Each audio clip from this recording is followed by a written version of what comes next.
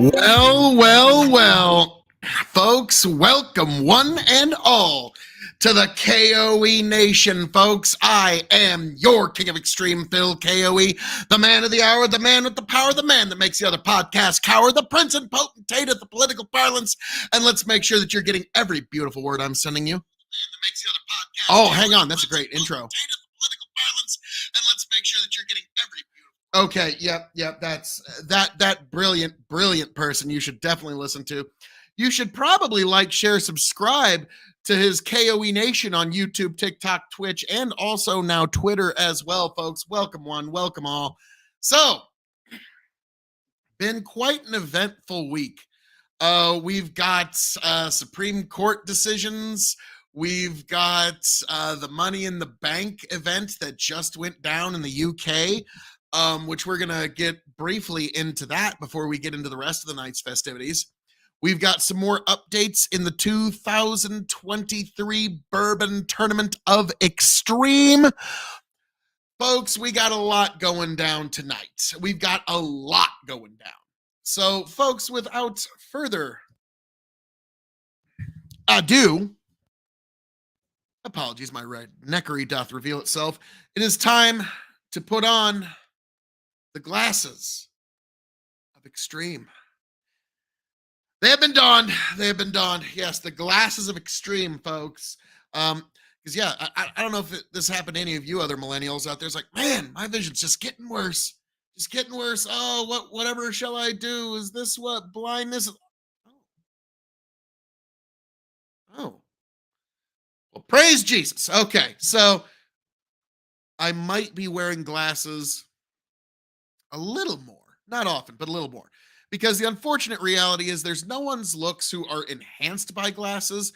There are only those whose looks survive glasses. Okay, like, look at this devilishly handsome man, this like literal international man of mystery, this sex symbol for our modern time, Phil KOE. And then you put on glasses and all those things are still true, but now much more erudite, much more capable of seeing clarity. I just look all the smarter. So okay. What I said, obviously Phil KOE is the one exception, but I'm an exception to many. So that should not surprise any of you at all.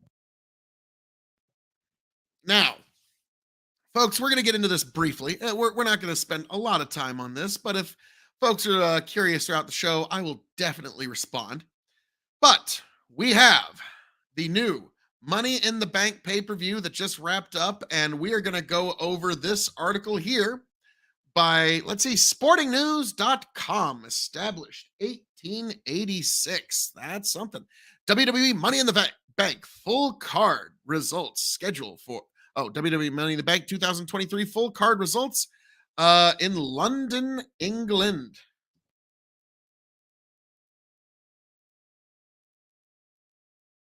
Sorry, I just had to keep my singing voice in fetch, and my earbuds fell out.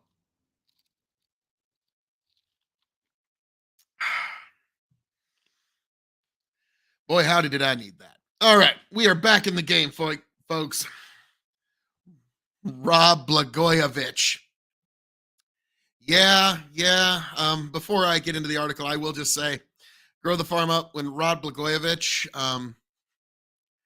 when he put on, or when he couldn't turn on the computer, that's when I knew the political class is so removed from what you and I and everybody else call reality that they're close to a different species at this point. Like a human that can exist without knowing how to turn on a computer at that late a date was astounding. Like I was like, that's almost impressive. It's unto itself. If Rod Blagojevich had been Amish, that might fucking fly, but otherwise it's like, wow, no wonder you got busted. You don't even send your own emails, you fucking lazy fuck. Now, all right, let's get right into this, folks. Money in the Bank kicked off the WWE's summer in style with a blockbuster show in London, delivering from top to bottom. LA Knight was the overwhelming favorite to win the men's ladder match and had the crowd behind him, but it wasn't enough to stop Damian Priest, who earned himself a future world title opportunity. On the women's side, Io Sky outsmarted her opponents to retrieve the briefcase, continuing her meteoric rise within WWE over the past year. But all eyes were on the main event tag team match between Roman Reigns and Solo Sikoa against the Usos, with the family feud reaching a boiling point as Jay Uso pinned the long-standing champion Reigns for the first time since December 2019. And in a major turn of events, John Cena surprised the WWE fans in England with an impromptu promo, leading to a showdown with Australia's Garrison Wheeler. Sports News have live updates throughout the event below. All right. Um, the basics here, folks, the real basics, and I'll just fire through this quickly. WWE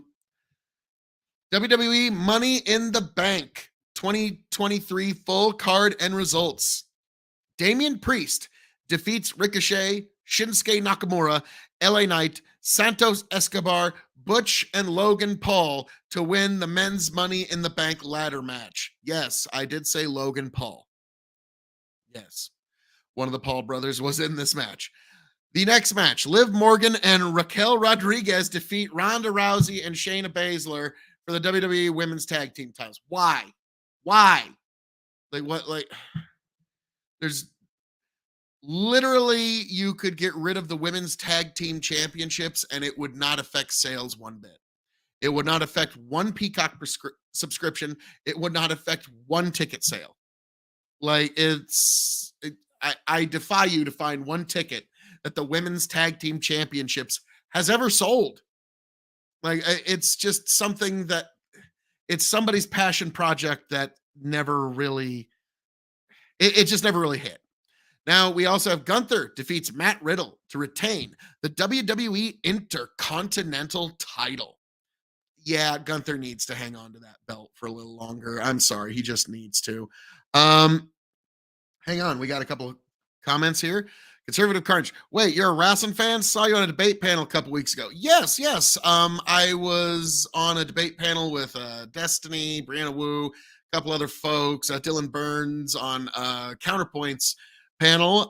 But I do a little bit of everything, especially at the KOE Nation on YouTube, which you should definitely check that out. I mean, if you're not subscribed to KOE Nation on YouTube, I mean, you're really just you're missing out, folks. You're really missing out. You're leaving intellectual money on the table every day you're not subscribed. So, I'm actually, because I am such a nice guy, I'm going to just drop it in the comments right there. So there you go. I mean, KOE Nation right there on YouTube. Give it a sub, folks. You know it's the right thing to do. But yeah, I love me some wrestling. It's fun time. I mean, why not? Grow the farm. All I know about entertainment wrestling is that it makes up about 18 to 23% of Donald Trump's hardcore base. I think you're being modest with most of your numbers there. There's a reason Donald Trump is in the WWE Hall of Fame, and it's because do we love Bobby? Let's see. For every sub, Phil takes a shot at. Oh, God. Conservative Carnage. Do you have a Discord? Would love to chat politics. Join Rob Noirs. I'm in the Crucible Discord, so yeah, we'll sync up. We'll sync up. Did you like that classic Osprey versus Omega match? Really, one of the only matches that was worth watching from that Forbidden Door event. Like, so as much as folks like to talk shit about Omega, he can put on a match. And I remember a couple of years ago, Will Ospreay at Wrestle Kingdom had a fatal four-way. It was on the same Wrestle Kingdom that Chris Jericho wrestled Kenny Omega.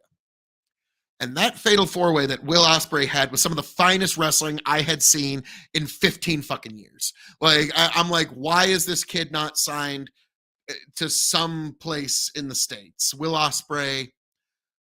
Now, he seems to be happy in Japan, but I'm just like, why is he not a star? Like, this kid needs, like, he has all the ability. But I'm not the guy writing the checks. I'm not the guy writing the contracts. But yeah, excellent talents both. But yeah, I do a little bit of everything. I do the Revolutionary Wrestling podcast, which you can find on YouTube and Spotify. I do Big Buckin' Empire, where we do politics in a fun way, which you can find that on YouTube and Facebook. And of course, KOE Nation on YouTube, TikTok, Twitch, and now Twitter, where I do politics, I do liquor reviews, I do soon knife reviews, poem of the weeks, biblical verse of the weeks. I do just a little bit of everything at the KOE Nation because we are a large and unified nation over at KOE Nation. Uh, let's see. Nobody wants Osprey or Omega in WWE. They'll limit and ruin them. I get what you're saying, but like from Osprey's perspective, it's like, okay, he's done his artwork. It's about time for him to do his money work, don't you think? He needs to start really putting in the hard money work. Conservative Carnage, you should do a Sunday fun day hentai. Oh, watch up first official. No, that's more for my indomitable broadcast partner Tony G. That's right up his alley. Like he'd be like, "Where'd you find this guy?" Conservative Carnage. Like, oh man, I mean, right up our alley. So yeah, definitely check him out at Tony the Rod on TikTok. Yeah, he's best friend of this life, but he would be right on that. I'll stop. I kid. Totally get it. Totally get it. Hey, that's what makes the KOE Nation awesome. Is we can all just kind of have a good, cool, chill time about shit. So, but yeah, Tony G would have been like, all right, finally got some good fans here. What the hell? But moving onward and upward, Cody Rhodes defeated Dominic Mysterio. Did that shock anyone? Was anyone surprised by that result? There's only one other match that I was more sure of its result, which we will get to shortly. But I'm Cody after that clean, like almost flat loss to Brock. Like, don't get me wrong, he looked great in that loss, but he needed something. I don't know if Dominic Mysterio was the sacrificial lamb we needed to serve up for him. I don't know how much that really gained him, but Cody moves on. And then I'm actually going to save that for next. Seth freaking Rollins defeats Finn Balor to retain the WWE World Heavyweight Consolation Prize. So well done, Seth. Everybody knew that was going to happen. Nobody bet against that. I don't even think Vegas would take a line on that. I remember when I told my brother that Caesar's Palace takes a line on some WWE matches. He looked at me and Tony like, what? Caesar's Palace will take a line on WWE matches. Yeah. And he goes, that's better than a mortgage-backed security. What? Well, yeah, he was gobsmacked, flabbergasted, but no, you can take a line on certain matches. But yeah, he could not believe that, like, because could you imagine trying to do that in the 90s? I remember Disco Inferno even did a sketch where he tried to call in to book to bet against himself in a match. So he's going to throw the match. And the bookie says, what do you mean you won't take the bet? What do you mean it's and so yeah, I'm a little shocked too, but here we are, folks. But so Seth Franklin Rollins defeats Finn Balor. But then the two matches that were the big differences throughout the night. Me and Tony had Roman and Sikoa to win the Bloodline Civil War match. Chicken had the Usos. Me and Chicken both had Trish Stratus to win the women's Money in the Bank match. So if Tony, on the other hand, took Io Sky as the women's Money in the Bank winner. I got to give credit there.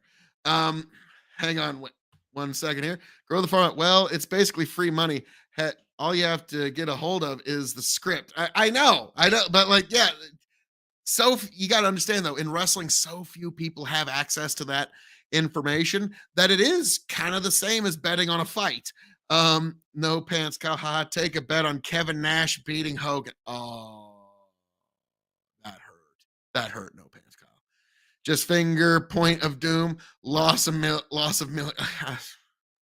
Bro, that hurt. I remember I was actually watching live when the finger poke of doom happened. And that was one of those like, you can't insult your audience too much. And at that point, like, I was a huge WCW fan. It's like, okay, Kevin Nash and Hulk Hogan are gonna finally wrestle. This is gonna happen. Hulk Hogan winds up, pokes the finger in Nash's chest.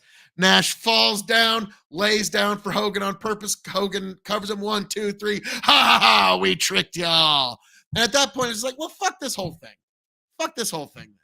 Like there is a point where you can't insult the audience to that extent. And the finger poke of doom was, I think, one of the bigger contributing factors to the death of WCW. Like, if they would have done something with beating Goldberg, they could have recovered. But they did the finger poke of doom. So it's like, well, then just fuck this whole thing. Just fuck this whole thing. No pants, Kyle. True. I know. That one. I was crushed when Goldberg lost to Kevin Nash. I'll be honest. One of my favorite matches that I got to see live on TV was Hulk Hogan versus Goldberg on Monday Nitro, because that was one of the few matches that you actually got to see for free, that you didn't have to pay on pay-per-view. But they gave away this massive match because they wanted the ratings. So they wanted to beat WWE in the weekly ratings. And I'll never forget, Goldberg, he comes down, and I'm thinking, oh, how are they going to screw Goldberg now? The streak's going to be over. There's no way. Hulk Hogan and the NWO, the forces arrayed against him are too great. There's no way that Goldberg's going to defeat him. Oh no, here comes the giant. Oh God, all is lost. The end is nigh. 1,000-year reign of darkness of the NWO will descend over us all, and it all shall be for naught. Spear, jackhammer, 1, 2, 3.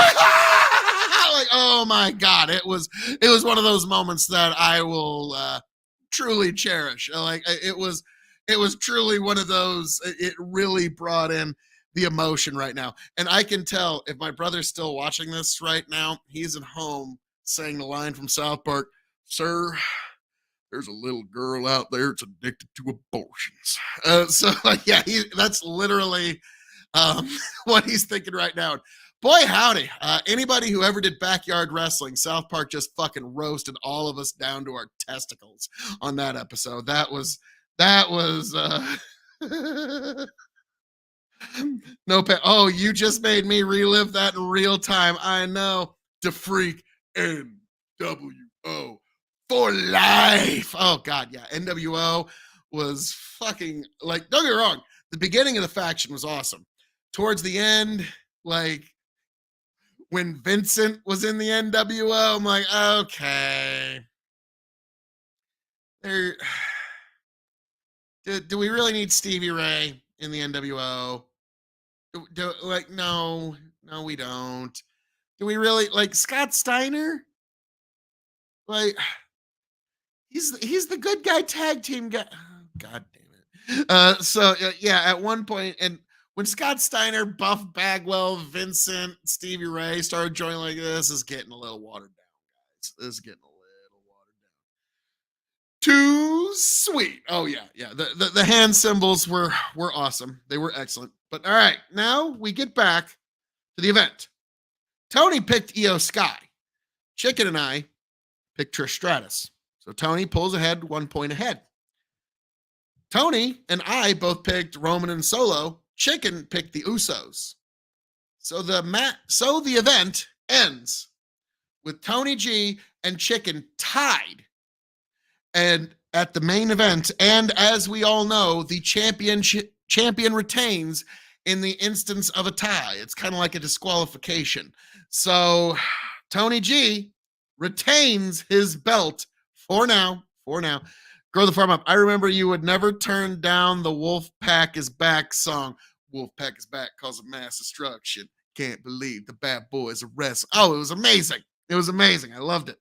Buff Bagwell greater than Hulk Hogan, says Steven. I can't agree with that. Hulk Hogan made a hell of a lot more money with that leg drop. RC Arm. Hello there. How are you? Well, how are we doing there, RC? But now, funny enough, grow the farm up. The Wolf Pack, the NWO, the Black and Red, which was Kevin Nash, Sting, Macho Man, um, Scott Hallish once in a while, Lex Luger. So, like, all bunch of white dudes in their 40s, but they came out to this Wolfpack entrance music. And what it really strangely did was it kind of made hip hop acceptable to areas of the country where hip hop would have never even pierced the menu. Okay. Like suddenly, like a kid from Nebraska is suddenly like throwing up my Wolfpack signs and like rapping along. Wolfpack is back causing mass destruction. Can't you see the bad boys of wrestling? Like, yeah, we could not get enough of it. The freak Tony G holding it down. Yep, yep. Tis true. Tis true. Uh-oh, we got Jess West going. Tony should stop hiding behind these ties. Be a man and put the belt up like the greatest champ of our day, Chicken did. Champions lose on a tie. Oh, well, you see, Chicken, even though you did surrender the tie rule at WrestleMania, it didn't matter because your champion, Phil KOE, still called the tribal chief Roman Reigns to win. And I pulled out a full point ahead of you to secure an undisputed win. And since I've lost my title by one mere point, we have not had an undisputed champion since. Tony has not been able to defend with anything but the slightest of ties.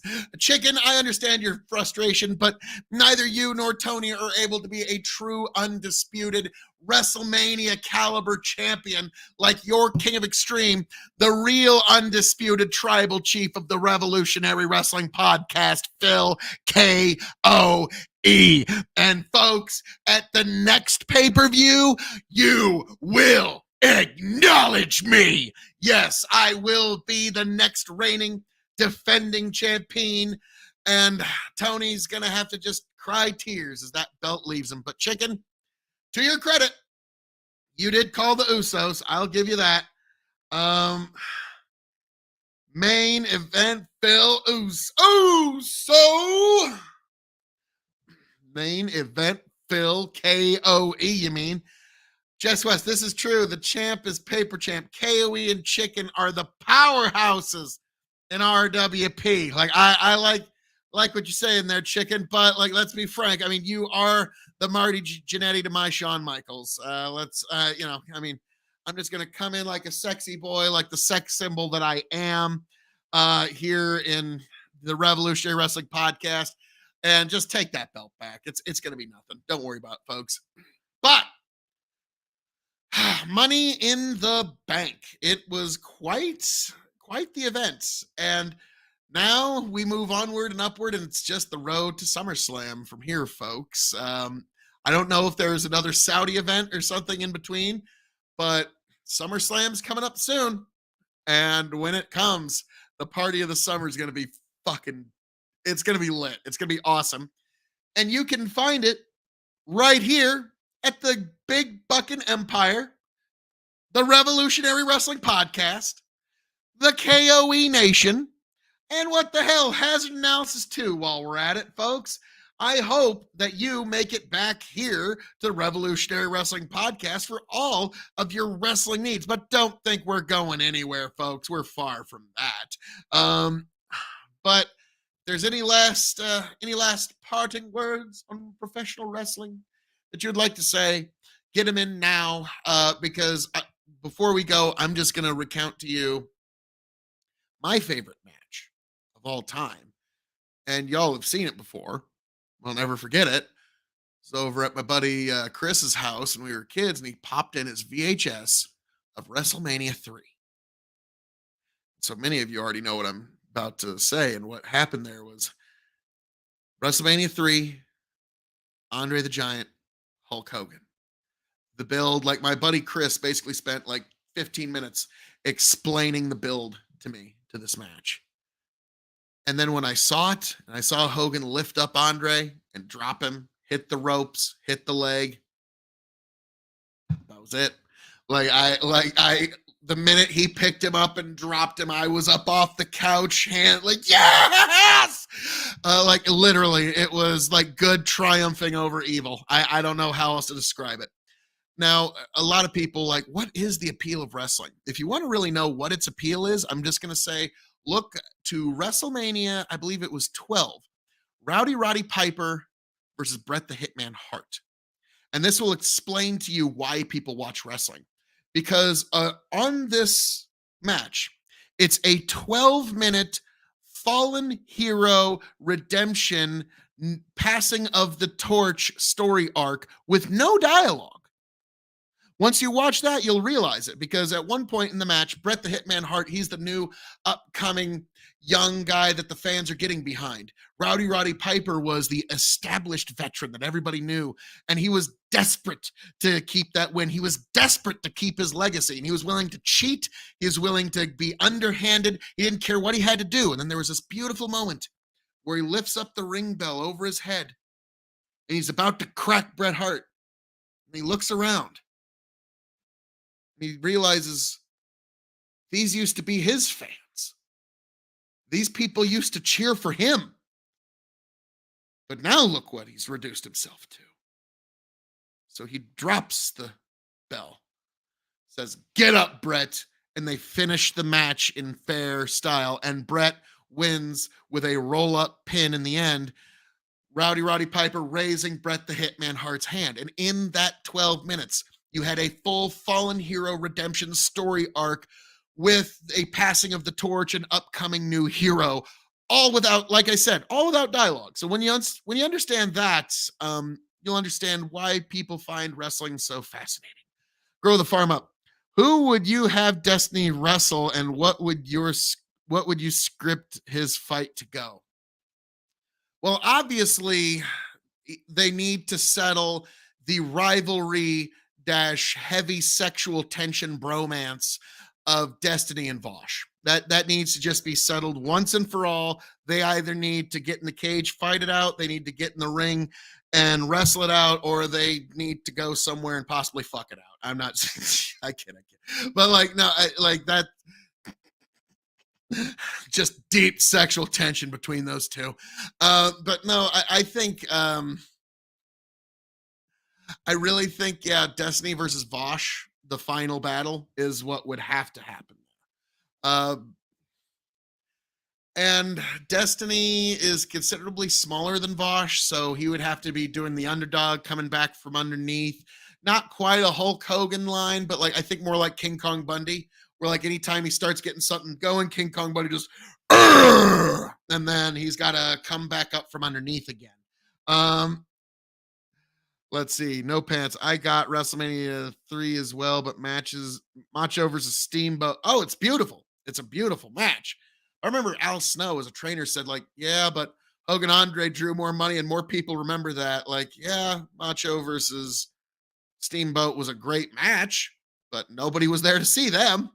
They were there to see Hogan Andre. And so it's like, huh. And that kind of changed my perspective as to what constitutes not only a good match, but good product. Like not just in wrestling, but in all areas. Like that moment was kind of a penny drop moment for me, if you would. No pants. Then after when Desi beats Vosh, hand raised in the air, out comes Hassan. Dun, dun, dun, dun, dun, dun, dun. Like, yeah, Hassan comes with a steel chair, whacks Destiny in the back, and Hassan and Vosh and Hassan are standing over them like, ha, ha, ha, ha. And we're founding a new stable, the Champagne Socialists. Yeah. Now they come down the ring, just popping champagne, pouring out all over themselves, burning donor money. Like, yeah, donors send me money. I don't even give a fuck. Like, just like, oh God, yes, yes. The Vosh and Hassan tag team. Destiny coming down to the ring with, I don't know, who would his valet be? Like, would it be Lauren Southern? Would it be like, I don't know, but he would have a valet come down, and who would be his tag team partner? Because Destiny eventually gets kind of fucking pissy with everybody eventually. So I don't like any tag team partner he would have. You'd be like, okay, how soon until they turn on each other? The only way you could make that work is if Destiny had one of those tag team partners where it's, how are they gonna get along? Oh God, like Dylan Burns. Oh, that'd be perfect because Dylan's just gonna stab him in the back the first fucking second he sees the slightest, tiniest, most infinitesimal chance to use that stab to climb up the fucking social fucking ladder one more rung. Like he will literally use that as a fucking foot ladder to step himself up one more. So, oh God. Can Bosch get out of his chair though? Ooh, that's tough. No pants, Kyle. Very amused. Very amused. Entertainment wrestling is way more like YouTube debate bros than I realized. Yeah, you are. Yeah, you're correct. But yeah, so I could see that, like Dylan Burns, kind of like Seth Rollins in the Shield. Like everybody knew. Of course, Seth Rollins is eventually going to betray Roman Reigns. Of course, he's eventually going to whack him with a chair. It's going to happen. We all know it's going to. And there it is. So, like, literally, like, Dylan Burns will have to be like, oh, let me conceal this dagger I was planning on just burying in your back the second you turned on me, second you turned around, Destiny. So, yeah, it would be Destiny and Dylan versus Vosh and Hassan for the Twitch Tag Team Championships of the world. Now, the problem is they all think that they've got some shit and they're going to win, but then little do they know, Amon Ranth and her army of cam girls come in, run down, clear the fucking ring, and hold the titles on high because nobody fucking tops the cam girls and the bathtub streamers on Twitch. Nope, not even close. No, you're not. No, you're not.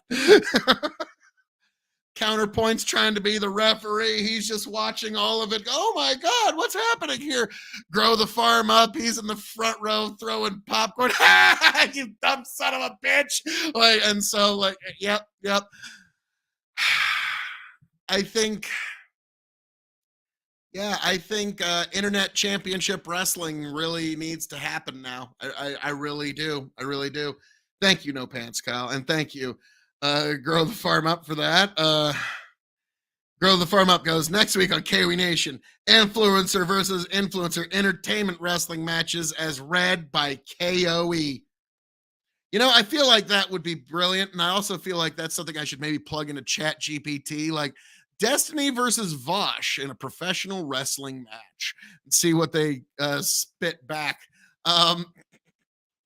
So yeah, that'll be fun. So folks, that was boy howdy, that was something.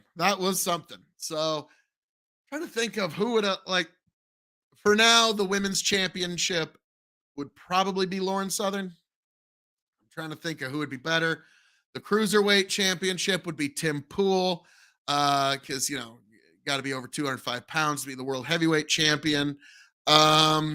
And maybe it could be Destiny. Trying to think here who would be. Unfortunately, the world heavyweight undisputed champion is still Joe Rogan. Nobody can really. KOE for sure need to be lead commentary. Oh yeah, I'm Jim Ross and Jerry the King Lawler and Howard Finkel all rolled up into one. So not only am I the commentary, but I'm also the ring announcer making his way to the ring, weighing in at 125 pounds, soaking wet, coming in at 5'6". He is the crusher of tankies, the one, the only Destiny. Because like Destiny, he's trying to just just be like more moderate normie Joe Biden leftist, and everything will just work out. Like, yeah. How's that all been working out for you, Destiny? Which, in my opinion, I don't know about Destiny. Like, he's probably going to run for office, but there is a 1,000% chance that Dylan Byrne runs for office. I've been on his panels many times. I've been with him on panels, and just I kind of have the feeling that everything that he does, every motion, every word, every action, every tweet, every message sent is done with the end goal of putting himself in a political office somewhere. Like I truly believe that. He's going to find himself the leftiest place you can imagine. He's going to ensconce himself there, and then he's going to be a part of that little area's political machinations, probably for the rest of our fucking lives. So get ready for that. Get ready for that. So, God Almighty, I'm trying to think. Some of the other big timers on Twitch. Rob Noir, he would always be a good challenger. He and I make a good tag team, but again, that's like me and Rob Noir going in against like Vosh and Hassan or Destiny and Dylan. That's like the Legion of the Doom or like the Dudleys going up against like two Marty Jannettis or like Marty Jannetty and Ellsworth or Virgil and Ellsworth. Both now. So yeah, it's not even close. It's not even close. So I mean, really, you're real. Like if Joe Rogan's the undisputed Universal Champion, the World Heavyweight Championship obviously goes to Phil KO. There's no one else that could possibly hold that championship. There's just no way, folks. So just gonna be honest with you though. I trying to think like who else? Because there's so many other people that would be just great for this entire little endeavor. But you know, folks, I think we're going to conclude this particular segment on professional wrestling, unless you got another question or two for me. Get them in quick. But what I am going to say here is why is it valuable? My concluding word, unless I get another comment about wrestling in particular. My concluding comment here is why do you need to pay attention to professional wrestling? Because in 2016, we had a guy work his way right into the White House. And 2024, we might have one work their way into the White House once again. So, all that being said, we're going to move onward and upward to something really fun. Me, Tony, and Chicken got into a really good discussion last night, and I want to share that with you right here, you beautiful fucking people, every last one of you. So, folks, give this just a moment because, like, the first 5-10 minutes here was just fucking chaos, and it was beautiful. It was absolutely gorgeous. So, without further ado, let's get it.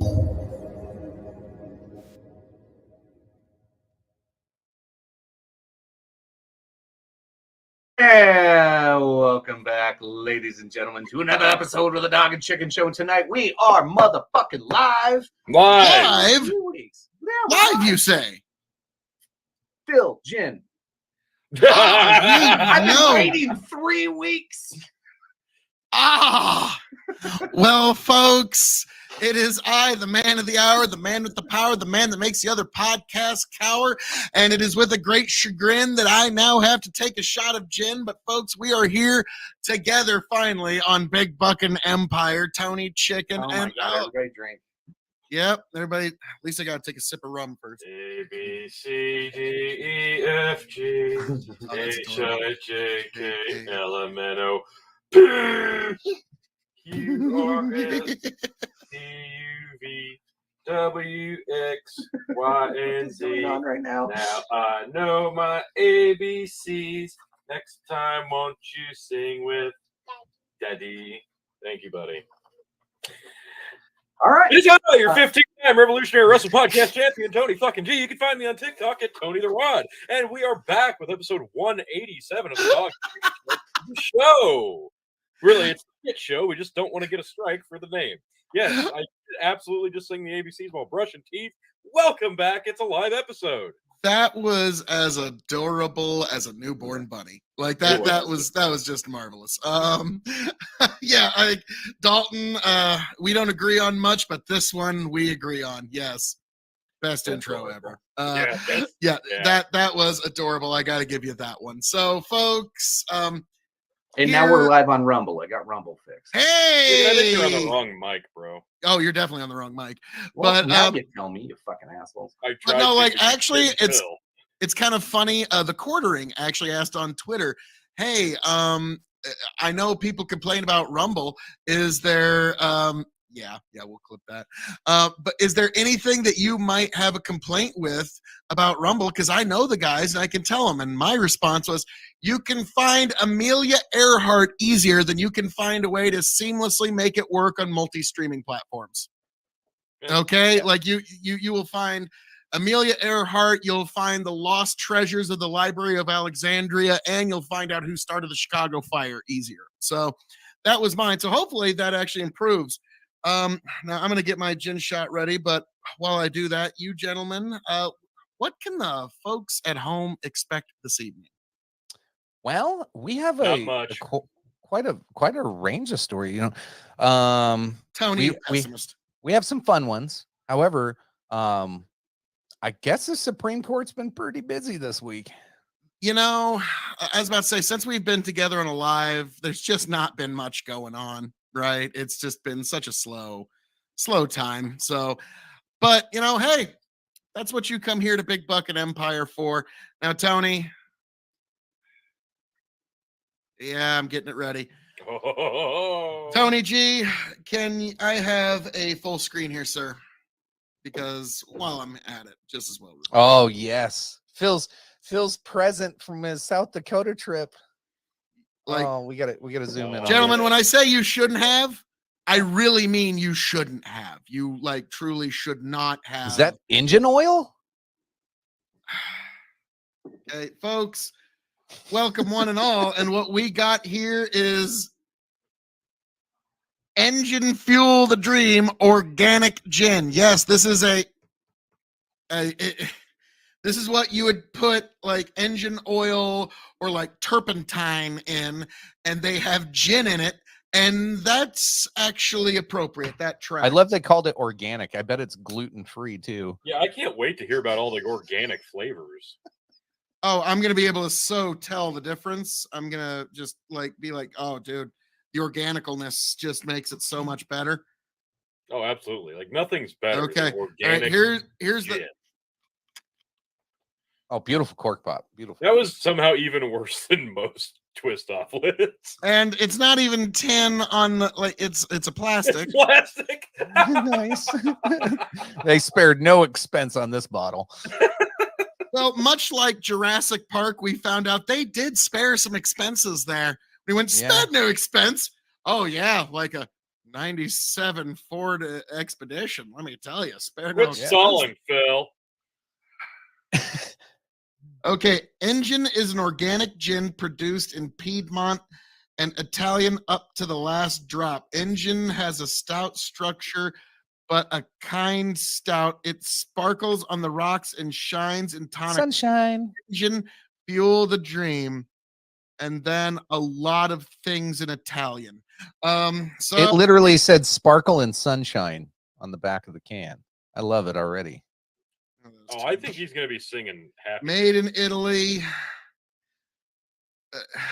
Jesus. Okay, we don't need the history of gin, Phil. Yeah. Drink it. No, I don't want to. Drink it. I don't want to. Yes, many folks, I'll pairs get where Chat it's from. GPT fired up after Phil has a few gin shots. He's gonna want to sing. Yeah. Chat GPT, make a song for thee. Okay, there. Now it's official. I have to take this gin. You already did. Yeah, I already gave you one. Yeah, Oh, this might wait. be a second. Oh, fuck you. You know Thanks, what? Tony G. Then I'm just doubling it up. Oh, good. First time ever trying this, and he's just taking a straight Hey, double stop shot. spilling that stuff. It wasn't cheap. Oh, it's so valuable. Yeah, I'm not going to be able to come up with any more chicken. It's like I'm spilling fucking Pappy Van Winkle 27 over here. Oh, wait So- a minute. Wait a minute. Hold on. Hold on. We've got more comments coming in. Oh, Steven says Phil son of a Gin. bitch. Just want to make that a triple, Phil? No, but I don't know how much of a choice I have. Now, folks, keep in mind you can also make chicken drink oat whiskey that he hates, and Tony no, has that's- millet whiskey. That's We all right, love you know. this having just you on the screen because like it's just a big target on you. It'll love Yeah, it. you're. I Oh know. my God. So, needless to say, I'm going to take a few sips while I do the review real quick, and then Okay. yeah. All right, we'll give you Downy silence for a review here. Well, no, you don't need. No, this doesn't deserve This silence. one might get all the clicks. This will be the most popular video on KOE This might be Nation. the You one. never know what's Go. going to be the one, but like, so okay, folks, we have this engine gin, organical, they say, 100% de Italia. So, as we all know, folks, I love me some gin. So let's take a nice, lovely nose. Smells like gin that's been in a turpentine can. So it's about like what I. So it smells like gin. Yeah. Yeah, that's generally what gin smells like anyway. Yeah. True. Well, let's take a palette here.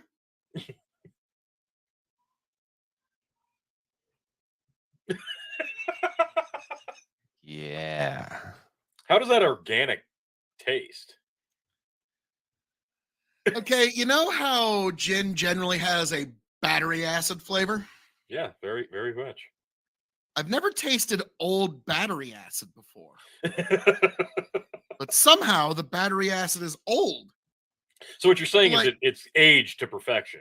It gives me like this impression of like brown, like is the immediate color that comes to mind when I drink it. Yet it's so clear.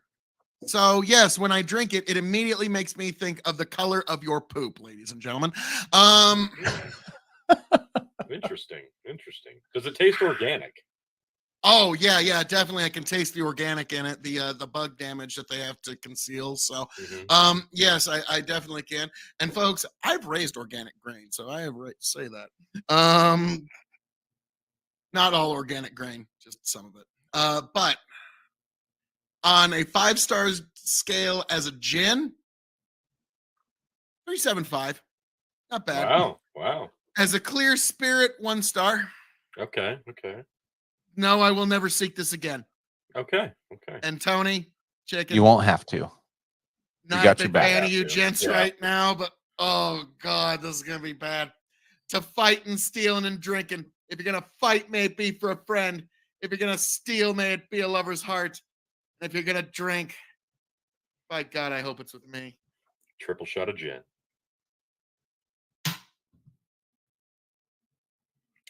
You gonna get it down? It looks like it's crawling down his throat.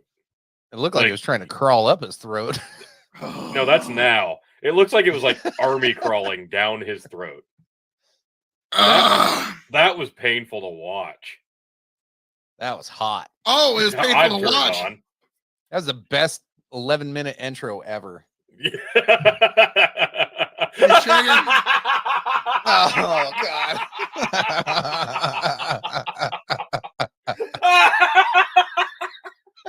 Well, guys, good night. Oh, Phil, they missed Oh, you. fuck. Really? Yeah, they did miss me. This is what happens when we take a break from lives. I'm okay with that. Give me just a minute, Bandit. Yeah. I'll- Give me I'll- just I'll, a night to sleep on it, Bandit. I'll get right back to it. I'll pop up our first story. Well, I guess first, what are we drinking tonight, fellas? Phil's drinking Right gin. now. Apparently, gin. Yeah, apparently.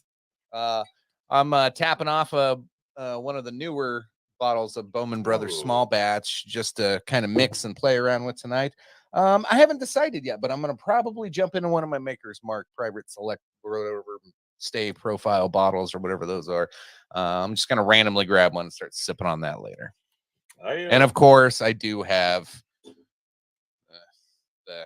whatever. I've that. got and- my Koval. I got another bottle of something else I'm supposed to drink. Yep, once in a you while. get Yeah, chicken- it's around here Chicken somewhere. has oat whiskey, which he loves. He loves oat whiskey about as much as I love gin. And Tony's got a marvelous bottle of millet whiskey that he loves more than I love gin. Mm. So definitely keep. I'm enjoying some Bushmills Red Bush right now because it's very nice to drink. Very much unlike Koval Millet whiskey, which is terrible. So yeah, don't really want to drink that at all. I think you should just give all the shots to Phil. He's enjoying his gin immensely. You can tell by the joy on his face and the pain in his heart that he's not drinking more of it right now. Like now, what I'm trying to drink tonight is Ron Zacapa 23 years Sistema Solera Guatemalan rum. Now, guys, as we all know, everybody gets in the best of moods when they mix rum and gin. Yeah, you know? Yeah. No. So it's like, why not? Well, no, like if you guys ever seen Peaky Blinders, Alfie Solomon at one point goes, well, you got to understand, rum, it brings violence out of men, but gin brings a general feeling of melancholy. So, so we'll see how Do you feel melancholy, Phil? Do you feel melancholy? You know, no, I'm not red wine drunk. Like that's red wine. Like, because like 3 glasses of red. Like I'll never forget. It was a great joke. It's like I had an ex-girlfriend who introduced me to red wine, and red wine introduced me to crying for no reason. And so it's like, you have a couple. I thought you were going to say I had an ex-girlfriend that introduced me to red wine, and red wine introduced me to her sister. Hey. That's a way better story. Oh yeah, don't get me wrong. It's always a better story when it ends that way. But the minute you start that, you're on borrowed time. Yeah. It's like, okay. When do sisters ever talk? Yeah.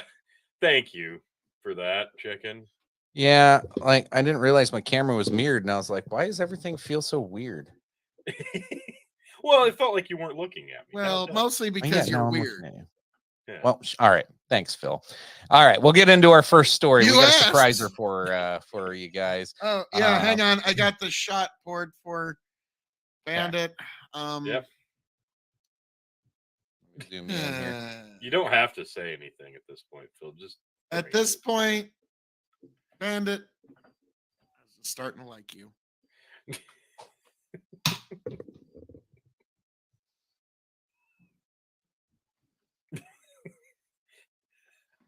I know what he's trying to do. What the he's doing fuck? That's what my tongue is screaming. What the fuck is this? Like, whoa. I thought he was doing the Napoleon Dynamite. Yeah.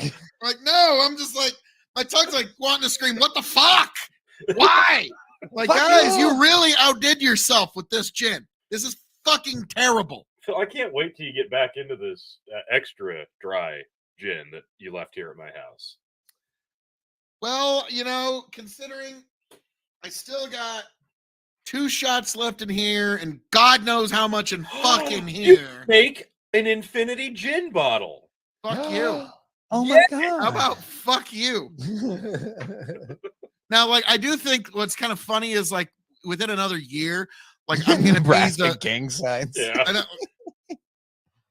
Like within a year, like I'm gonna be the most begrudging, unwilling authority on gin. Yeah, it's like I already kind of are. I know, like I fucking hate gin. They keep making me drink it, so I can tell you a lot about it. It's terrible. There's not. He's gonna become the face of like the what's like London Dry. He's gonna call him up one day and be like, Phil, we want to put your face on our bottle. On the bottle, literally on the bottle. And then they'll be like, "You're not trans, are you?" You're not. Well, okay. Could you? I was about to say it depends. Is that going to be a deal breaker or not? Like, I'm convinced that there's a couple of people that will remain nameless that are just kind of going along with that just to try and get promotional deals.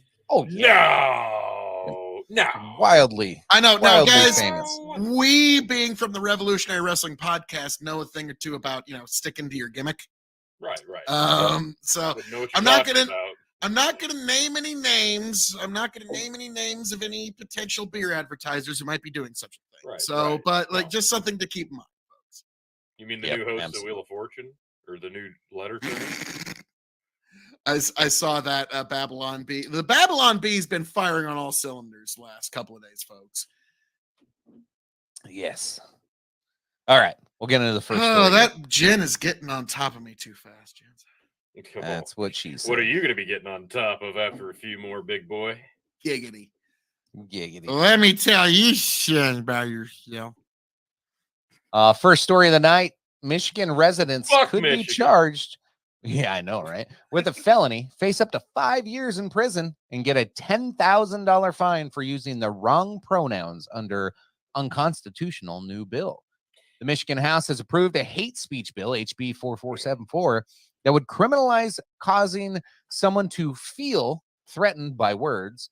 The bill aims to replace the current Ethnic Intimidation Act and includes sexual orientation and gender identity or expression as protected classes. Offenders could face up to 5 years in prison or felony for the felony offense. Some have argued that the legislation infringes on free speech rights. What you fucking think? So let me get this straight. They're trying to prevent people from assuming other people's genders. No, misgendering. While also simultaneously forcing you to assume somebody's gender. Kinda. Yeah. Now, Yeah. like, Yeah. Chicken, when we were talking about this a little earlier, it's like, okay, the minute, especially if this Supreme Court can see a challenge to this, it doesn't stand a chance. Yeah, And it yeah. should be a 9-0 opinion that, yeah, this law is unconstitutional. But the same three who are on the wrong side of every fucking issue will be on the same side here. I So wanna Roberts, make it- he'll probably join him too. But I want to make it clear that this week I heard Joe Biden say that Russia invaded Iraq. And I just want to be twice. clear that Twice. I heard him say that on TV, and hearing this news article that you're reading right now, Chicken, is the most retarded thing I've heard all week. Yeah. Hard R. okay. Now, The bill also reads, you're going to love this. The bill I reads doubt as it. follows. Intimidate means a willful course of conduct involving a repeated or continuing harassment of another individual that would cause a reasonable individual, which that's the funniest part. Like, we're What? supposed to pretend that any of these people are reasonable. A Yeah. reasonable individual to feel terrorized, frightened, threatened, and actually causes the victim to feel terrorized, my frightened, or God. threatened. How subjective can we Melanie? make a law? Like, I was about to say, this is you have to basically bend yourself to my feels law of 2023. Now, what this really is, Chicken, because the courts will strike this down the minute anybody even tries. We're I don't talking think about it'll fining and jailing people over words. Yeah, there's that. Noises There's that come out of your the whole mouth. First Amendment thing shut up, here. you bigot. Yeah. But what this really is, guys, is Governor Whitmer doing her best to secure a vice presidential slot in either 2024 or 2028. So this is all campaign. Yeah. She's campaigning. She's like, you think Kamala Harris is a bad choice for VP? Check this out. Hold my beer, guys. Yeah. Like, Kamala Well, no, Harris look is at the what most she did, by the popular way. VP Look ever. at what she Hold my beer. delivers to Joe Biden if they swap out Kamala Harris for Governor Whitmer. She can deliver them. Look at the electoral results that I've been able to get in an essential Rust Belt swing state. She was able to take a state that Donald Trump won in 2016, and it is now a hard blue state under Governor Whitmer. She has really locked down the electoral regime in that state. So, like, it's one of the untold stories. But yeah, she can basically, if she puts her political machine behind you, she can all but guarantee a political win in that particular state. Voters be damned, really. But she back can up get for a second. When you first shared this article, and I was just keep going, and I just happened to open the chat. I saw that. I thought it was Caitlyn Jenner at first. I just wanted to share that so everybody has that image now as well. Yeah. Thank you. Caitlyn Jenner killed a guy. Yeah, and this is the dumbest thing I've ever fucking heard. You can't fine, let alone jail somebody for using words. Because the only way in this bizarro fucking reality where this is even remotely something that you could feasibly do, we would basically have to all be nudists, and even then we can't pretend to assume people's genders. You can't assume by looking at someone. You can't assume by asking someone because that's offensive. How is this supposed to realistically work? Yeah, because like this can't. happened. It's impossible. This happened to me in a store in Lincoln the other day. 'Cause there was a kid who was a Zoomer who was working Bandit. there. Fair point. But like, and so this kid was just dressed like a boy, head to toe. Like I don't know how else to describe it. Had the sideways cap, had the had the Husker shirt. Like was talking like and so. Well, all right, thank you, sir. And I said on my way out, kid's like, "Oh, I'm not a sir," and I'm just like, okay, have a good one." Like as now. Yeah, just have a good one. Whatever. Good Lord Almighty. Have a great day, whatever you want to be. Yeah. So long as you're an we adult, have to like, morph the way we speak, the way that we use speech to appease other people who otherwise are going to have their lives ruined because of words that we use. You know, we actually used to have a genderless pronoun just a few decades ago that had worked for us for thousands of years in the English speaking language. But then some folks said that wasn't good enough. And some of you might remember it. Man, through the history of man and all of mankind, throughout the history and of all the actions of man. And this one small step for man, one giant leap for mankind. It was the genderless pronoun that worked for thousands of years, but because those who are determined to be offended, and those are the people that are going to exploit this law to its umpteenth degree, those who are determined to be offended, because of them now we had to change the language, and now it's becoming unnavigable. So eventually we're just going to have to go back to man being the genderless pronoun, if you will. I'll preferably stick with dude, because anything can be dude. A guy can be dude, a girl can be dude, the chair I feel like a dude is just a dude. A cat, a dog can be dude. Like anything can be dude. Now, okay, I will say, dude is anybody in God's creation, Hulk Hogan is allowed to misgender people. Okay, because I'm pretty sure even his own mother and his own daughter have been referred to as brother at some point. Let me tell you something, brother, mother. Let me tell you something, brother, daughter. Like if Hulk Hogan calls you brother, you just go with it. Let me tell you something, brother. I feel like he lost said privileges when it comes to terminology when he, the whole 2015 the Bubba the Love Sponge take. You can't say, yeah, but that one's kind of fucked up because he was being recorded in a private conversation when he was at one of the most depressed, down moments of his life. Now, let me ask you guys something. We've all known some folks who have been a little bit down on their luck, a little bit depressed, a little bit not in their best moment. If you were to have recorded them in that moment, do you think it would have been very flattering for them? Do you think they would ask that you never show that publicly? Oh, yeah, no, I agree. Yeah.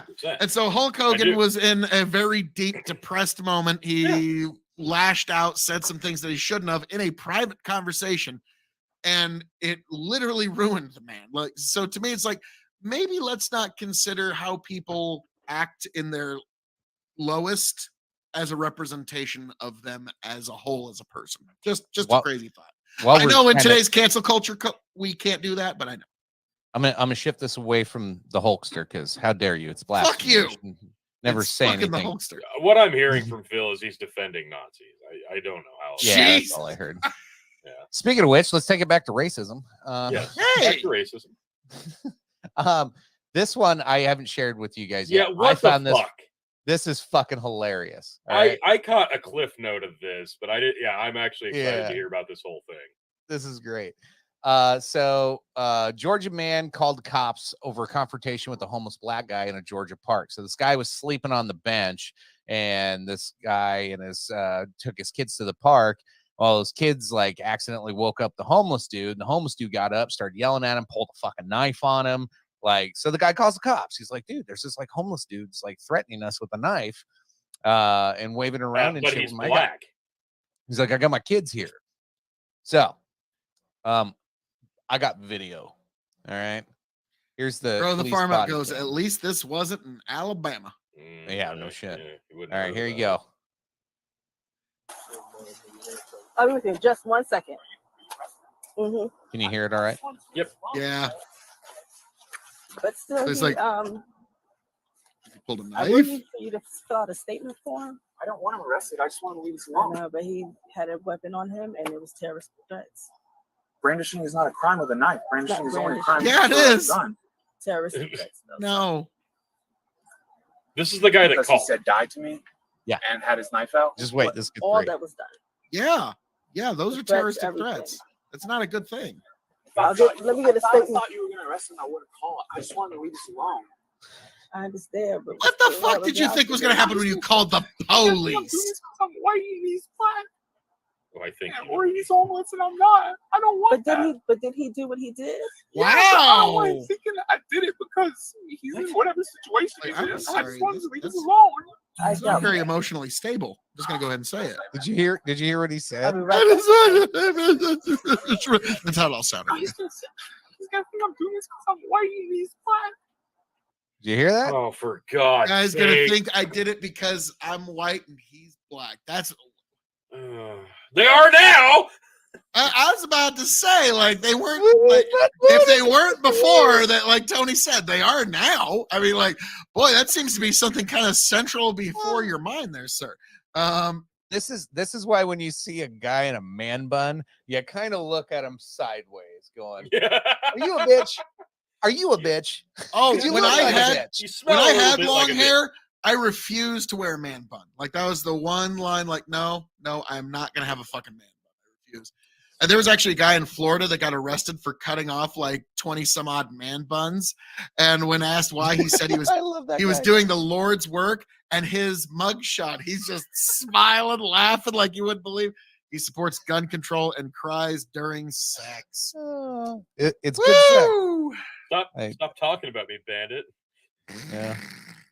But I refuse. No, Tony, you're not Tiberius D. Come on now. Tiberius does not support gun control. Kind of throw the does. farm He up. supports red flag laws. So This guy is so cucked, he literally would get stabbed by a homeless hepatitis knife because he suffers from the mind virus. Wow, white guilt at its peak bad. Oh, Yes. no shit, right? I've often said white guilt is actually a mineable resource that you can like if you know how to Can I actually make money off utilize. of it?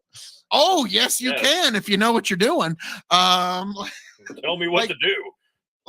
Okay, like this is a rather extreme example, but there were people in the campaign, like I even heard this said back in 2008, like people who were wanting to vote for Barack Obama literally were doing it like they thought it absolved them of their white guilt voting for Barack Obama. I heard people say this shit. I know it's not everybody who voted for him, but it's not zero either. Like I don't know what that Yeah, number is. yeah. It's not 100%. It's not 0% either. So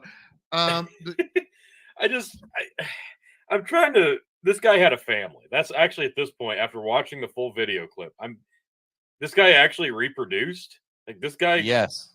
Yeah. Okay. All right. I And just his wanna make kids were that- threatened with a knife, Yeah. and that was his response. Right. why are you arresting him? Like, So I'm the sorry. Like, guy that he called the Oh, cops no, on that being guy arrested. That's a violent criminal thinks I'm gonna be a racist. Here's the deal. Like, I wouldn't give a fuck what that dude thought.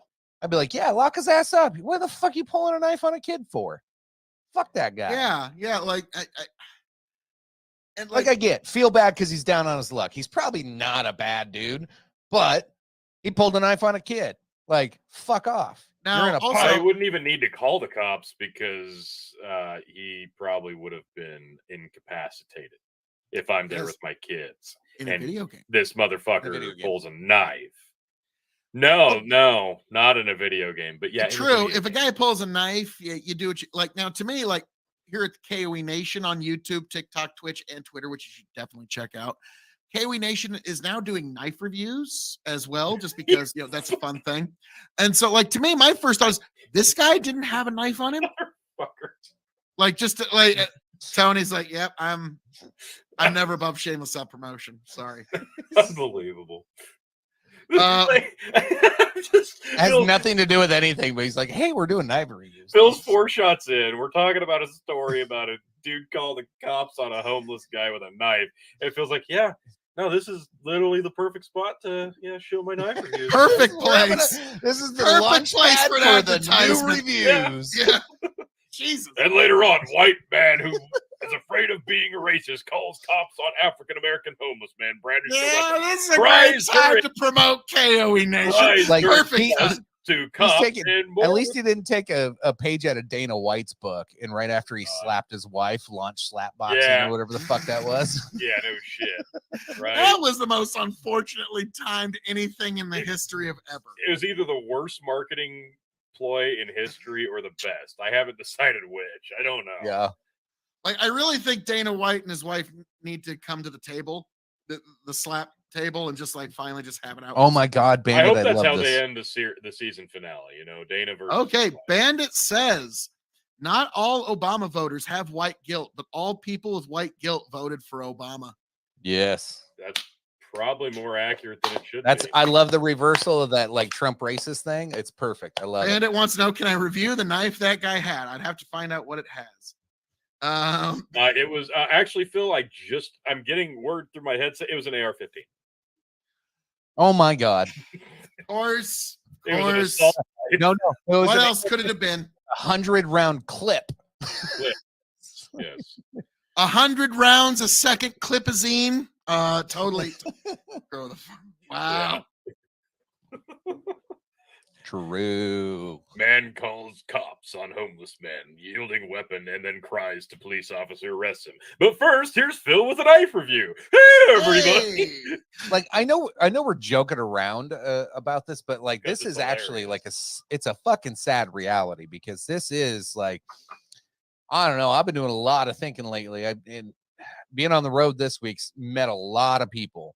Again, like this isn't new for me, but like I was people watching like I've never people watched before, and I could not believe people do not fucking discipline their kids at all anymore. Apparently, like they just do whatever the fuck they want.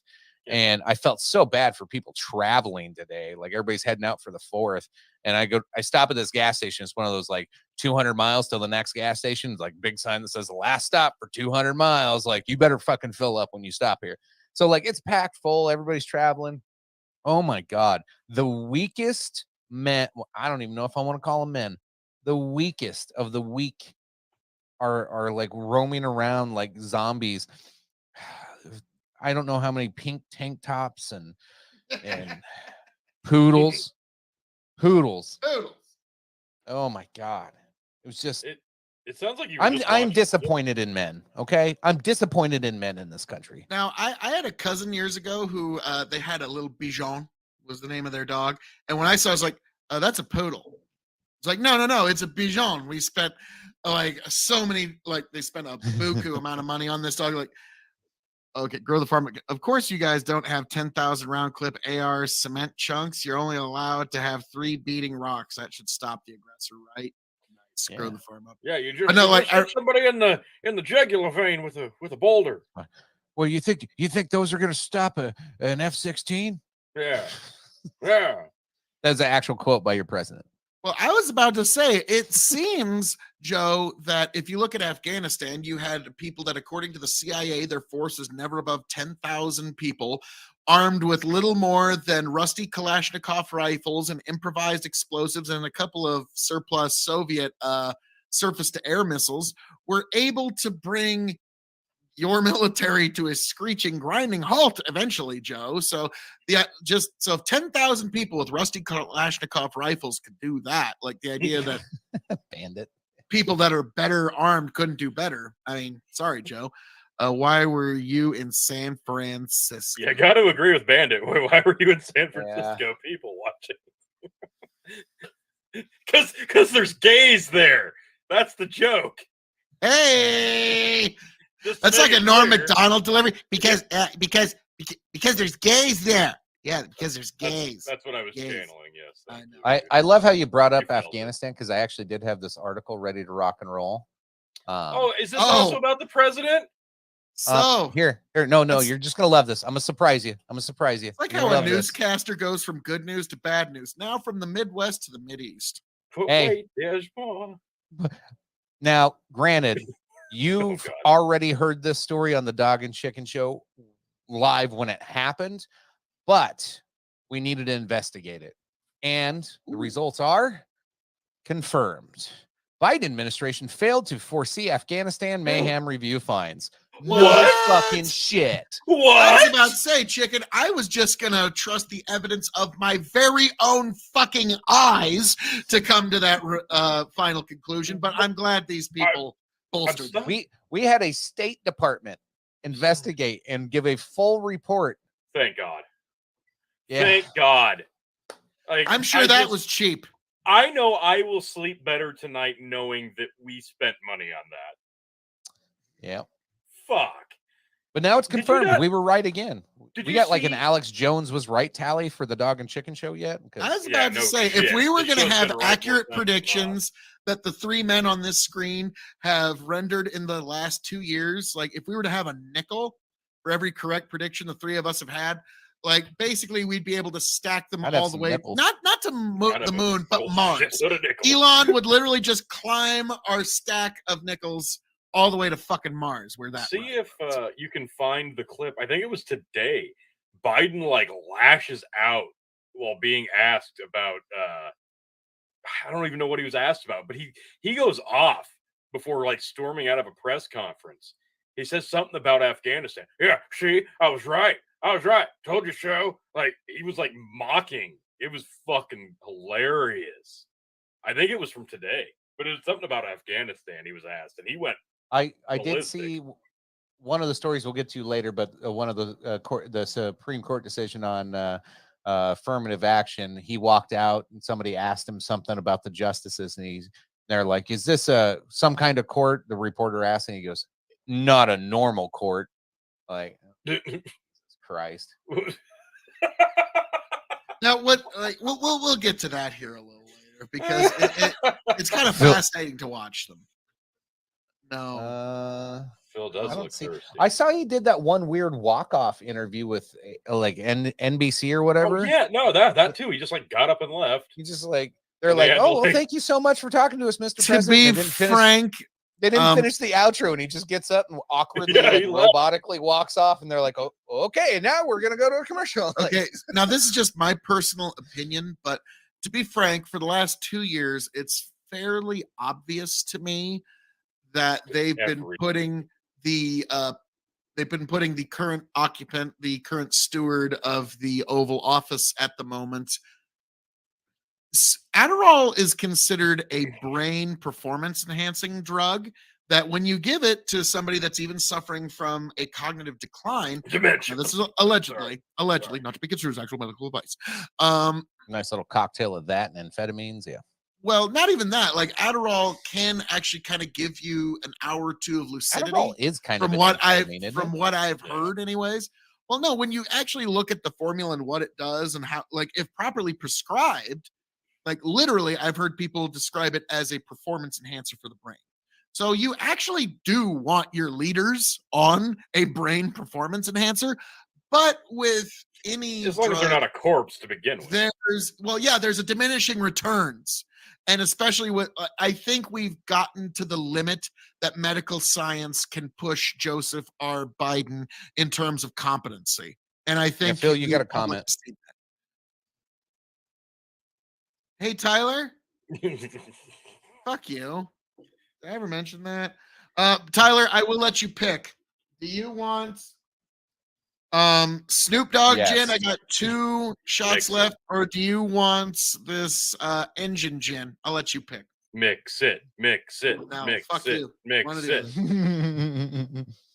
Oh! Did Steve already give his this hour? Oh, yeah, he's got to wait 20 minutes. Yeah, you Yeah, gotta wait 20 minutes. But Chicken has to take fucking, or Tony, check your buy me a coffee. You never know. Oh, God. Yeah, if that Oh, happens, yeah. let me know. Yeah. Yeah. But so yes, Tyler, I'm gonna let you choose. Oh, he wants the Snoop gin. Feels like, thank God I Dude. get good gin. Yeah. God, like Oh, my favorite, guys. fact that we're to that point. Okay, actually, nope. That I kind of over poured it, but that finishes off the Snoop gin. Oh, it's gone. Aw. Now, yeah, okay. Hang on. It is an amphetamine. Okay. Give me I thought it was. sort of, but not exactly. Okay. Sipping on gin with no juice, laid back with my mind on my money and my money on my mind. Mm. Tyler. Ah, God Almighty, God almighty. that You happened. So, love it. folks, this bottle of Indago gin is now retired. It was present. Now you must eat. That's all I can say. It was indeed present in my house. All What right. was it? Ugh. That good? Fuck you. That good, yeah. That's what I said. Mm. So we continue. It's like our communication is like right on par. Like I said, really good, and you're like, yeah, it was amazing. It's like, yeah, I totally get it. Before we get into Supreme Court, do we have updates? Like we had this, Phil. You've done a couple of streams on the whole Wagner situation, like Wagner. Like I've been paying attention to it. Should we just recap that real quick? Then I'm sure we'll hit shots right after that. And then we can get in Supreme Court stuff for the last hour. Okay. Because, yeah, I've had a couple of Twitter wars over Wagner just because it's kind of fascinating to watch. So, what happened was, okay, allegedly, this is the story that the English speaking world has been told. Okay. Take it with a big fucking grain of salt because it's probably at least 60% lies because all war is won by deception. So keep that in mind. But the story that the English-speaking world has been told is that Shoigu, the head of the Russian military, he's one of Putin's main underlings, allegedly fired missiles on a location where Wagner troops were located. Now, for folks who don't know, Wagner is a PMC. They're not an official part of the Russian military. They're kind of like the Russian version of Blackwater. Okay. Right.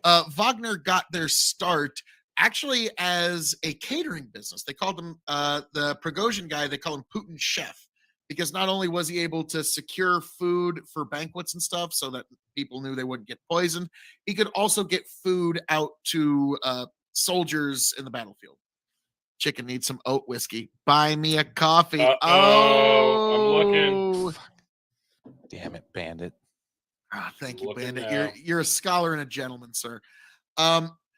So Oval or bickering bros? that's a tough one. I'll let you choose. No. Well, Bandit gets to it choose that one. sucks either way. Yeah, it's not good, but I think Chicken loves the bickering bros more, actually. True.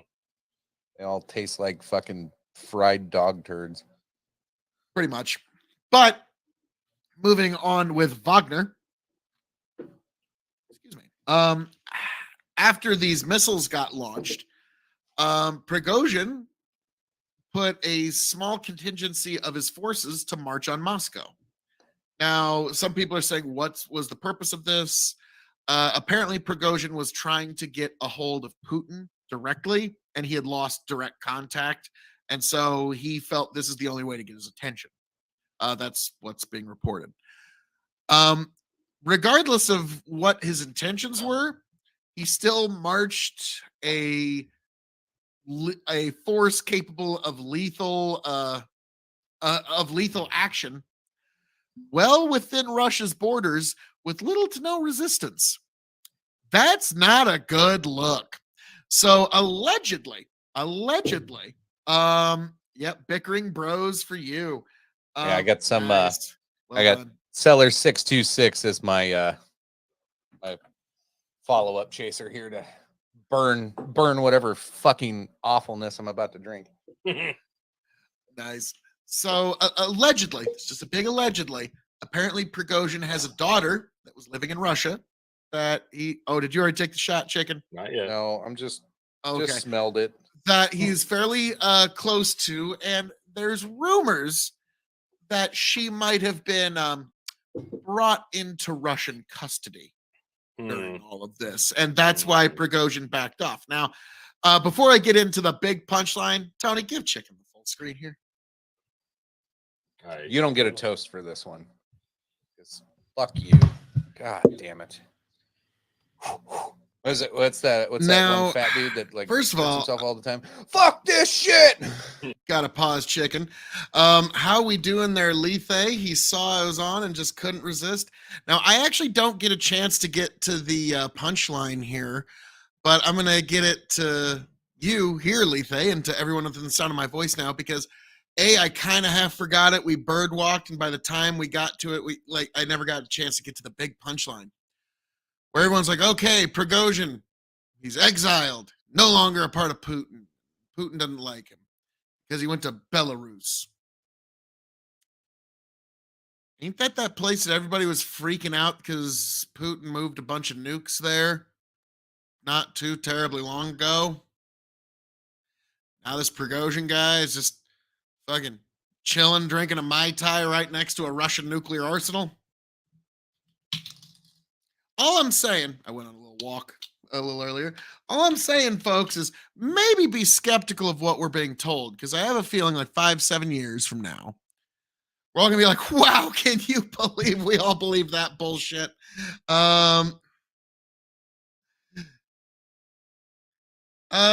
are now nukes in Belarus. Yeah, there was let me make double dog sure, because I remember it was Cypher that was freaking out about it a couple weeks ago. Russian nukes. What's great about these things? Nobody has to retain any information anymore. June 14th, 2023. So not all that terribly long ago. Russian President Vladimir Putin said on Friday that Russia, which will retain control of the tactical, would start to. Reuters says Belarus starts taking delivery of Russian nuclear weapons, according to Reuters on June 14th. So this guy that we're supposed to believe Putin hates, doesn't want nothing to do with, is a rapscallion ne'er-do-well who doesn't wash his socks often enough in this offensive that nobody can even confirm if anyone died or not. Like, I'm hearing some people say they died. I'm hearing some people say nobody died. So, wait, we should be able to pretty easily verify that. Nobody seems to want to verify that one way or another. Yeah. Now Prigozhin's just chilling next to these nukes in Belarus. Like, I can't be the only motherfucker that put that 2 and 2 together, okay? Come on. I don't know what the final equation is, but I know Prigozhin plus chilling with the nukes. It's probably not good for somebody. And I got a feeling a whole lot of innocent people are going to lose in the interim, but we'll find out there. Bandit says Putin now has a standby if something happens to Lukashenko. Or he's got forces to now invade from the north and create a new front that Ukraine wasn't quite as prepared for. Lethe, I don't hang out with loose cannons, but when I do, I leave them near the nuclear devices. That's a great, need Putin's face in the world's most interesting man. Wow. Well, the thing is, Lethe, I'm also considering the fact that there's a fake out we're not seeing here, because I'm sorry, just some things just don't quite add up. I'm sorry, the reasoning all the stuff that I'm hearing about why this happened and that nobody really, in the end, we can't verify who got hurt or if they did, and that one and one don't make two. But Prigozhin chilling with the nukes, suddenly 2 + 2 = 4, folks. You don't fucking see that? Come on. I don't want this war to keep going, so I'm like, hey, everybody. Prigozhin's having a Mai Tai sitting on top of a nuke. Should we be worried about that? I feel like we should be worried about that. Just the guy that did all that shit and is still breathing God's air. Like literally, I put one of my memes of the day the other day. Mostly because me and Tony are huge Metal Gear Solid fans. It was one of Prigozhin being Big Boss from the Metal Gear Solid series. And it's like Prigozhin's got the red fake hand, the eye patch, and I will create outer heaven, a haven for mercenaries. I'm like, wow, Prigozhin is fucking Russian Big Boss. Oh, he's Papa Pluko. He's Big Daddy. Oh, man. Yeah. So we are living like the Trump timeline delivers. You got to give it that, Lethe.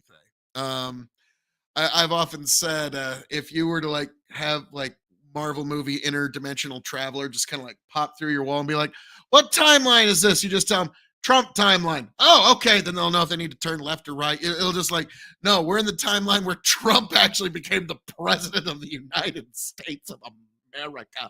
And he got 3 Supreme Court nominees that are going to be making decisions until the 20 fucking 70s. Oh my God. So yeah, that's like, holy shit. Like, as much as I hate to say, Nate Dallin was really correct when he said 2016 was probably the most important election of our lifetime. I don't know if any one particular set of people will have as much power behind their ballot as the evangelical voters who voted for Donald J. Trump for Supreme Court nominees. And boy, did they get everything they wanted. Golly, boy, howdy, did they get everything that they wanted. But yeah, in terms of Russia, Lethe, the thing that I keep saying is with this is the best opportunity because of all this, because there was an element of uncertainty. This was the best opportunity for both sides to sue for peace. Be that peace ever so base. But because we're starting to get back to business as you well, I suspect, unfortunately, this is going to grind on for fucking years. Or people are going to do something drastic. Do I think people are going to launch their nukes? No. What a lot of people don't understand is like a nuke is a great deterrent to invasion. It's kind of like a shield. If you have a nuke, it means people can't do certain things to you. Okay? It's like if you're out in a street fight, you can poke somebody's eye. But if you're up against a guy with a nuke, you suddenly have to fight by Queensberry rules, if that makes sense. Man, 2020 was only more important if someone pushes the button. That's a very good counter. I will have to give you that. If I was in a live debate and somebody gave me that retort, I'd be like, yes, but like my only retort there, again, it's just, persuasion and debate technique. My only retort there would be, yes, but we've been waiting for this never gonna fucking happen button for 80 fucking years now. I'm sorry, the sky's not going to fall on our heads. Now, do you see like that? That's just a little small lesson in persuasion. Because I understand your argument very well. But like, if you were like in live debate, that would be my advice to like, okay, that's how I'd fire back at you. But then your next move would be something along the lines of, well, yeah, nobody's hit the button because we've had grown-ups in charge, not Alzheimer riddled corpse in charge. Which, God almighty. I wonder if we'll actually find the cure for Alzheimer's out of a Biden presidency, because he has that power for another year and a half. And so they have to find ways to keep him, functioning. That's one of those weird things, because like the mRNA vaccine, a lot of people are skeptical. But because of it, it looks like we actually have a breakthrough in a cancer vaccine. It's for a very specific kind of cancer, but it's progress. So it's one of those things that's like, you never know what the ultimate consequence is going to be of new technology. But we're going to, me and Chicken get way deep into this Wagner thing, and Wagner, however you want to say it. We get deeper into it. Superhuman. Yeah. This for all the chocolates. Whoop whoop, and I hope you like it. Fuck. But yeah, if I don't make it to the punchline, I just wanted to let you know that's the punchline. That Prigozhin's just kind of fucking chilling with the nukes right now. Bandit said, "Send Biden to that lab from Deep Blues." Jesus. Oh Lord. Alrighty. Rock. This shit. What a juggalos. Now, here's the thing. Oh God, that didn't help.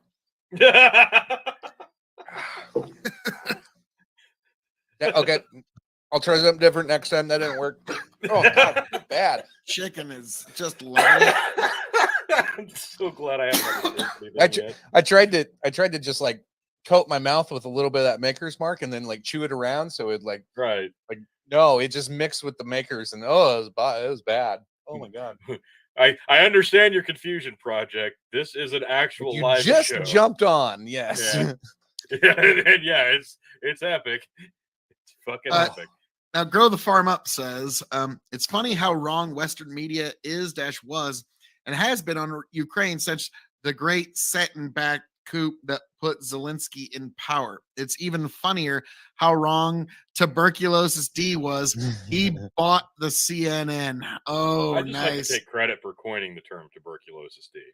Well done, T. Yeah. Well done. Well done. No, he makes a good point though. At the former coup, we're like not allowed to even discuss that's even part of modern history or that ties into this in any way, shape, or form, or that there was any NATO like expansion issues. Like we're just supposed to ignore that. Chicken, are you implying it takes two to tango? Bill, what Putin did was illegal. It was a legal entry of a country. I'm so sick of hearing that line. He illegally entered that country and attacked Ukraine. Like that's it. So everything else has nothing to do with anything at all. That's it. Like, could you imagine in World War II if we couldn't have fought back as quickly as we did, and people were trying to stick up for us, and they were like, Japan illegally invaded their airspace and dropped bombs, so we need to go after Japan. Like, that's the biggest pussy like explanation for like, okay, so like, what did we do to piss off Japan? Like, we did an embargo which cut off their oil imports. Yeah, and we knew that this might happen when we did that, and then they bombed us. And allegedly, some people might have known that bombing. I was about to say, what you call a bug might have been the main feature to our intelligence apparatus. But like, it's one of those things. Like, you can talk about that, but you can't talk about anything that happened prior to Putin's invasion that led up to it. I love how you're a bigot. I love how Tucker Carlson on Twitter actually put it. It's like, yes, and whenever our Western leaders exalt the virtues of this dead-eyed dictator who's been running a war zone for a year and a half, and it's like, yeah, like eventually we're gonna look back on him with some pretty cringe feeling. Did you see Tucker's clip today? He was talking about General Milley, and then who's the transgender lady? I know who you're Whitmore, talking about. Governor of Michigan. No. No. Oh God. Anyway, he put Rachel Levine. Levine. Yeah, Rachel Levine. He put the picture of General Milley next to Rachel Levine. Goes, our military leaders like blah blah blah blah blah, but these two fascinating women that are running our military.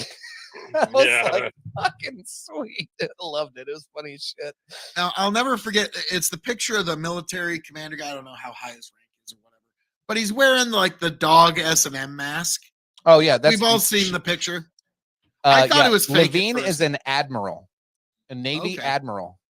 Okay, but you know who Stunning I'm talking about? The guy with best admiral ever. First female admiral. Yeah. But the guy wearing the dog mask, I just remembered like there's a picture of Kim Jong-un calling Xi Jinping. It's like, bro, are you seeing this? Fuck yeah, I'm seeing this. Hang on, I got another call coming in. I'm gonna bring him into the group. And then it's Putin, bro. Like, so that they just can't believe that. So Bandit, just about every president needs a reason to start a war. That's what I loved about Trump. He was the first president since Harding to not start a new war. I mean, fuck. Why start a new war when you have so many that you've already dipped your toes into? Now it's kind of funny. Like it's the meme of like people living paycheck to paycheck, landlords living month to Not too month, far off, Project. Yeah. bankers living interest rate to interest rate, and then it shows governments living war to war. Like it's Yeah. literally payday for the governments. Well, and that's the thing. Yeah. It almost at this point, it would be even more refreshing if a president flat out just came out to a podium and said, "So, you know, economy's in the shitter. My approval ratings in the tank. I'm going to start a war."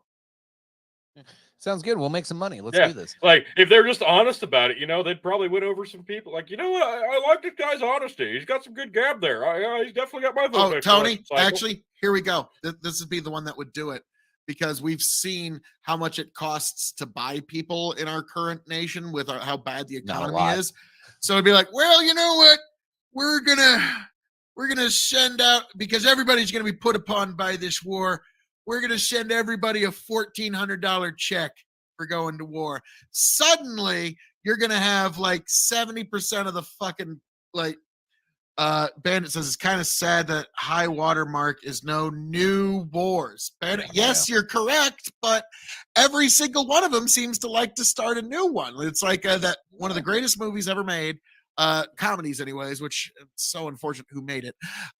Canadian Bacon, where you got Rip Torn you got Alan Alda going, I mean, come on. Why am I not more popular as a president? I haven't even started any wars. And Rip Torn goes, that's part of the reason, sir.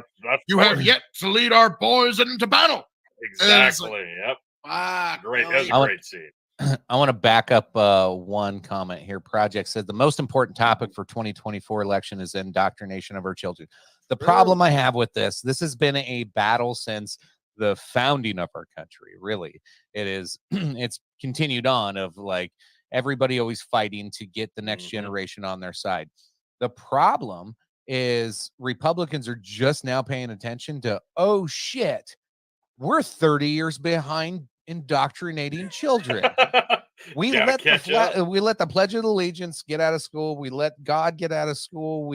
And then we stopped like investing into colleges, schools, and they just, instead of like trying to insert themselves into this very important topic. If you want now they're trying to insert themselves into.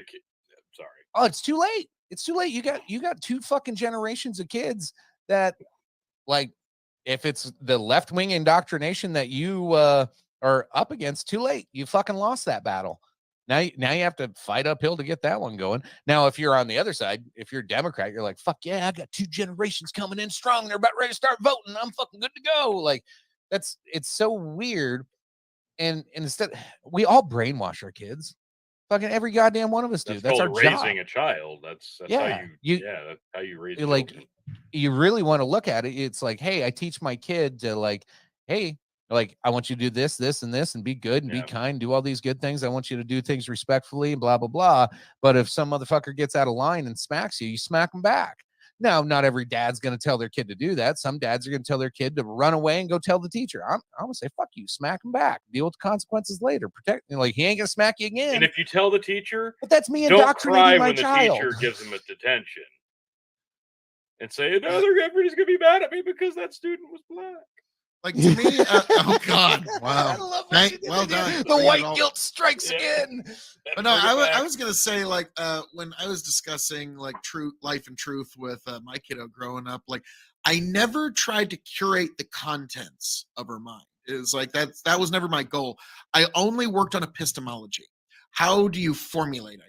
I don't care if you come to different conclusions from me. I care that you actually come to conclusions. Okay, like if there's no conclusion knocking around your head at all or question, that's the problem. Okay, because I really didn't want her to be like Raskolnikov said in Dostoevsky's novel. There are two types of people: those who can utter a new word and lead the world in a different way, and then there are those who are simply here to people. And I didn't want that. Like don't just like. There's so much potential. Grow the format. Project Sadface. You vastly underestimate the single mom voting logic. Yeah, unfortunately. Uh, Now, when it comes to when it comes to brainwashing, and kids, believe like, me, you know who the single moms are. They shout it from the fucking rooftops. They won't shut up Yeah, about it. I Respect was about me to say- on Father's Day. I was just about to say, every Father's Day you hear about Yeah, that. be like, Yep. fucking Father's Day should be a day. But also, Hashtag guys, single mom. this is something to keep in mind, that the idea that folks are saying that first I'll say Project Set. Now, I stepped away for just a moment here, folks. But I needed to address this comment by Grow the Farm Up, and it's one that I even need to put on the glasses of extreme. I know the blazer coat of extreme I took off for just a moment, but I was doing some chores around the house. But Grow the Farm Up. Tuberculosis D couldn't have been more wrong on Ukraine. We told him, I told him, but instead of just listening, he banned me from his chat. That is what a closed mind elitist attitude gets you, TD. Ooh, boy. So Grow the Farm Up, bringing the heat here, folks. Yeah, that was a strange one. And then when I was on a panel with Connor and Tiberius is there, like, I wanted to just roast him down to his testicles, but I didn't, because apparently he'd been going through some more shit. And so I was like, okay, it's one of those, like, I'm not going to beat you up if life's already been doing that. But during the panel, we talked about, I asked, what is your limiting principle for this war? What is too much? When is too much of a sacrifice? And for me, it's American blood, because I got a kid that's 14 and she's going to get marched off on this war. None of your kids are getting marched off into this war. Mine are. And so I need to be really fucking invested in this not going south. And I asked, what is your limiting principle? What is too much? And Tiberius literally said, there is nothing that's too much. And I asked him, are you literally willing to blow up all 7 billion people to not surrender ground to Russia in this Ukraine thing? And he said, him and Twisted Aviator both said yes. And I was like, well, then you're both insane. Anything you have to say, nobody needs to consider it from here on out. So unfortunately, if that's a take, I'm better off on my current path. I'm much, much better off and much happier. Grow the Farm Up, I must say. The Freak, probably 3 generations. It's over. Enjoy the accelerating decline, is what the Freak says. I'm going to be honest. I'm going to disagree with you here a little bit, because Donald Trump showed the Republicans the way. Literally, it's 44,000 votes in Wisconsin, Georgia, Arizona, and Trump would still be the president. Okay, that was the difference. So, yeah. Yeah, most Republicans are like, well, wow, there's a very easy electoral path. So I've been hearing about this for several generations, and Republicans were talking about it in the 50s and the 60s. Things are going to shift very radically. And here's something that a lot of people don't consider, to Freak. How different is our politics going to be when in 50 years, Hispanics are now considered white?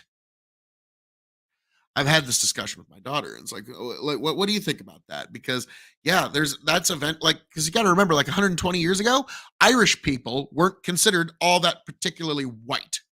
Now they're considered the whitest of the white, by just like any joke, any comedian will talk about, oh, ain't nobody whiter than an Irish guy. So what's going to happen when that shifts? So the idea that, oh, the Republican Party's never, well, politics change, people change. And if Donald Trump has proven anything, parties can change. So I think what really happened with Justice Amy Coney Barrett coming to the Supreme Court was literally the end of the old culture wars. They're over now. I mean, like the conservative Supreme Court won. They set gun control right for a generation. They sent Roe v. Wade back to the states. Affirmative action is no more in college admission. Basically, the culture war is over, for lack of better terms. At least not not over, but that chapter is closed, and we now move on to a new chapter of our culture war, and it's going to look a little different. And the battle lines are actually being drawn as we speak. They're not. It's not written in stone that any particular voting block is going to stay with that voting ideal forever. So I totally get what you're saying, but just something to keep in mind. Bandit won't start until illegal immigration is solved. I don't know. I mean, like I said, I think that's going to be something that's just going to happen from general inertia. Like, I think by the time I'm old as shit and like in a nursing home, if the Lord deems that so, or if the Lord calls me home sooner than that, but I'm guessing in about 50 years. Yeah, like Hispanics are going to be considered white. Like, us and the old folks are going to be like, wow, I remember when that wasn't a thing. And we were, wow, really? And so then Republican Hispanics will be called racist, just like every other Republican, because that's another thing that I always got to tell people is Republicans get over the fantasy that there's some Republican we can nominate that Democrats will be nice to us about. To freak with your positivity saying it's over. But like, no, just get over that fantasy that there's somebody we could nominate that the Democrats will suddenly be nice to you over. We could, like, Republicans could literally nominate Jesus H. Christ as their Republican nominee, and Democrats would call him a racist. They would call him a sexist. They would call him a homophobe. They would call him every kind of ist and ism in the book to try and smear them. Okay? Like, literally. The Democrats would literally cry as we nominated Jesus H. Christ. The Democrats would say, no, we have no king but Caesar. Like, it would be Barabbas. Barabbas. We want to nominate Barabbas. We have no king but Caesar. So it's unfortunate, but that's where I think we're heading with that forever. A bandit there already. Zimmerman, I think Rittenhouse was half Hispanic. I don't know about that. I'd never heard about that. But like, what's kind of funny is I remember we had a girl on our stream one time, and she says, "I'm a Latinx." Her exact words were, she was a Latinx influencer because her grandmother was half Hispanic, and I didn't have the heart to tell her. My grandma was half Hispanic. I like, so I didn't have the heart to say it though. Like, oh, nah. I'll just leave that one alone. I'll be nice today. But that one, I kind of had to chuckle about that. I was like, wait a minute, my grandma's half Hispanic too. Like, I didn't know that. Because I guess like it's always one of those like what's the actual rule? Like when do you get to call yourself one thing and not? And like I've that's always been a little fuzzy throughout all human history. I mean, like it's always been a little fuzzy as to how you label yourself, but oh God Almighty. I'm hardcore against Trump, but when it comes to drag queens teachings our kids' sexuality, I will be first in line to vote for Trump. Project Sad Face. God bless and pass the ammunition. Welcome to the winning side. But like, whenever people talk about how the world's going to hell in a handbasket, because we've been hearing about, like, we're there. This is something to keep in mind, because I sent my daughter this a couple. Sometimes hand baskets are two really things. nice though, and they hold a lot of stuff, and they can be really useful. Back in the 1700s, everybody talked about something called reading I'm a glass half full guy. And the kids are they're always reading books. They're not even worried about the fields anymore. They don't want to get jobs. They just want to read these books. And they called it reading rage. And that was basically the texting and TikToking and Instagram of its day. But also, here's a great one. This is an Assyrian tablet from 2800 BC. So this is well over almost 5,000 years ago. An Assyrian tablet said thus: the earth is degenerating today. Bribery and corruption abound. Children no longer obey their parents. Every man wants to write a book, and it is evident that the end of the world is fast approaching.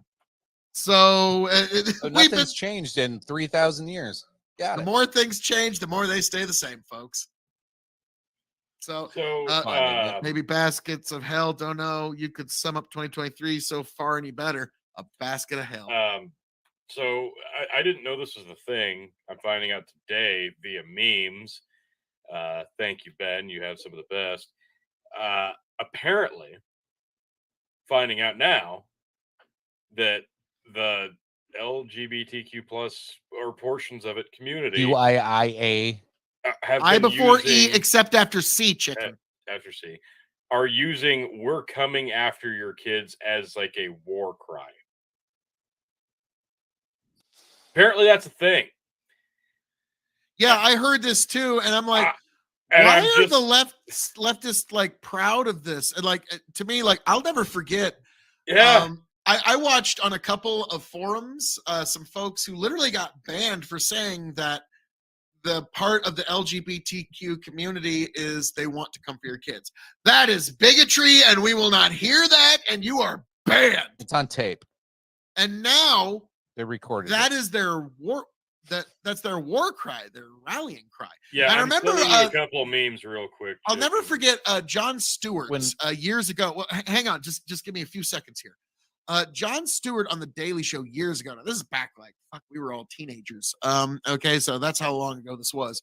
But John Stewart had this Christian pastor on talking about how, and John was adding the laugh track to make this person seem absurd when he was saying, well, you see, people who are lesbian or gay, because we didn't have LGBT like as the label, but so basically at the time, but basically what he was getting at is LGBTQ people, they can't reproduce certainly to the same rates that heterosexual folks do. And so what they can't make in creation, they have to make up for in conversion. It's kind of like religions like Islam and some sects of Mormonism that allow polygamy. It's kind of the opposite of that. What they can't make in conversion, they can make up for in creation. And so it's kind of the opposite end of that. And they made it seem absurd that, like, well, this guy's like, so yes, they are coming for your kids. And there was a big laugh track to that. No, how absurd this Christian pastor saying that the LGBTQ community wants to come for your kids. That's never gonna happen. And now we're so far down the slippery slope, folks, that we're literally to the point where they're openly proclaiming they want to come for your children. Okay, folks? Not like reproduction, it's recruiting. Yeah, exactly. So this week I had a lot of travel time, and I haven't talked about this in a while, but like I was going back and listening to like podcasts with lefties debating with righties this last couple weeks, and like I just wanted to like ground myself on like where in the fuck is everything, because I don't know, the last few weeks I've just been like, all of this sounds so stupid, none of this sounds like it matters anymore. Like it just sounds like fear porn and hatred and like dunking on each other over dumb stuff that really doesn't matter. Meanwhile, there's a war in Ukraine, and like we're spending our fucking military, you know, can only account for 40% of the funds that they were given over the last fucking how many decades. Like, you know, just a few $1 trillion missing, you know, in war funds. Fucking who knows where that is. Nobody's talking about that. Instead, we're talking about, you know, pocket. we're talking about fucking tucking dicks and swimming in a pool and went like, I'm like, God damn it. This, like, to me, this is so, oh, God damn it. All right. Let me know what you want me to take a shot of. I got oat whiskeys. I got all kinds of bourbons. Easy tonight. Now, Anyway, while hold you on, pour hold that on. I'm not fucking done, Phil. So Jonathan I'll Haidt's finish for you. book, The Righteous Mind. If you haven't read it, or get it on tape, whatever, Righteous Mind, Jonathan Haidt. He really breaks it down really good in the book.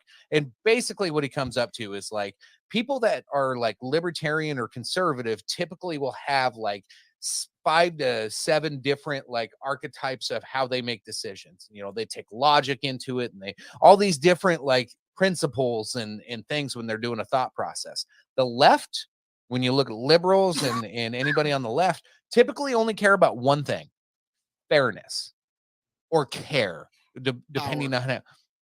Well, yeah, power is a different. It wasn't included in this whole thing. That would have been my answer to that. Yeah. They only care Anyway, about power. so when you look at it, and every time there's this argument where we sit here and we go, this makes no fucking sense. Why would they argue for that? This sounds so silly. This sounds so stupid. Now, the way I changed my mindset is every time they think about something. I was listening to Kyle Kalinske on Patrick Bet David's fucking podcast. You can And be Kyle forgiven. Kyle Kalinski's sitting there and he's talking about how everybody needs to start at an equal playing field. And they go, well, hey man, like what if I work really hard, get a lot of money, and then my kid inherits it, and then some other guy fucks off his whole life and doesn't give his kid anything? Like, why the fuck should my kid have to lose all of that because I worked hard for it and this other guy didn't, just so they can have like this? Like, he didn't understand the concept that, oh, you have to strip away from other people to make that work. Like, you can't just level that out. That's not how this goes. So Kyle The did not idea that understand. The government just has infinite money that it can like. Oh no, it he was sort of does, but, like, advocating it's for kinda the like government to Kyle's take understanding of 99. finances. He was advocating for when you die, the government takes 99% of your wealth and distributes it out to help everybody else. Which I was like, recall one of the Well, reasons that there was varying trying to get to a revolutions point. in England Damn it. was because of inheritance taxes like that. But continues.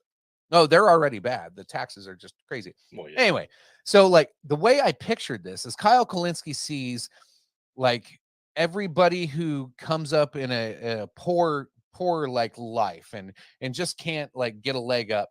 He pictures all of these as like newborn babies, just like if we see a newborn baby, we're like, oh fuck, we got to protect that, we got to take care of it. Now the way we protect a newborn baby is we nurture it and we make sure it can survive. We teach it how to walk, and when it sticks its fucking finger in a light socket, you go, he's only going to do that once. Like, that's how we like raise children. Now Kyle never lets go of that child forever. And he never wants to let go of it. And he's eventually pulling out his nipple. And then, that child's like 35 years old sucking on his nipple. That's what the left wants. And You went like, to Biddy? now Just wanna I'm went to yeah, you with the Biddy? bid. BD. Now I'm going a little overboard with it, but like literally, that's how they see whatever they're protecting. They see it as this little baby that has to suck off the government's tit. Like, that is really, really what they want all the time. And they have no, it that one defies arrogant all chick, logic, sweet. all reason, and any outcome. It makes no fucking sense. And they can't argue it logically. They'll just use a bunch of words and backtrack and jump back and forth. It's so blatantly easy to see that it's like, oh, you just care about the fairness and care. Like, that's it. It's, oh, I'm caring and I'm fair, but you don't give a fuck about anything else. That's literally all of these arguments ever are. So I don't know. Again, I'm never going to go on a Twitch panel because like I just reevaluated all of that. And I'm like, all of those people, popular. they all just care about something that's fucking stupid. Well, I mean, to sort of Yeah. tie into what's And then they're going to straw man that and they'll be like, oh, you say that this is stupid? Well, yeah, kind of. Like, Yeah, 'cause it's fucking I'm stupid. saying you're stupid, but like the thing you care about is kind of stupid too. But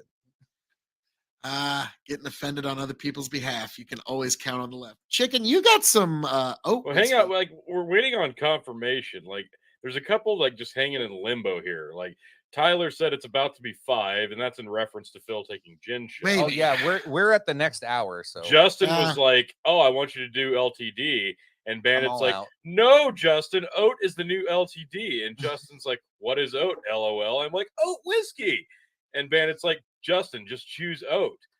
And he says, "We wouldn't steer you wrong, or wrong." And then Steven said, "Phil gin." And Steven, then that's Grow the just Farm Up startling. said PBD has some good episodes in the last 6 does. months. He's And then got some really Steven good says, changing my choice. Oh, thank you, Steven. Anyway, Justin, Steven, tell me, I have really gross oat whiskey. If you're like doing the LTD, this is fucking probably worse than LTD at this point. Or I really have some beautiful Maker's Mark. Like, No. no. And Tyler coming in hot. Build you. There it is. There it is. God. I'm not. I love that you bitches have to do all these shots. This is fantastic. I'm about to say Tony could sure do some millet whiskey. Nobody's asked for it. great. Like, I'm enjoying myself tonight, guys. This is Oh, fantastic. fuck it. I don't even care anymore. I have not gotten to watch that yet. Chicken, you watched it, did you not? What is a woman? Yeah, I Like- watched What Is a Woman. It's actually fairly good. I've seen a couple It's of funny, like it really is. 6-minute YouTube clips. That's about it. Yeah. Now I think it would have been even better if Put it Matt through. Walsh would have gone into Yeah. it would have gone into every single interview with like head wraps around his bandage. Goes, "Hello, my name is Matt Walsh. Yeah. I've just been through a traumatic brain injury, and I have a hard time identifying basic things. So will you please tell me what is a toaster All What is a I'll just cat? do- and what is a Well, woman?" I don't have any LTD left. Unless you want me to do Canadian Springs, I'll do Canadian Springs. No, instead of no, this. you need to do that. Oh, yeah. Let Justin make that call. Justin gets to make that Tell call. then, Tony, give me the screen because I got my double. All right. Fuck it. The fighting, stealing, and drinking. If you're gonna fight, may it be for a friend. If you're gonna steal, may it be a lover's heart. And if you're gonna drink, by God, I hope it's with me. Fuck this shit.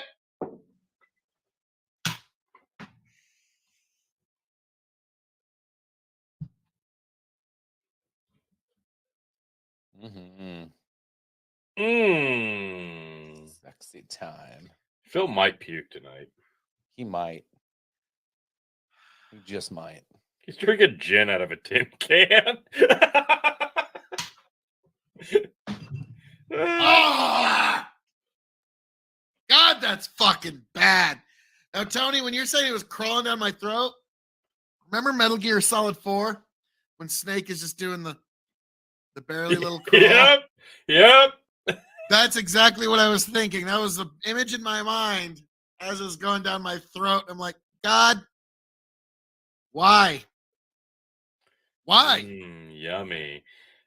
Justin says to Chicken, do it. I assume Do it. That's oat whiskey chicken. I assume. Or no, I was talking about Canadian Springs. That's Yeah, what I'm saying. Yeah. You already poured it though, like Bandit said. So you got to pay. No, I attention. didn't. Justin, tell him he needs to drink oat whiskey. Matt Walsh, Oh my dresses God. like 1998 Wranglers commercials. True. Wow. Justin, we finally Okay. got rain. It was slow. I so don't fast. bel- Oh, Okay. yeah. Fucking A. I'm gonna be honest with you. If you were to tell me that Matt Walsh doesn't have a bunch of Eddie Bauer flannels in his closet, I would not believe you. Like, no, Oh, fuck yeah. you. He's that's all his entire wardrobe. He wants the Eddie Canadian. Bowers. He wants the Canadian Oh. chicken. You get off easy. I don't think that's easy. Compared to oat Better whiskey, it than is. that shit. Is it? Thank you, Justin. Is I it was gonna better? say some night like chickens, two people are just gonna both say do oat whiskey back to back. You just as well do the impromptu. You shut your whore mouth. You just as well do the impromptu oat whiskey tournament right then and there when they do it. No, this sounds terrible. Everything Phil says tonight sounds terrible. To life's grand Matt Walsh. adventure. Let's raise our glass, embracing the moments, both present and past. May we find courage in the face of strife. Cheers to a life well lived, filled with love and light. And less gin. God. Yeah, no, fuck, goddamn, that's still bad too. Yeah, it's not better. Oh, Oh, here, you want me to give you a palate cleanser, chicken? Here's a palate cleanser. at least the palate. Look who's in the comments! We got a man in the back. Hey there, Oh. chicken. Chicken, you. Oh, sorry, hold on. Oh, at least the palate cleanser works a little bit better on that one. Oh my god, I switched back the screens to that. Real quick, hang on, Bandit. Is this? Tony, did you totally skip my comment? No, I'm getting there. New hour, and I did buy me a coffee, chicken oat. Oh fuck. But I got to check that again. Like, is that more that you sent in to buy me a coffee? Because I'll have to check. Well, Because all the that first was one happening. written there is chicken oat. So if there's not enough to Some cover everything- asshole said Tony Millet. I've got it poured. It's ready to go. But I guess I'll get Tony one was for bragging about you. how easy he's got it tonight. I'm like, fuck you, dick. We all I'm three gotta actually drink some more- shit. I'm more concerned with how this comment here. Project Sad Face. I bet Matt Wash smells like Stetson, like Tony. How does Project know? You what look color- like you smell like Stetson. I literally like Stetson Black is my cologne of choice. Like, I'm a little Well concerned done. that Project knows what my cologne smells like. All right. Oh, and fuck, man. It says yes, there's more. I'll go check that in a second. I've got my awful millet. Literally, this is it's like You love drinking it, see? the Razor blade. extract of Milo. And no, that sounds as awful as it was just described. Ugh. Oh God. Oh, Damn it! I got this oat whiskey on my. it just tastes sad. Oh, thank God No, it's not a it high tastes grade. like sadness. It is sadness. Like me drinking it is sadness. If you Oh, were to, it's like- fucking horrible. Like, I'll never forget there was a pretty Oh, funny cartoon about all the it's things worse. that Russians could distill vodka out of, Fuck. and it showed potato, grain, a chair, and then a lady just holding up a bottle to her eyes and crying into it, and they could make vodka out of sadness. And so that whiskey there has been made. I look like Western Edge, Tony. They should give you royalty. Actually, that's where I bought this hat like 15 years ago. Somehow it's still holding up. I don't know how. Bandit, yes, he did send another 5. What is that 5 for? You Chicken You- oat and one for Yeah. the 5 is for one of us and his hour is for the other. okay, my- so there you have I it. got my oat ready. I'm just gonna do this. Chick- Fuck it.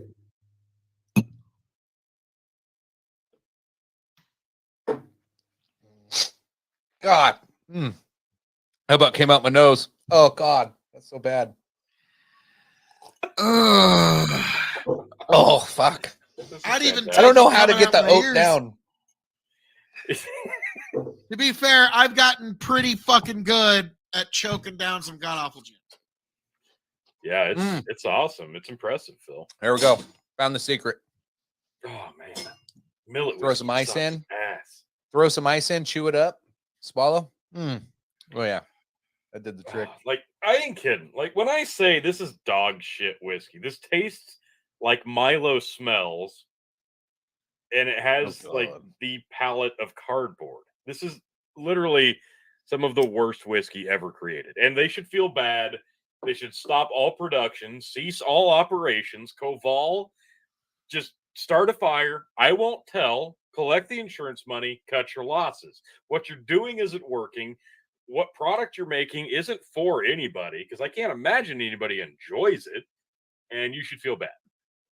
So, Justin, good thank you, night, sir. sir. Hey, thanks for stopping in. And yeah, we'll get us. We wanted to do Thursday this week. It just didn't work out, so we did tonight instead. But yeah, we'll see you soon, buddy. Appreciate We'll you. do some producing to bug me because, guys, when am I ever particular about my artistic vision for anything? Phil, fuck you and your artistic visions.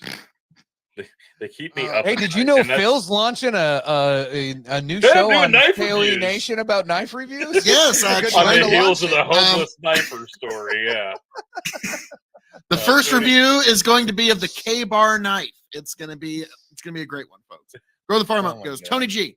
The true Nebraska man style is one size fits all. It's all Old Spice, worn jeans, tobacco, and sweatson. He's not wrong. I'm gonna be That honest. is classic look. I'm a Carhartt guy because it doesn't matter how fat or skinny you are. You all kind of you all look like you have the same body type. Kind of. Like CM Here's Punk those and memes you look sent the same me, in a Carhartt. Tony, real quick. What do we got? Um, Yeah. So getting back to Here, I'll this, zoom in a little bit. The The- "Coming for Your Children" chant has been used for years at Pride events, according to longtime march attendees and gay rights I feel activists, like this is a new thing. who said it's one of the many provocative expressions used to regain control of slurs against LGBT. Okay, it used to just be LGB, Yeah. right? used to- Am I wrong? Like, No, you're am not I, am wrong. I like, They've been adding a lot of letters lately. It's like Dave Chappelle had that bit about the L's and the G's. They're in the front seat driving the car, and then there's Yeah. the B's, the Yeah. Q's. They're like, This is hey, a I'll just fucking fuck great- whatever. And the T's, everybody's getting frustrated with them because it seems like they're making the ride take. Yeah, because they can't make up their mind. They don't know what's going on. See, this is like that. They're trying to take the slur back, like what I'm like, what Dante slur? in Clerks. I'm taking Yeah, it back. like Bringing it back. I almost said it. Yeah, I know you did. I was like, oh, what? Yep. No, I don't know. We might get kicked off of YouTube for that one. I better Yeah. not. 50-50. I don't know if that's still on the. Yeah, I'm ban bringing it list. back. That's racist. Yeah. What? No, it's not. So apparently that's how they're treating this. I didn't know this was a thing. Whatever. It's a really weird hill to die on. I don't get it. I do not get it. Yeah. Well, It's I was about made to up outrage. say, like, it's one of those, boy, you How wanna many? galvanize the other side. Real quick, I'm going to bring it back to earlier. How many in that crowd do you think are single moms? To quote Christopher Hitchens, Yes. that is a figure I dare not speculate. I feel like Amanda's challenging you, Chicken. Amanda goes, "Oh no, you don't. Gonna get Amanda banned again on Tony sent this one. That's just like, This isn't even a meme. This is Hold on. is fucking from NBC News. Like their Amanda? Twitter. okay. I'll set her up here. I'm going to set her up. Amanda, tell me Oh God. that it is acceptable No, don't. for a gay pride event that has children on the side of the street to have a grown man in his 50s wearing nothing but little tidy whities and his old long balls that probably fall in the God. toilet to just be like twerking in front of Oh. kids. This is a video that is real that just came out. Now I get it. It's not all pride events. It was this one thing.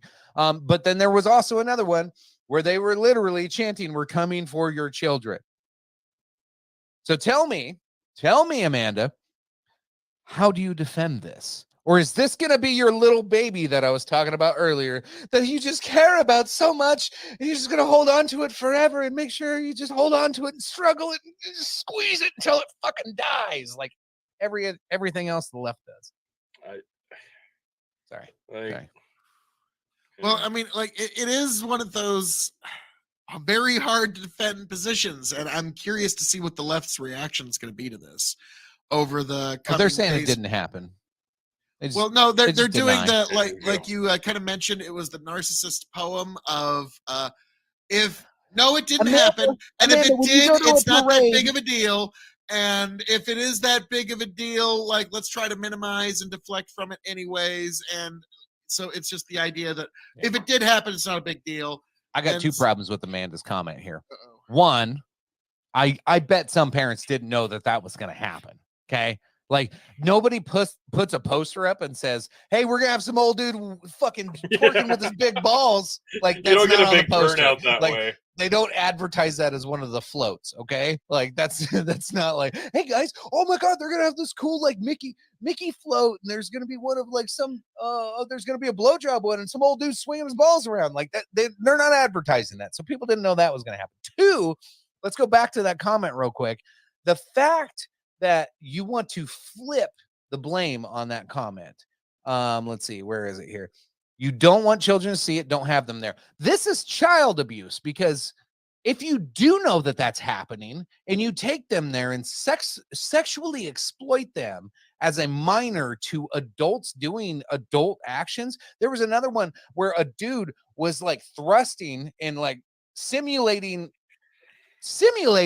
fucking sex with another dude. Do you think that's appropriate for any child? And if you do, and you're a parent and you bring your child there, I gotta say, you're either a groomer, a pedo, or maybe you're just on drugs. I don't know. I'll give you the benefit of the doubt. Well, chicken throwing it down. Like, because here's the thing: the word groomer It's child abuse. got banned so fast. Like it was shocking. Like that, there's forums that I've seen where just saying the word under any circumstance or context will just get you banned, because the left can't take having an insult that's put on them that they can't really get off. Now I don't know if like I don't think Amanda qualifies here, but grow the farm up. Maybe that homeless guy from There's earlier nothing you story can wash was, off of Amanda. Trying to save that guy's kids from his grooming plot. Could have been. You never know. Should I lock them in the fucking basement for the month of June?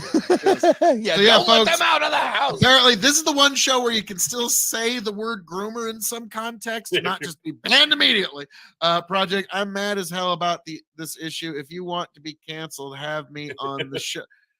Woo! Okay, and Amanda I think I goes, pushed that boundary enough so far. I Yeah. was in Kansas City during the Naked Run. Didn't know it was going to happen, but if my kids were there, I would let them know this is an expression of No, their that's different. A naked run, like a naked body, That's pretty is different than descriptive. sexual acts, like sexual fucking pornographic acts, is different than a naked run. Like I also feel like the here's word naked run is pretty self-explanatory as to I was what about to you're say, getting into. you're naked and you're running. Like who cares? Michelangelo's The You know Birth what's of Man is not pornography.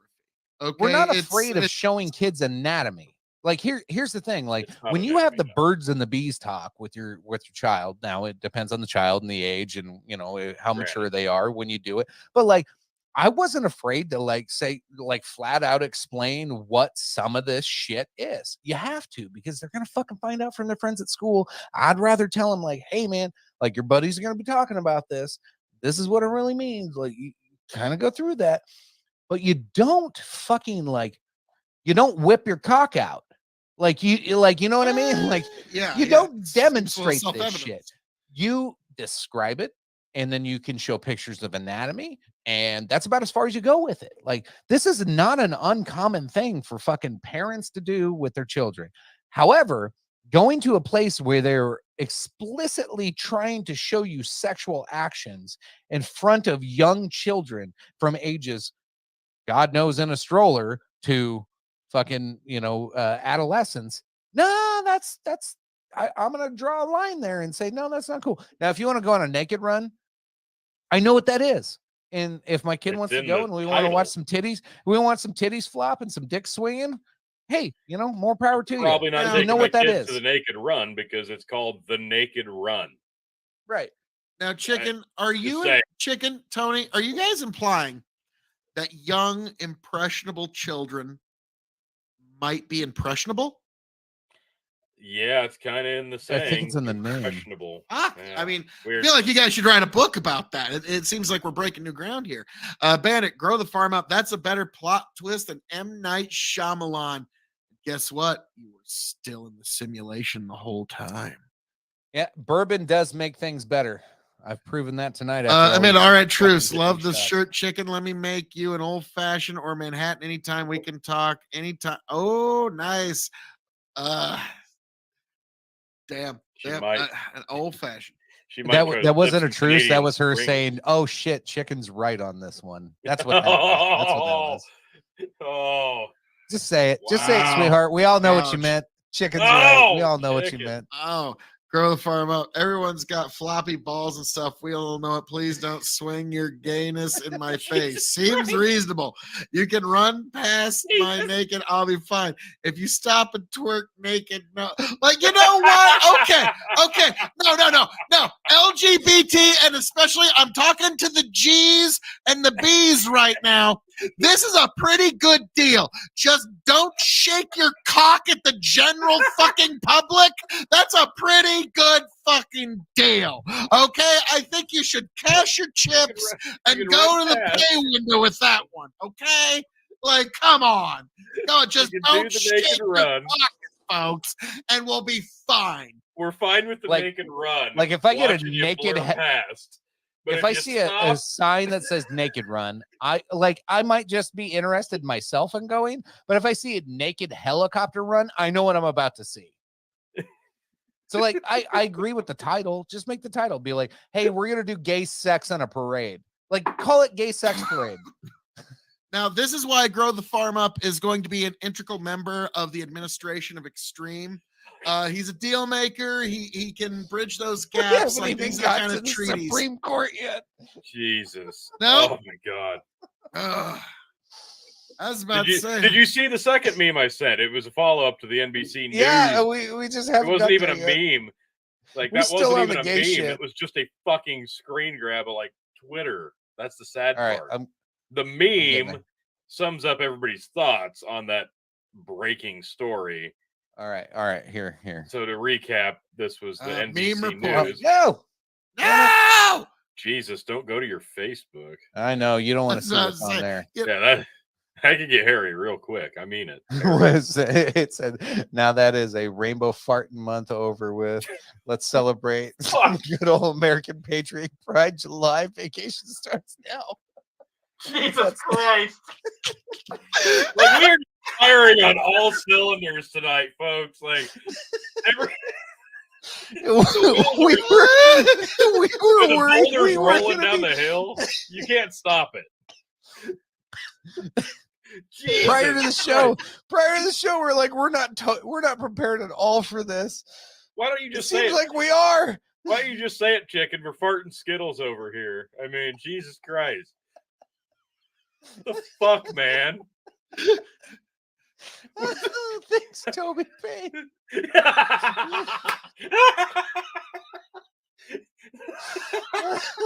Oh Lord. That's just well, that's just streaking with extra. Yeah. extra steps. Grow- Extra steps. Let's get to Clarence Thomas and his huge. I think he meant to His say huge balls. Yeah. Yep. Balls. Oh man, balls. like so let's be frank, guys. Like, and this is a good segue. Clarence Thomas over the last year has said you can gun control these nuts, you can affirmative action these nuts.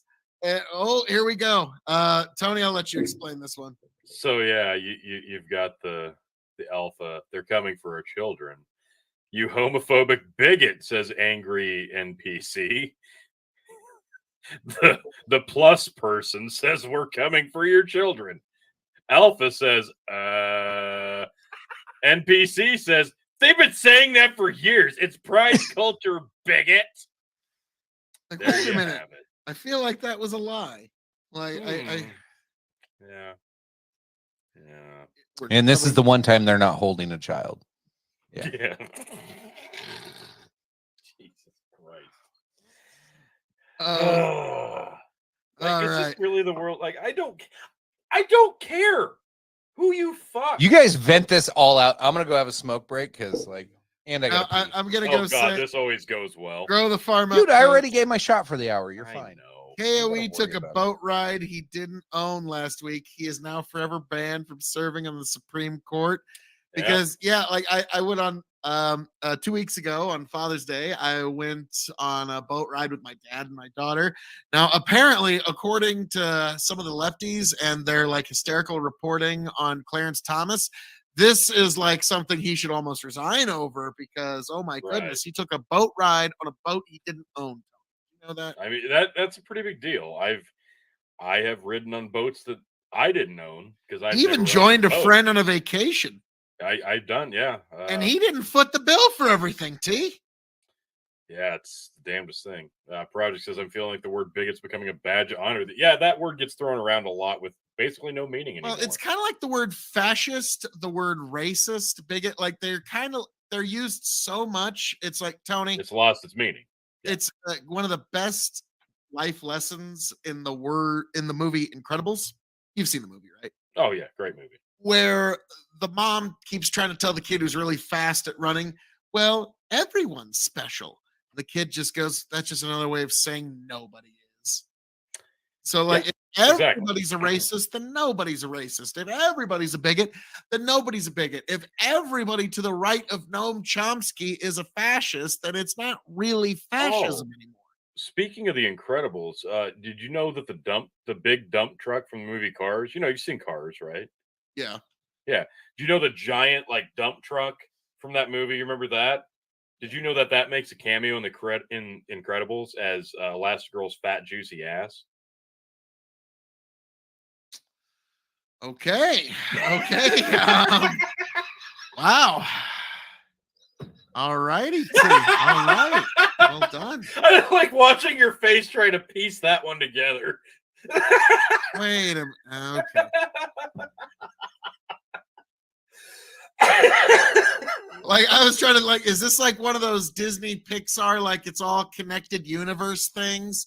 Like when you find out Little Mermaid, Tangled, and Frozen are all in the same universe, and like the Frozen's parents died on the way to going to the Tangled wedding, and the ship that Ariel is fucking around in and playing with at the bottom of the ocean is the one that Elsa's parents died in. I'm like, bro, Disney, come on here. That's a little much. Yeah, like, they try to spin their web and connect those dots. It's a little, it's a little morbid. It's great for continuity. Doesn't make it a lot less fucked up. I see that look every time I see Phil. It's like, all right, let me piece this together. And like in my mind, it's like the old 90s dial-up internet.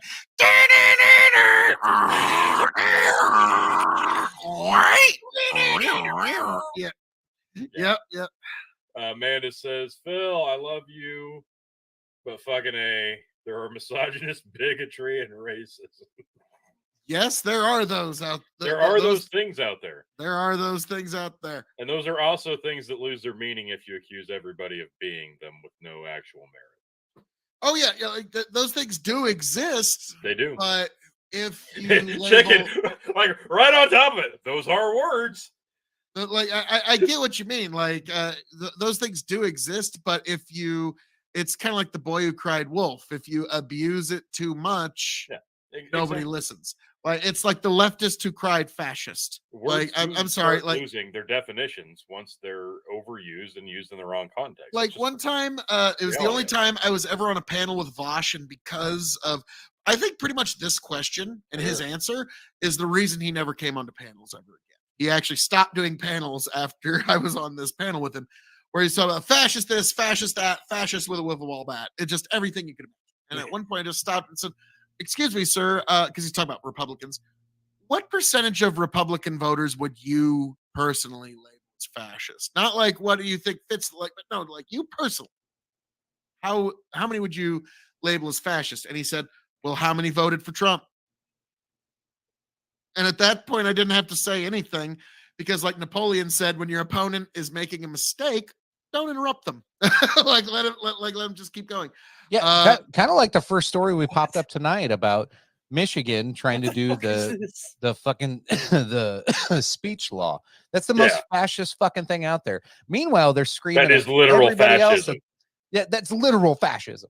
That they're like, well, in what did anybody who would actually argue that it's not fascism is, again, the hard R. I said at the top of the hour. I don't need to say it again, but Jesus, yeah, they're retarded. I'll say it for you. There you go. Thank you. But that is what actual did we see? Fascism. What did we see through all of COVID was Mussolini's fascism, where the state and corporations work together to coerce people to do shit for their own fucking profit and gain. Like, we have been living in a fascist country. And whether you look at it at a Nazi angle or you look at it at a fucking Italian fucking Mussolini angle, we've been living in fascism for fucking like 4 years. And it's not the people that they're telling you it is. It's the ones telling you that the other people are fascists are the ones that are being fucking fascist the whole goddamn time. It's so I feel like the Beatles would put it like, we all live in a fascist regime, a fascist regime, a fascist regime. We all live in a fascist coke submarine. It imploded in the bottom of the ocean. Yeah, we weren't even live to talk about that story. But I digress. Wait, hold on. Here's another example of projection. When on here have any of us claim to be a victim? This is I get the sentiment. I can even see it. I don't. I do. I get her sentiment that she's the one that's the victim, and she needs people to help. She wants everybody else that's a victim to get help. No, guys. I have been a victim of being too damn fucking sexy and handsome. Okay, like that. I have been a victim of my entire life. You don't know my struggle. Okay, not all heroes wear capes. Okay, you don't know my struggles. Like so, Project Sad Face. The left is fascism is saying, Amanda says fascism is saying you can't have abortions. No. Now, I've actually been on a lot of panels and a lot of discussions on this. And my immediate response is, and I'm not being facetious, but can you point to one state where all abortions are completely banned after the latest Supreme Court decision, because like Rand Paul said, now just the states are deciding. Before we go too far, it's time for Chicken's knife review. You son of a biscuit. Give him full screen. No. Amanda says Texas. No. You will find carve outs for either Amanda says rape, incest, or life of the Arkansas. mother. I guarantee you, if you look in their jurisprudence and if you look into their law, you will find an exception for either rape, incest, or life of the mother. I guarantee you'll find one of those in there. So we haven't had a complete ban of it in any state, but now we are to the point where states are deciding. Like She says Nebraska. I didn't think we would do anything about this. Nate Dallin said on our show that Nebraska is going to be one of the leaders nationally of this. He was ultimately right on this, and I had to give him kudos on Twitter. Like, you called it, man, when Jim Pillen signed the only fucking thing Nebraska leads. And when he signed that law, I had to give Nate credit there. Grow the farm. Amanda, no, fascism is saying you have to have an abortion. Yeah, he's right. Yeah. So this is actually, a tough one. Let me just ask this: what's more fascist, saying no, you can't have an abortion, or no, you can't use the wrong pronouns, or we'll put you in jail? Tell me which one sounds more actually fascist. Tell me. And this is where, like, Tony, when you look at the hierarchy of values, yeah, I love that. You're going to get two different answers to that question, Tony. Those are states. Yes, those are states.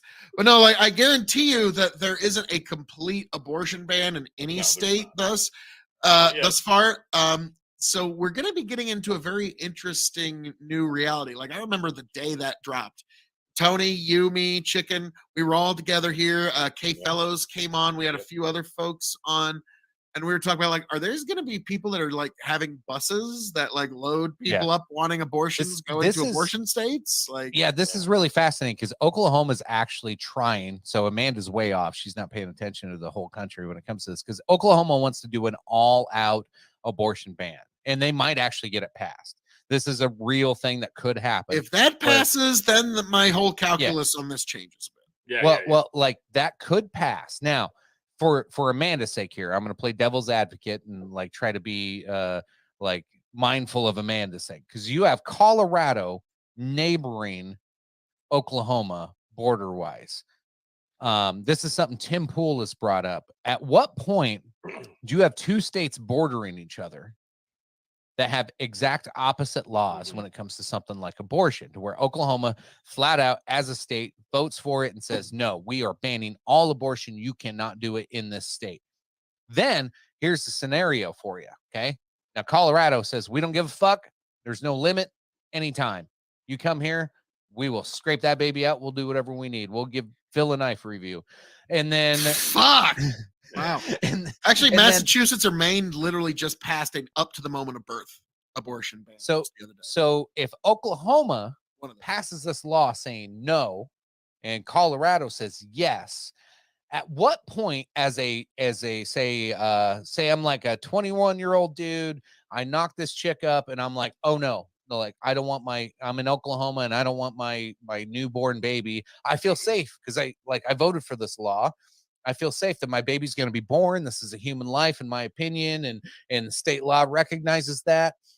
And then she leaves the state, say, pick your week. Who cares at this point? Because the law is the law, whether it's day 1 or 9 months, it doesn't matter, because the law is the law.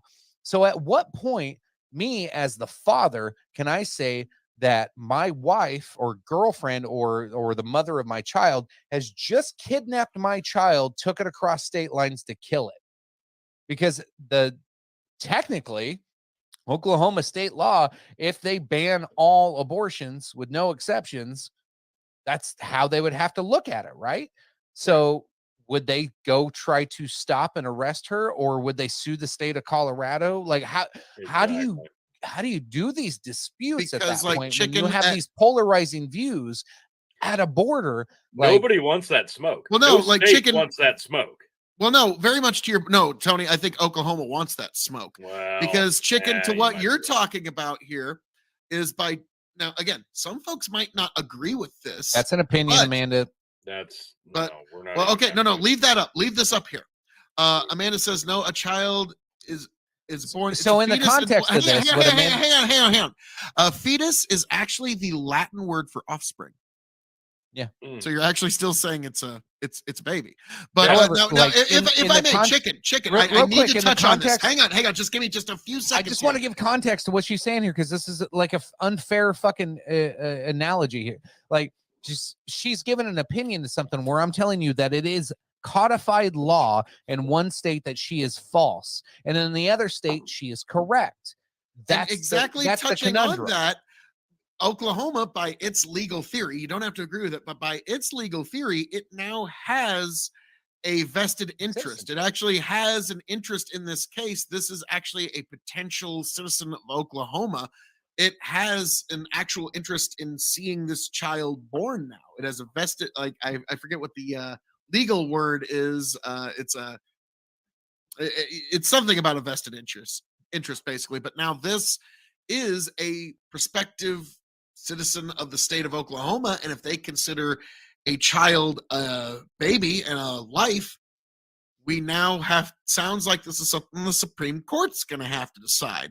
Now, like I said earlier, Clarence Thomas know how has basically said you can gun control these nuts, you can affirmative action these nuts, and you can abort these nuts. Okay, like he's said that in the last year and about a month.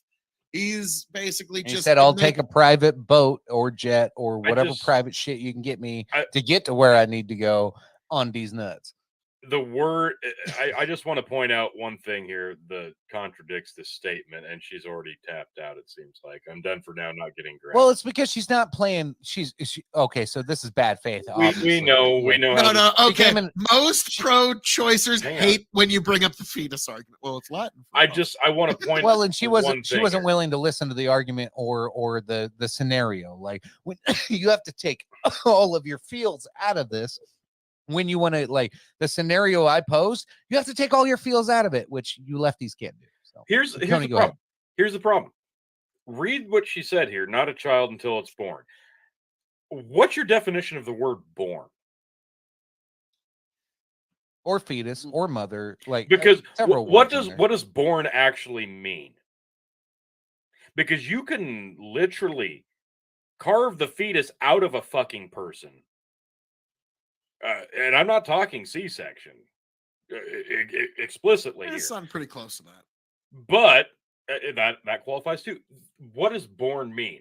The fetus has to be extracted in one way or another from the womb to be considered a living human being, even though 30 seconds ago it was inside of a fetus, not a person.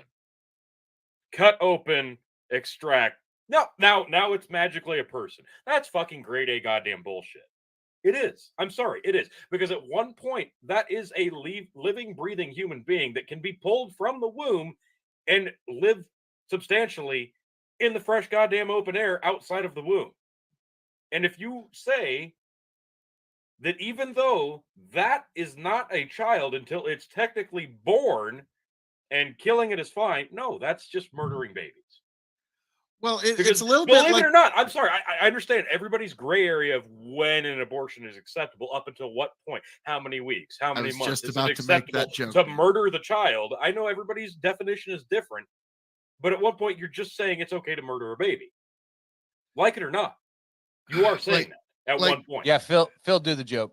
I was gonna say, like, This is a Bill great Burr one. has a brilliant bit about this, where it's like, well, okay, I get what your argument is, but if I put like the cake batter and I break the eggs and everything, and I put the cake into the oven, and about 15 minutes in, you come in, Yes. pull the Yes. cake out, and spatter it all over the fucking kitchen. It's like, well, you did fuck up my cake. I don't know how else to like. Yeah, it was gonna be. It wasn't a cake here. yet.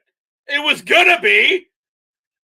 Yeah, but Amanda goes, a fetus that does not survive outside the womb but is made to tragically survive because it's illegal tragic? to terminate. Okay. So- Not everything has to be a fucking tragedy. Where did we make tragic? Where did we make tragedy a mandatory issue here? Amanda, No. This is It's that's a bad faith. hard No, it's decision. bad faith. Like here's the thing. Like I don't want to be the crotchety old man that's wagging my finger at young girls making hard decisions here because sure. No, like absolutely I not. totally I understand sympathize like with the it's a plight. I very do, hard but thing, Jesus. but there is like, let's be frank, there's legitimate reasons that people make this decision, and then there's some that are actually fairly cynical, and that's kind of the problem. Is like I think it's kind of like what's your philosophical underpinning as to why you're doing this, and some of it, like I know some people are like it shouldn't matter. I mean, we're humans, we're social creatures, and why we do things matters, whether we like it or not. Project so Sad here's- Face. Yeah, Here you got life begins at fertilization with the embryo's conception. Development of the embryo begins at stage 1 when a sperm fertilizes an oocyte, and together they form a zygote. And follows up with human development begins after the union of male and female gametes or germ cells during a process known as fertilization conception. And that is a quote from Princeton University. There you go. Weren't we told to trust the science? it comes down to the why, right? Like, why are we having an abortion? Because that's where you start getting There into you the go. sticky stuff. So 25% not ready for another child. Timing is wrong. I'm sorry. I don't support you. Can't afford a baby right now. Like, I get that. Nobody can ever afford a fucking baby. You'll never. I couldn't afford mine when she was born. If you wait till you can afford a child, you will never have children. Yeah, that's just a great like. if That you was wait until literally you have the enough advice money- I gave my brother when he asked me if they should wait. I said, I'm not telling you to have one right now, No. but literally, if you try to wait until you have enough money saved up to justify having a child, you will never have a child. Next That's one. the truth. Completed my childbearing years. Other people depend on me or my children are grown. So 19, 23, 25%. So we're at like Yeah. 2/3. Those are 3 reasons that 2/3 of pregnancies are terminated. That's in The fuck does that 2004. even I mean? like What God does that knows even what mean? it is today. I bet the reasons are fucking dumber because we've gotten so much smarter in the last fucking 20 years. Oh, yeah. We've definitely progressed. Like, come the fuck on. Now, all these like 0.5%, those are the exceptions. this even I was a mean? victim of rape. My husband or partner wants me to have an abortion. Like, I still don't think that one's cool. Parents want me to have an abortion. Okay, a child, depending on what's going on with I could sympathize. I still don't like it, but like, it's none of my business. Don't want people I know I had sex or got pregnant. That's a fucking retarded reason. Yeah, Hard R. sorry. It is. Let's see. Possible problems. I don't know if you guys affecting know the- this, but people do have sex and sometimes get pregnant. Here you go. 3% weird. possible problems affecting the health of the fetus. I can get on board with that. Yes. There you go. There you go. If we're talking about actually causing harm to either the child itself or the mother, this is different. I know there's a giant gray area here, and I probably have vastly different opinions on the entire abortion debate than you would think. But for fuck's sake, I'm pretty pro-choice when it's reasonable. if you can present me a reasonable argument, I'll listen to it. If your argument is chicken, the there's ti- not a lot of if your reasonable argument is the arguments. timing was bad for me, no, fuck you. Yeah. No, here's the deal. Like that one So pisses it sounds me like off. It's 2/3 of the reasons that people have an abortion chicken you Are found selfish. awful unreasonable. Yeah, it's pretty selfish. Yeah, like it is. here's the deal. Me and my wife got married young. We had a kid young. My Yeah. kid's 14. He's going to graduate high school in 4 years. And I'm going to be approaching 40 pretty soon. Yeah, I really don't want a kid in my 40s. Like, but does that mean I'm going to go, like, if we have an oopsie, does that mean I'm going to go abort that kid? And fuck no. Like, okay, well, fuck, I got round 2. I got another 18 years. Like, if that happens, fuck, I got to suck it up, buttercup. Like, I fucked wouldn't be up. here Like, right now if maybe I should my have had a mom was allowed to vasectomy. have the Maybe my abortion wife that should have she got her wanted. tubes tied. Like, Ooh, fuck, Jesus there's Christ. Hey, hang on, Tony, say that again. I wouldn't be here right now if my womb donor mother would have had the abortion that she wanted. Yeah. And I'll still sit here and tell you, look, I'm not one to tell anybody what they can or cannot do with their fucking body, especially when it comes to a woman. And I'm not allowed. I can't reproduce personally because I'm a man. I know it's crazy, biology speaking. I know it's unpopular opinion, but Yep. I'm just saying. Amanda addresses that in this comment. Oh God, here we go. What is it? You have to carry for 9 months. You have to carry a child. Victim. You know what?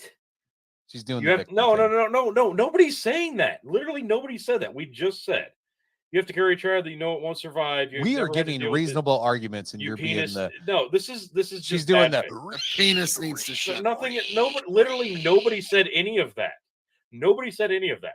I just said if we're talking about harming the mother herself or the potential child themselves, if literally we are talking about medical emergency or medical problems or medical issues, no, then we're talking about an actual discussion. If we're talking about, well, this just doesn't fit in with my goals for the summer. I really wanted to have a hot mom summer, and this pregnancy belly is really just not going to allow me to be a whore at the pool. I better go get an abortion. No, that's just selfishness. Like it or not, it is. Because no, we're not just talking about your body anymore. We're not talking about just your body. It's not just your body. Oh, he just We're pulled the talking pin about- on that one. We're talking about the cake that would have been in the oven had you not pulled it out and thrown it across the room. Now, guys, this is just a personal experience. Like, personal experience doesn't invalidate statistics. Statistics doesn't invalidate personal experience. Just to keep. But At one anything point, Phil like it or says not, you're invalidates murdering a Amanda. child. I don't. At no, one point, like Tony, it or not, you- you are murdering a fucking child. At one point, you are. I don't give a fuck what the fetus is or not. At one point, it's old enough to sustain life outside of the fucking womb. And if you're okay with scrambling that kid's fucking brains while it's still in the womb because it's not been born yet, technically. Can I do a No. quick experiment? Amanda, I want you to let me know in the comment. Like, you are a pretty collectivist person. You wish people would work together and agree with things and make things better, such as like minimum wage, health care, like all this shit should be free. Rent should be like, you probably want free college. You want all this like things that we should like pay extra taxes to and have like things just kind of laid out for us to have us set up for a basic, easy living society. Am I right? Is that something? Yeah. Okay. So thank you, chicken. Yes, that's what she wants. Okay. Now I want you to know the facts, because what you probably don't know is you've heard that, oh, we're in this population boom, so we can support all this because there's more people on this planet than ever have been, and population's gonna hit like 11 billion. What you don't know is that we're in this massive population decline to where in 100 years, all the kids that we have, we're gonna have 3 old people to every 1 child. In 150 years, South Korea, I think, South Korea won't exist because they're having less than 1 child per 2 people. Yep. Generations are just getting wiped out in the next 100 years. The only reason America is going to be fine is because of because I don't know, Democrats are letting everybody run across the border. But so like when you start thinking about this, and population decline does not stop. There's never been a civilization ever on the history of the planet Earth when they start hitting population decline to ever recovers from it. And they damn near go to extinction or do become extinct. So when you are advocating for killing babies one way or another, because it's your right or it's nobody else's business, you are not taking the collective into your heart. And you need to be thinking collectively. As a society, we should be working together to save the babies. So, Amanda, are you on board to save the babies? To protect the human race and to keep us all together? To pay more taxes to the future society? I'm trying here, guys. I'm trying. No, Well I done. get it. Well, no, like That's Christopher good. Hitchens made this exact same argument. Like, this is a prospective member of society, and all efforts should be made try and bring it to full term. Like, that was his attempt at a secular rationalization for being pro-life. What the fuck are you talking about, Amanda? That is the most like unhinged fucking comment there. Like, Republicans want to protect life, but they don't want to take care of them after they're born. Who the fuck are you talking about? You are meeting some shitty Republicans, girl. Response. I understand the meme here. It's, Republicans only care about the baby until it's born. Then they don't give a fuck. I get it. It's hilarious. You know, Well, like, no, Republicans, like, You know who's I've supposed never to take care granted of the this fucking argument. baby? The person who birthed it and the person who fucking shoved it in there to begin with. Now, guys, I gotta say, like, That's who leave takes this- care of the fucking baby. hang The on, hang on. goddamn parent. her answer to Republicans want to protect life but don't want to take care of them after they're born. Her answer to that is kill the baby. Well, guys, like, this is something I've never Kill it, granted this Chris. argument whenever I'm on a panel, because I'm saying, like, and this is always like it's kind of a like. Hang on, I want to bring this one back up here because it's always kind of like a panel argument kill shot that I've used before, where it's so the argument is that the baby should potentially not be born because it would have a less than adequate access to resource as it's being raised. Now, quick show of hands, everybody on That this sounds panel. racist. Did anybody have a less than adequate access to resource at any point when they were Literally most when they were growing people. up? Like when I was Literally born, my most dad was making minimum wage. Okay, so yeah, like by that standard, apparently none of us like this Okay. shouldn't even be a show. Oh, even better. Follow-up comment. The person should have had a choice. What person are you talking about? The one that you want to murder in Baby? the womb? The baby? Does the baby get the choice? At what age do you get a choice? Only after you've come out of the belly? And so, or like when Amanda thinks it's okay. by Oklahoma's legal Everybody raises hands because how they everybody. law, like yeah, This. There you go. Taking care of babies after they are born and being on the side of killing babies is two different things. But no, we're gonna straw man this shit and move the goalpost. No, it is. You're damn right. You are fucking damn right, Project Sadface. It's two entirely different things. Oof. Absolutely is. Whoo, boys, we are in hour 3. I don't know how much Chicken, you longer don't like want. Twitch panels. You're on one. I know it fucking feels like it, doesn't it? Well, Jesus. no, like it's actually 3 reasonable people that actually, kind of agree on the So issue, that's why but this like is there's better than a Twitch infinite panel. nuance here. But like now, Chicken, Oh, since this we is way are in better than hour Twitch 3 panel. and it's Oh, about yeah. to get fucking spicy here, Yeah, It's been spicy.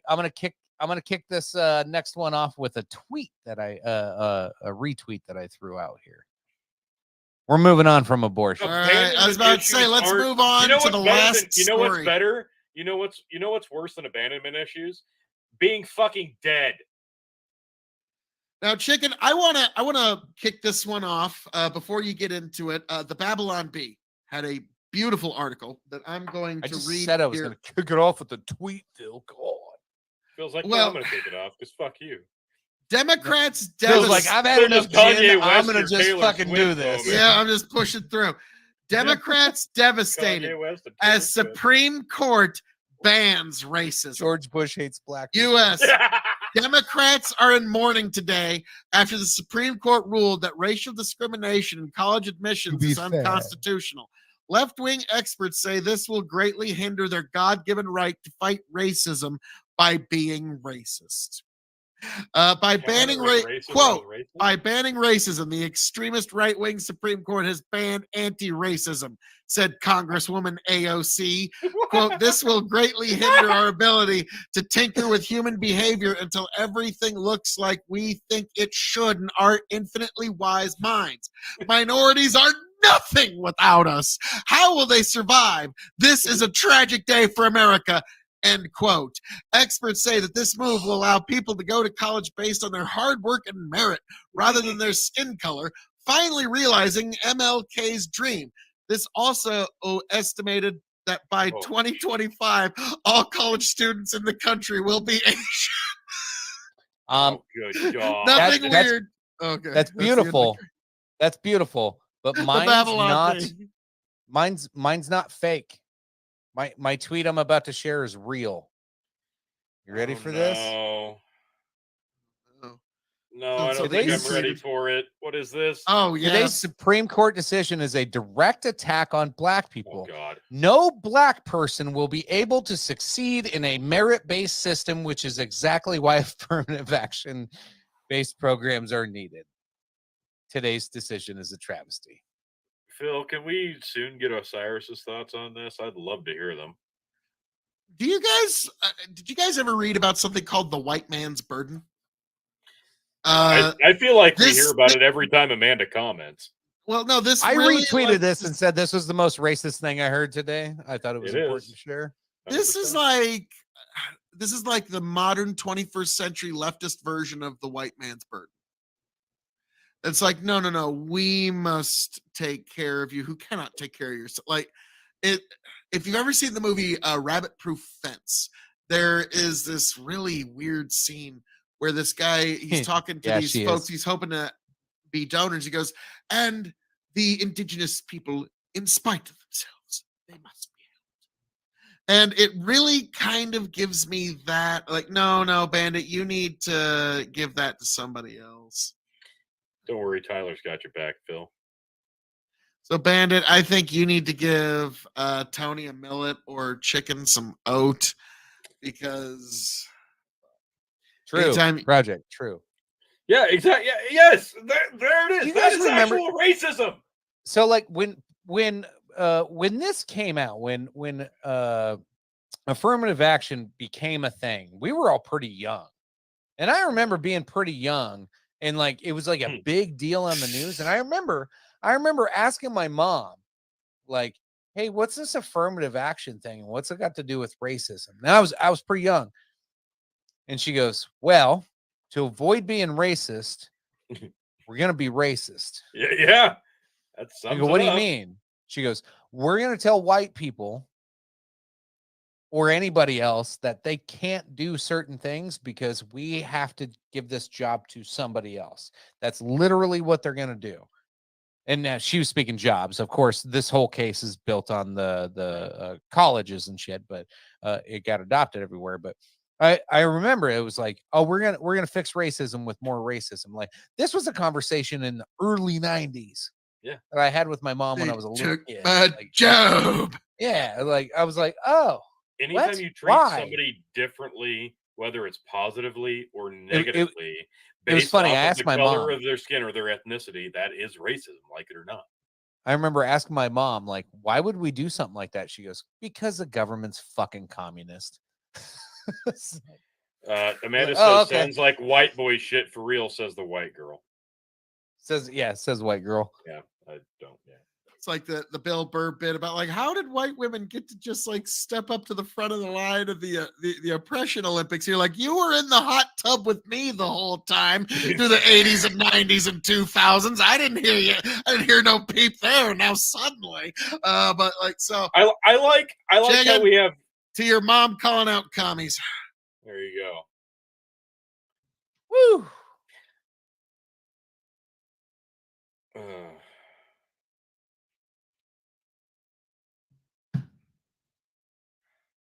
Yeah. Guys, this shit's That was painful. a slow burn. That was a This shit's slow painful, burn. bro. That being said, no one liked the guy doing it, both black and white. Yeah, there you go. Amanda says, I've got parental stories, but not putting out. That's fine. You don't have to. Nobody asked. Nobody asked Amanda. No, but again, What was I talking about? Oh God. Thanks, yay, man. Phil is right. Yes, yay, Phil. But that was awesome. The point still stands. You're seeing white guilt on full fucking display here. You're seeing the racial guilt, whatever, on full display in the comments tonight. Not naming names or anything. But then, like, when Right. we get like an Osiris or a Lethe on Hazard, and we have an actual conversation with people who can actually comment on these things, it's a lot more reasonable. Strangely Yeah. enough, weird. Well, in the debate on Osiris and this, Lethe are pretty chill dudes. yeah, but they're like, they're smart people. That's the difference. yeah, they're they- intellectual and can actually speak to it. But like, they have a this connection to argument the with topic. affirmative action comes down to equality of outcome, or like, fuck Phil. Oh no, Tyler. Yeah. No, Tyler already gave his shot this hour. I think. Did he? I think he did. Ooh. Oh, but anyway, this whole topic goes to the argument that we've been having over the last like 5 years of equality outcome, or equity. Yeah, equity versus equality of outcome. So like, people want to end in the same place or start from the same place. And here's the problem I have with both of them is it's impossible to measure that. Like, nobody's ever going to be able to guarantee that no matter what your race or your background or the family you had, there's plenty of poor white kids that end up in worse fucking spots than fucking poor black kids. Like, this is a real thing. Like, there's all over the goddamn place. It's a whole mixing pot of fucking people that just have unfortunate circumstances. Now, yeah, sure, I'd love to give somebody a leg up. However, like, how do you do that in a fair way across the board that we can all agree on? That's the thing. That's not even the question. Nobody's asking that question. Nobody is literally, like, as a politics, policy, fucking any type of standpoint, nobody's going, hey, how do we make the future of America brighter? How do we make all of tomorrow's kids have a chance? That's not the question now. Right now, the question is, well, these fucking white people. Like, well, okay, well, whatever. Well, to be fair, we are the worst. Well, sure, okay, like white people Like can take Louis all the blame C.K. for a said, while. it's like we're not just gonna fall from number 1 to number 2. It's gonna be bad. They're gonna hold us down and fuck us forever. Yeah, but like white, That's a good people, Louis C.K. bit. white people can take it for a while, and they have been. They've been taking a lot of criticisms for a long time. Fuck white. But then you see, like, okay, like white people literally sat back for the last 20 years and just been like, government, do your thing. Like, you want to help? We're like, most white people were like, fucking do your thing. Like, help people. Like, you say we suck, do your thing. What did they do? They made shit worse and made white people richer. And white people were like, we didn't ask for that. We didn't ask for that. Why are you mad at us now? Like, we didn't do this. The government did this. You voted for that. We didn't vote for that. You voted for that. Like, it's been a very And interesting. the minorities of the world are like, oh, what a coinky dink. Shit fucked up and made you like, richer. somehow the white man still ends up. Yeah. How did that? How funny how that all fucking panned out. Like, It's crazy. so. But no, this equality of outcome shit that we've been presented over the last 5 to 10 years. Like, even Bernie Sanders. Yeah, even Bernie Sanders was like, no, I'm not okay with that. I like equality. I don't want this equity stuff. Like, I want equality, not outcomes. So it's the starting point. We want equality. You got a fair shake. You don't end up in the same place. You get a fair shake. You got to work hard for it. Stuff. So, like, even Bernie Sanders has a little bit of meritocracy in it. Like, even he's more sensible than most people today. I don't know if I'd go that far, but well, no, like, honestly, when it comes to Bernie Sanders, this is something my dad said many years ago, and he also kind of related it to the Ron Paul thing. It's like, I don't know what it is about you millennial kids where some 80-year-old man with 140-year-old fucking economic ideas just makes you like, wow, and you just follow him like off the cliff practically. Like, some of you kids loved Ron Paul, and now some of you other kids just love this Bernie Sanders. It's like, did y'all not have Ron Paul's a national treasure? Oh yes, God bless him.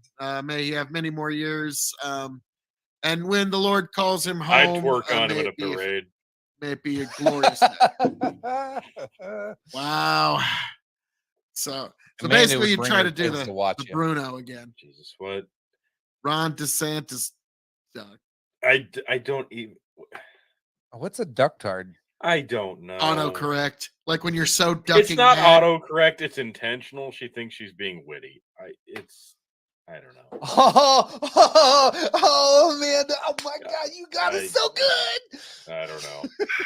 So basically, Ron DeSantis is basically just hoping that the indictments pile up too much. That's all he's like, because he has no chance with the voters. Because Trump's gonna win. All right, look, now guys. I'm look, guys. We've gotten deep into it. I've had this discussion enough at this point. Trump's gonna get the votes that Trump's gonna get. Ron DeSantis is actually playing this very smart so far, because what does Ron DeSantis have to gain by slinging mud? Here's Ron DeSantis for you. I'm a really good governor, and I did a really good job as a governor. By God, yeah. And I sound like Lex Friedman on a podcast, and I'm really monotone and have zero passion about anything. And I was a really good governor. Vote for me. Listen, if Ron DeSantis started slinging mud at Donald Trump, He what won't, good 'cause would he that actually sucks. do him? What good would that actually do him It would do versus no shutting good the because he would fuck get up fucking and let demolished. Donald Trump The put his best. own foot in his mouth? I'm just saying. Think about it. But people love Donald Trump's foot in his mouth. They're going to vote for Tony, Donald Trump I'm sorry. regardless. After that grab him by the pussy shit and he fucking walked He can away get from away with that, I anything. knew No, it doesn't matter no. what he says after that. Take your fucking bias out of it. Think about it. If Ron DeSantis started coming out and doing slinging mud campaigns, commercials, would that win him people over, or would that drive other people he might potentially get away? Think about it. Yes. Okay, so you're saying he's avoiding driving people away. What's he doing to attract people, Fuck. Tony? What's he doing to attract No, people? he's not doing Because- much anything. I think that's a smart play right now. Honestly. No, You know that's what Ron terrible. DeSantis, like, okay, guys, The let's worst be play fair. than that. Guys, you two are nonpartisans who are not registered Republicans. I, gentlemen, as you know, have been Yes, we a know. proud We and congratulate ardent you defender daily. Yeah, of amazing. the Republican Party for many, many years. And Ron so, DeSantis is running a terrible campaign, by the way. well, what I'm saying is he's The not fact that he gonna waited be- this long was stupid. He's but not going to whatever. be able to outright Trump. He's got to try. But like what his okay, I'm going to be honest with you. As somebody that's a Republican voter that votes in Republican primaries, we already know what Trump's appeals. Yes, you are. know We don't what need you to get get. into that. Yes. you know. But with Ron DeSantis, I'm going to tell you what his appeals are to Republican voters are. Yes, he's not Donald Trump. No. That's It's a gonna big be one. something- It's a it- big like- one. well, that's a big one for the never Trumpers in the party. Okay. Yes. But that's not the entirety of the party. For folks like me, the majority of the party, the Republican voters who support Donald Trump, what Ron DeSantis's appeal is he has been seen as being competent in stalling and stopping the leftist agenda, whether it be in the schools, whether it be with Disney, what have you. He's been seen, or with COVID, he's been seen at being good at stopping the leftist agenda and being competent at doing Oh. such. God.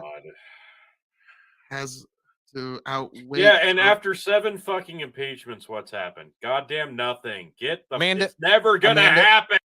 Hold on. Amanda, you and I have both been charged with crimes before. Let's go back to that. Back to Amanda's. Don't. No, Why? here we I Yeah. just Amanda, you and I have both in our lifetime been charged with a crime, What?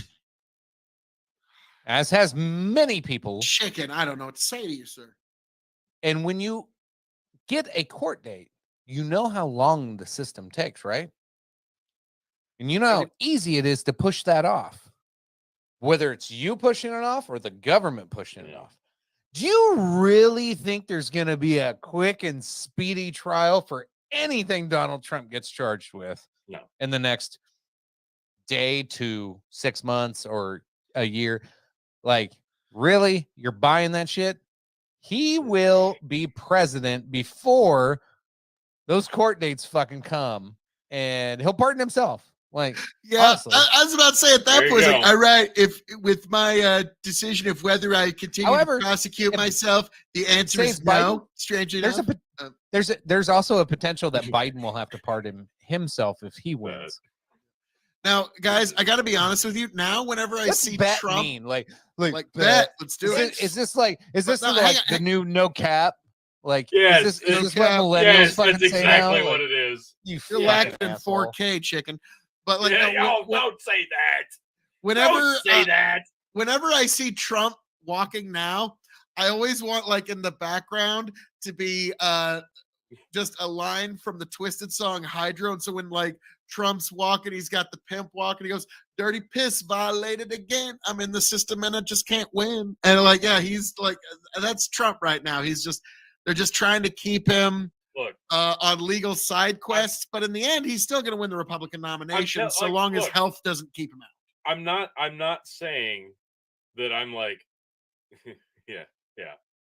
I'm not saying flat out like, "Oh, I'm all for Ron DeSantis," or "I'd vote for DeSantis over Trump." That's not what I'm saying. I'm just telling you flat out after people I've talked DeSantis to, voter literally. confirmed. okay, ignore it at your own peril. That's one of No, your I'm just- favorite I'm fucking lines, with you. Phil. No, No, I'm I'm just just fucking with you. I know, but I'm just telling you, ignore it at your own peril. After talking to multiple people in the voter region that you're very, very familiar with, who are highly Republican, there are people who are still very, very turned off by Donald Trump, and not just because of the way he presents himself, but because he did, Yeah, not because of how he presents himself. That's a turn but on. because he did lose and how he lost. Not through any merits of his own, but not just because of the merits of his own. I'm telling you, there are people who do want to very much vote Republican, but don't necessarily want to hitch their wagon to him again and look to Ron DeSantis and go, you know, I think I'd like to maybe try that instead. They're not going to vote for Joe Biden, but they're not automatically going to vote for Donald Trump. And if Ron DeSantis came out slinging mud, lowering himself to like the Donald Trump approach, going, oh, he's terrible, the sanctimonious, it's terrible, it's awful, I'm tremendous. If he does that, you're not getting anything different. And that's the appeal. And that's literally like the conversation I had today with people thinking exactly this. And I'm not saying this to try to prove a point. I'm saying this as a reality. It's not a slam dunk. He's probably the favorite. I still think he gets the nomination, but it's not a slam dunk. I don't like DeSantis. Like here, DeSantis is a Navy man. He was a JAG lawyer when he was in I think he was a representative. Anyway, he's a very war hawkish seeming voting record before his governorship. Like, sure, he was good through COVID, but he was doing populist, easy fucking policies through COVID that nobody else was doing. Which honestly, all three of us could have been governors of any state and been as popular as Ron DeSantis just by going, oh, this doesn't make sense. How about we don't do that? And we would have been like three of the most popular fucking, we could have picked any goddamn, you could have called me I could have been like that. What's that libertarian dude that's got the fucking shoe that he wears on his fucking head all the time? Like, I could have been that retard and made just as good a calls as Ron DeSantis, been just as popular. So like, I am very skittish on anything Ron DeSantis because I think he's a fucking neocon war hawk. He's going to be a fucking terrible president. He's going to be like War in George Ukraine ain't Bush. ending with fucking Ron DeSantis. No, you're 100% right. He's going to be George Bush 3 is what he's going to be. You're not wrong. You guys aren't wrong on that. He looks good in his Navy uniform. I'll give you that. Yes, but I got to give. He was a I thought Ron DeSantis looked good until he looked like Steven Crowder. Like I'm going to be honest though, guys. Okay, as a Republican primary voter at this point, anybody but Trump just kind of feels like taking a knee. Yeah. If it's anybody but Trump, I feel like we're just kind of taking a knee at this point. As opposed to what? The Democrats rolling out Joe Biden again? Like, is that not taking a knee? Oh, that's an easy win for Trump because I'm sorry. Like, yeah, it's also an easy loss, turns out, because we saw that. Well, if he can't crack 80 million, it doesn't really matter. Well, Trump crack 80 million. Like, neither guy has to crack 80 million. He doesn't have to. Biden does, Tony. Like, don't you? No, that's the thing. No, you don't, because you're not going to have the same Trump's got Kellyanne Conway back on the team. She's the one who delivered him a victory last time. Turnout in 2024 that you saw in 2020. You're just not. The numbers are not going to reflect that. It's going to be down. It's a guarantee. Then that's what now you see why so many Republicans are so eager to get in there, because if Joe can't crack that 80 mil, it's very easy. Like, fuck, man. Like, almost anybody on the Republican field now could probably point box Leoto Machida their way to an electoral college 80 million win. doesn't mean shit because we're not running off of the popular vote. Thank fucking Christ. Yeah, Vermin Supreme. Thank you. Okay, so let's take DeSantis and Trump out of it. Who's the next most attractive? There's not Biden out of it. Jr. Hold on. Take Biden out of it. Take Trump out of it. Take DeSantis out of it.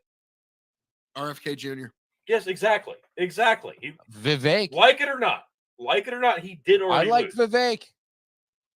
Vivek Ramaswamy. That's a fucking cool name. First off, like, now, could you imagine a president, the Ramaswamy? Like, that's fucking pretty It was pointed out to me that RFK Jr. does support an assault weapons ban, which Yeah, it knocks shuts off me some totally serious down on him. points. Oh yeah, that's Um, gonna kill him. For all the people that he would have picked up on the right like that, yeah, that Yeah, pretty they're much gone. does him in. Because there's no fucking definition of assault weapon. It's just a word. Well, hold on. Another time we're like, just saying words with no actual definition. I'm not going to be like totally ignorant to the thought of like, oh no, he's going to lose all the gun people. The current fucking Senate, Congress, fucking representatives, nobody's done a fucking thing about the goddamn pistol brace ban. Like, they tried to pass something and they totally fucking failed. Like, now we have to wait for lawsuits. So like, hey, fuck all you Republicans. Like that like you think, oh, I'm gonna vote this guy in because of gun rights, and I'm gonna vote these people in because of gun rights. Bullshit. They don't fucking do anything. It is not on the agenda. All of them. As soon as there was one fucking shooting and it was supposed to come up for a hearing, they're like, oh no, there's a shooting. This is a bad time to talk about it. No, this is the perfect time to talk about it. If you really fucking believe in your goddamn gun safety and your gun rights, this is the time to talk about it. But no, they were like, no. Well, if the Democrats That's believed in just- gun safety and gun legislation and gun laws and abiding by the laws, They're in winning. place, Hunter Tony, they're Biden would winning be in on that. jail, but he's not. So it's all a hypocritical bullshit tactic, fucking smokescreen. But whatever, we're I'd not say ready to have gun that control, conversation. as according to the Democrats, gun control for thee, but not for me. Yeah. But the Democrats have been trying to, since basically the end of Civil War Reconstruction. If you look at their laws, their outcomes, where they rule politically, they've been doing everything they can to Jesus. disarm as many Worst comment of the solutions night, as they Steven. have as they could possibly figure out since Civil War Reconstruction. Ban it, And it's gone. Good dummy. Project Sadface, maybe with the comment of the night. Stop voting for fucking 80-year-old. Exactly. Jesus. Stop putting dinosaurs in place. Stop it. DC, Washington DC Vote is a KOE very expensive- 2024. Yes, vote Phil yes. KOE in 2024. Yeah. Girl Department, assault weapons are going to kill RFK Jr. Oh, We know God. Okay. God damn it. Like, yeah, the first sentence. It like took me a second. I was like, So that's why RFK Jr. supports the assault weapons ban. It's like, no, I want it to be illegal for people to own what people might use to assassinate. But yeah, okay. Funny. Okay, That's well funny. done. I Well done, mean, Girl Department. Well done. Yeah. Fuck. Kind of Fuck. like LBJ signed the law that made it illegal to order guns over the mail. Well, Yeah. considering the last guy. There are already. Oh. Oh shit. God damn it. I got blown. Chicken, do you want that one? I'll read it. What? I was chewing a cracker. Amanda When there are says, less massa shootings, are you being racist right now? When there are less Steven mass chimed in, shootings, your Bink speak. Misa shooting. Misa shootings. That's fucking beautiful. When there are less Misa shootings. Jar Jar Binks is a master. or no, Jar Jar Binks trying to fucking report on it. Misa needs to talk about the shooting. Misa mass shootings. Misa assault weapon. Oh, God damn it. Then there are days in the year. Rears his ugly head again. Ooh, Amanda, Misa slaughtered the young ones. Amanda, real quick, before we even discuss this, define a mass shooting, Amanda. On your terms, what are you talking about right now? What is a mass shooting? Nobody in the chat help her. Nobody say anything. Don't give her any clues. Chicken, you Amanda, she's got a what Google is, machine right in her hand right no, I'm asking. She's got to do this quick. Like, what is a mass shooting? You have to tell me what is a mass shooting. What is a reasonable and intellectual view of what a mass shooting actually is? How many people get shot? How many people die? Like, what is a mass shooting to details you? matter on this statistic. It's true. We've gone over this. All right. Well, she hasn't Now- answered yet, so now I'm we going to can't trust that her answer is not going to be authentic. Now, we can't review guns because they're really heavily restricted on YouTube, but you can Jesus. watch my soon-to-be-coming knife reviews on God damn KOE it, Phil. So we're about 2 minutes in. Amanda still hasn't answered. So obviously she's looking this up. So the statistics that she's looking up says that 2 or more people were casualties. Doesn't mean they died. They just got injured by fire. So here we go. It's a collection of data And of he's a Dark shootings Lord of in the Sith. America versus rest of the world. We have the most. Oh, so you couldn't even answer what I asked you. Jesus fucking Christ, how dense are you? God damn it. Like, so a mass shooting, Amanda, in whatever data you're looking at, look closely. It's going to say, like, if you zoom in, we've done this before. You go to Vox. And it's pretty telling. Vox, It's actually Vox.com very has this revealing. mass shooting map. Zoom into Nebraska, and you're going to see, oh my God, there's so many mass shootings in Nebraska. Nebraska's there's not a great example. Well, okay. But per capita, yeah, I get what you're saying. Yeah. Like there's Well, so it was many, like saying but there was there's one not. in Seward, and then you like click on it, and it was like, oh no, a dude accidentally discharged a firearm with a shotgun that hit 2 people on a hunting accident. It's like, technically that's a mass shooting because 2 or more people got injured in a firearm like discharge. So that was a mass shooting. You don't have like to say it's duck. silly. You can say Stop fuck. saying duck, you fucking retard. Jesus Christ. Duckity duck. Anyway, the fucking equal. data on mass shootings, well, like when 99% of Americans hear mass shootings, they go, Mass shooting in Massachusetts. when most people, No. when check most it. No, people in our this English country, teachers would all appreciate this, Joe. yeah, they would, Yeah. Geography Yeah. teachers. yes. When most people hear mass shooting, they go, oh my God, a whole bunch of people died in one place by like whatever violent crime happened. And then when you tell them that over 400 have happened this year, and you're like, oh my God, why didn't I hear about all these? And then you start digging into them, you look at them, it's like, oh, a 7-Eleven got robbed, and like some people got injured, and they didn't even necessarily get shot, but a firearm went off and people got injured that didn't even get shot. You could have 5 people get injured in a shooting incident, and only one of them gets shot. Now it's a shooting incident, and they'll count all of the casualties in that and say that that was a mass shooting. Yes. It's not a fucking mass shooting. That is not a mass shooting. A question. Are most of these quote unquote mass shootings gang related? Yes or no? Yes. There you go. And massive amounts. And you know where they all come from? Chicago. Yep. Amanda says the fact that 2 or more is considered mass shooting is sad and needs to be addressed. Amanda, the reason 2 or more is considered mass is because we're that's what singular you're reading versus plural. If it was singular, it would be a murder. So I'm confused. If she's agreeing with us that 2 or more is considered mass is silly.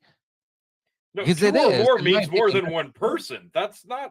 We're talking definitions mass. again here. It's multiple. It's not mass. I'm confused if she's like agreeing with us that that's a silly term, or if she's. No, the definition of mass shooting is fucking ridiculous. It just is. It's a silly term. We've broken this down. We have actually put this under the magnifying We did a whole glass. show on this. Honestly, we need to do it again. We did this early on in the iteration of the Dog and Chicken Show, and we did it pre-recorded. I think we need to do it live because I think a lot of people have the misunderstanding of what a mass shooting actually is. Matt Walsh can say, what is a woman? What is actually a mass shooting? And I think we're talking about something that we really do need to re-examine because Thanks, people Steven. don't have a good night, understanding of it. Thank you, Scanners. Stephen, for tuning in. Love you, brother. Appreciate you. But no, it is true. And unfortunately, yes, a lot of, if not more than a majority of the mass shootings in the country are gang related, which are, again, with weapons that are not going to be registered, that are illegally acquired, that you can't do a goddamn thing about no matter how many laws you put into place. And we're not talking AR-15s. We're talking about handguns. So... which aren't involved in any crime until they make it to these major metropolitan areas. I understand. Because when we highlight and glorify the actual mass shootings of multiple people with high caliber weaponry, and we dramatize it and 24/7 commentate about it on the news, and we glorify it, make it appealable for people who are sick in the head to go out and do the exact same thing. I understand why the knee-jerk reaction is to absolutely go out and punish everybody else with a gun who's owning it responsibly. I get it. I can sympathize with that, because what if it was somebody you knew? What if it was one of your family members? Yeah, I get it. I understand the reaction. But when you actually look at the numbers and see that it's mostly gang related, mostly with handguns, the numbers don't actually lie in this instance. We're not actually talking about real mass shootings. We're talking about Tony. gun violence in overall fashion, and that's what needs to be stopped. But we're not going to stop that. Nothing is going to be stopped. Tony, you want to see something exciting? Like some really good news? Yeah. I went to go back to that virtual map that we used before. Yeah. Something went wrong. Please try again later. You're shitting me. Vox took it down. Because it was fucking inconvenient. Because it was fucking wrong. It was bullshit. Well, we'll have Is it gang or gay related? Maybe Probably we just both. need to replay that episode like the gay mafia. Yes, we'll just relive. Like, I do recall, actually, Aiko brought up that actual very chart on one of our episodes of Hazard Analysis, which you can find Hazard Analysis on YouTube. Definitely check that out. Give that a like, share, subscribe. Gay or gay related? Mic drop? Who just mic dropped? Amanda mic dropped after gang or gay related. Yeah, I don't. That's a mic drop. Gang. I said gang bang.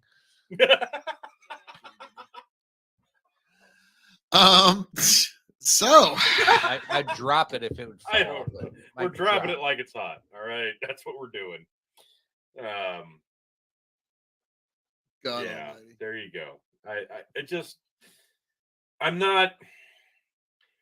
Every time there is an actual mass shooting, and we're talking multiple people with high caliber weaponry by some sick motherfucker who was persuaded, not persuaded, did it on their own volition, or was just influenced by the media, glorifying it for fucking days on end and making, oh, really, I'd like to go down in notoriety too and kill a bunch of fucking people because I'm a goddamn loser with a fucking mental health problem. Every time that happens,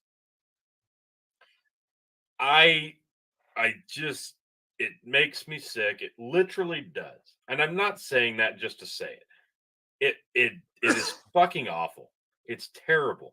And we're not saying that for the likes. We're saying that because it's true. It's fucking horrible. The people actually affected by these things. It's so unjust. It's so disgusting. And the people that commit these, we can't pretend like there's not an actual mental health problem. There's always been mental health problems across our fucking species, let's be frank, but Jesus Christ, where they really You're a mental health problem. Nobody had therapists back in the old West. It's not like it's a new concept, it's just a new realization. Mental health is a real thing. It's always been a real thing. It's not about the weaponry being available. It's not just I get it. America, yes, weaponry is available. But it's not just about that. It's about being able to prevent it from the get-go. And I'm not talking about gun laws. I'm talking about getting people thinking clearly, straight, getting people the help they need before this is an actual thought, something that they glorify, something they dramatize inside their fucking head. If everybody in the country is depressed to the point where they're like, I'm just going to take myself out, but I'd like to take a bunch of people with me. Let's change that. Let's not punish people who are actually purchasing firearms and owning them responsibly. Let's focus on preventing the person who's sick in the fucking head from getting sicker in the fucking head. That should be why wouldn't that be the focus? JFK made insane asylums illegal, Tony. That's an unfortunate reality. Why wouldn't that be the focus from the get-go from both sides? Because it's not beneficial. And that's all right, ladies and gentlemen, time for a knife review on KOE Nation. Yes. Okay. It's about time. Like, speaking of, being able to defend yourself, the KOE Nation knife reviews, which the first one is going to be dropping the 18th of July. Okay, that's going to be Oh, God. first Wow, one. it's right to the fucking day. To July the day even. 18th on KOE Nation. Jesus. Be sure to check out the first inaugural knife review of the K-Bar. That's going to be an excellent one. And then the one right after that is going to be a knife Tony's carried for many, many years. It's going to be glorious, folks. So check that out at KOE Nation. But gentlemen, as I'm known to say, Are we doing a post, or do we just want to drop the link so people can just join us inside the room if they want to shoot the shit with us? Yeah, just shoot them the link. We don't have to there record we a go. post. Like if they want to come in, chat. Yeah, we with have us to create afterwards. another room. Alright, If you cool. want to join us for a post show, just jump in to the room and we will add you. Here it is coming in. Phil, go ahead and folks, as drop I'm it known like to it's say hot. around here, all that being said, thank you for joining us here at the KOE Nation, Big Buckin' Empire, folks. You know, sorry, chicken, I'm never above shameless self-promotion, but Big Buckin' Getting a call from Empire my on daughter, YouTube so I'm and just gonna go to the next Facebook. video. Be sure to check it out and be sure to join us for all of the craziness that's going to be coming down the pike. Be sure to join me and Tony over at Hazard Analysis on YouTube. And be sure to join me over at the KOE Nation on YouTube, TikTok, Twitch, and now Twitter as well, folks.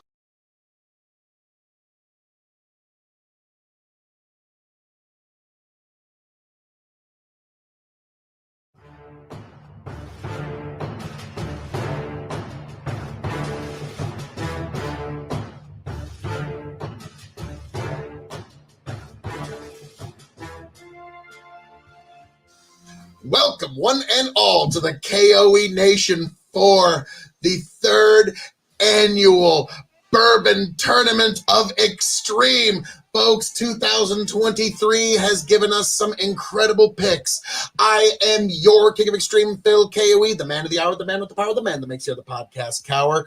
And folks, for this tournament, I am joined by a whole cast of characters. But first, we will get into the one, the only, Your Big Buckin' Emperor Chicken. Happy to be here. Find me everywhere. YouTube, all that good stuff. Big Buckin' Empire. and The quadruple distilled, non-chill filtered, blend master himself, Tony fucking G. Like, share, subscribe, folks. It's finally here. yes. Now, for those who don't know, we have 4 matchups of 4 whiskeys in a blind flight. And this year we've changed it up a little bit. The brackets are going to be the high dollar bracket, which is another way of saying the Splendor bracket, the high wheat bracket, the high rye bracket, and then the high proof bracket. So we've got a lot of interesting brackets to get into, but without further ado, let's get into this bracket here, the Splendor bracket, folks. We've got Golden Sheaf Bourbon, new darling in the Nebraska bourbon scene, the venerated George T. Stagg. Don't even ask how I found this, folks. I stumbled on it. Blood Oath, Pact 8. Want to get that right because I put Pact 9 on the video the first time. And something none of us have tried, Blade and Bow. So that is the Splendor bracket. Now, for those who don't know, we will grade on a 4, 3, 2, and 1 point must system. Your favorite whiskeys will be given 4 points. Your least favorite will be given 1 point. And now, gentlemen, we get to the pouring part. So what we're going to do here is the classic Wayne's World bits where we're all going to do the doo thing, and then everyone's just going to be here. All right.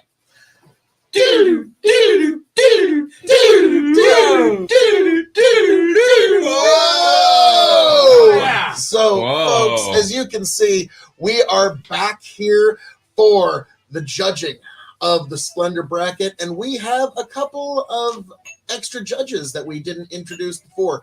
Making his return from the 2022 Bourbon Tournament, the one, the only.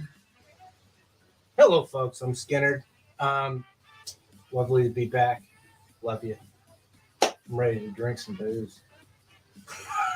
Let's do it. Let's do it. And Also, To my left, over here, the debuting, the illustrious, the plaid shirt, leather satchel, Well, thank you. fanny pack wearing motherfucker, Shane, making a debut. Hello, y'all. She was about to say. Now, look into the camera and say hi to Yanked Up Podcast since you Money in the Bank cashed in on him. Hi, Justin. Yeah. Hi, Justin. Chicken, can you hand me my water? Because things are about to get It's right Yes. there. No, that's yours. I No, think. No, mine's right That's there. yours. Oh, I okay. am That's mine. Shit's about to Good. go. Prepared, well, sir. F me. Yes. What do I know? I could do better. Anyway, folks, could you? here is today's bracket. Yes, what we have here. The once high again- dollar, the splendor. So, like, okay, this one cost about $100. Mhm. This one cost about $110. Chicken, what'd you pay for this? 70. 70. And this, I think I'll just leave undisclosed what I It's paid best for that. not to discuss these matters. You know, like, why discuss like all financial decisions and such? But I will say I didn't pay anywhere even close to secondary. On That's this. fair. So I That's actually, a good day. by secondary standards, I got a fucking deal on that bottle. But It's a good day. now, Shane, since you're new to this, this is a 4, 3, 2, and 1 point must system. I'm telling you, but also the illustrious audience at home. So one of these whiskeys must be given 4 points as our favorite. One must be given 3 points as our next favorite. One must be given 2 points as we like it, but not as much as the other two. And even though these are all marvelous whiskeys, one must be given 1 point. So we can't do like, well, they're both great, so give them both 2 points. Nope. One must be given 1 point. One must be given 4 points. I kind of stole I it don't from. like rules. Well, I stole it from MMA, where they have the 10-point must system in their judging. So it's like I don't It's like a it, terrible but system. it works. Yeah. I was about to say. You stole a very flawed system there, Yeah. Phil. Like, Well, the thing is, I like that it's objectively numbered. Like, don't get me wrong, the unified rule system I like to call the Wrestling Protection Act, but we can get into that another day. So I think let's Right do it now is the time. Let's do that now. we That's want why we're knees here. to downed opponents. Oh, okay. Not to drink no. expensive bourbon. No, not at all. No. All right. So we Now, first of all, Shane, don't know. Phil poured these. Yep. I have the secret master sheet right here, so even my like goldfish level memory will still be able to remember which one it is. Now, okay, Shane, I'm going to give you a quick, just real quick. The way Richard Patterson, Sir Richard Patterson, my personal whiskey spirit animal, teaches people how to approach a whiskey, and this is how we all do it. You come in with a few gentle noses, because if you stay in, the ethanol will overwhelm your nose. But if you come in just a little bit, A little drive-by action. little bit, All right. like that, then you can start unlocking the flavors just with the each tip. new smell. Like, yeah, kind of like that. And then you can really enjoy a nice full smell app, because if you go in just immediately, the ethanol's going to overwhelm your nose. So that's how you drink. And then you have a couple of light sips to fill the palate. And then we keep going down the line. And then once we get down there, then we can just start, knocking back like a cowboy. If However we you like. want. You If don't, you like. don't You feel have to. compelled, because Right. at the end, once whatever you have left, what we like to do around here, myself especially, since I'm the blend master, you take what you got left, you put it all in one, you give it a little swirl, you taste that, because you're never going to get another opportunity to blend these 4 specific bottles. I was about to say, ever again. especially Like, these two, Yeah. George T. Stagg and Blood Oath number 8, you'll never have the opportunity to Oh, do that God, ever no. again, because this they will never make again, and this is really hard to find. Yeah. So this one you can find, this one not so much. So, gentlemen, start your Finally, engines. we get to the good part. yes. Bring Oh, whiskey A. It says on the bottom, it whiskey should be A the one on the left. up Yep. to your nose. All right. Oh, yeah. Super sweet. But Buttery caramel. it's got a subtle like floral overtone, and then it goes, buttery caramel, I'm gonna like that. almost like a cotton candy sweetness on the Gentlemen, nose. We don't do this for all samples, but for the for first. the first, Yep. indeed. Slanjiva.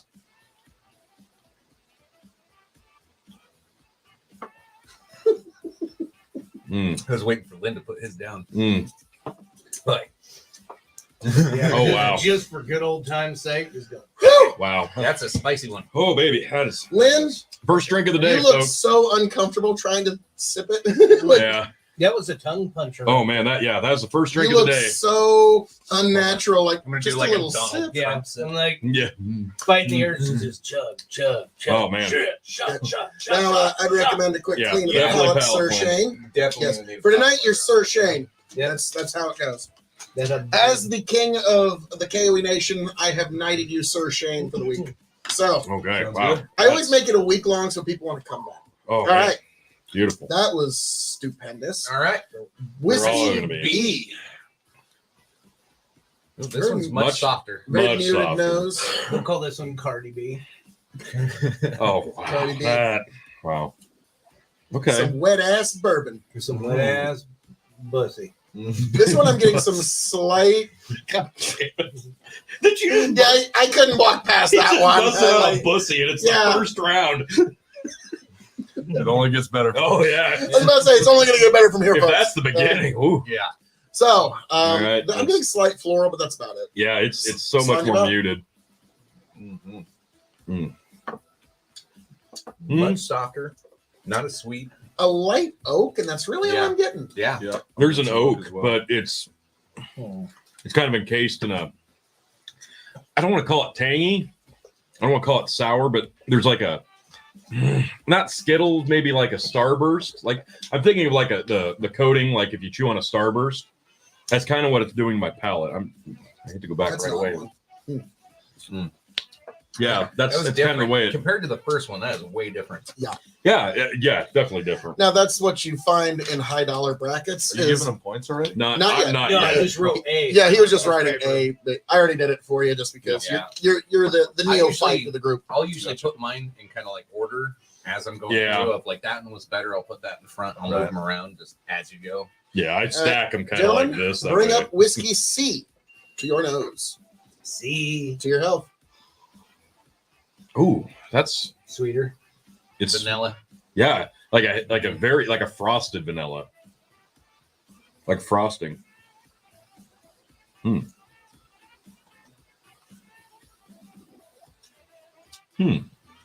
Like a grainy molasses. It was really tame. That one goes down really smooth. Yeah.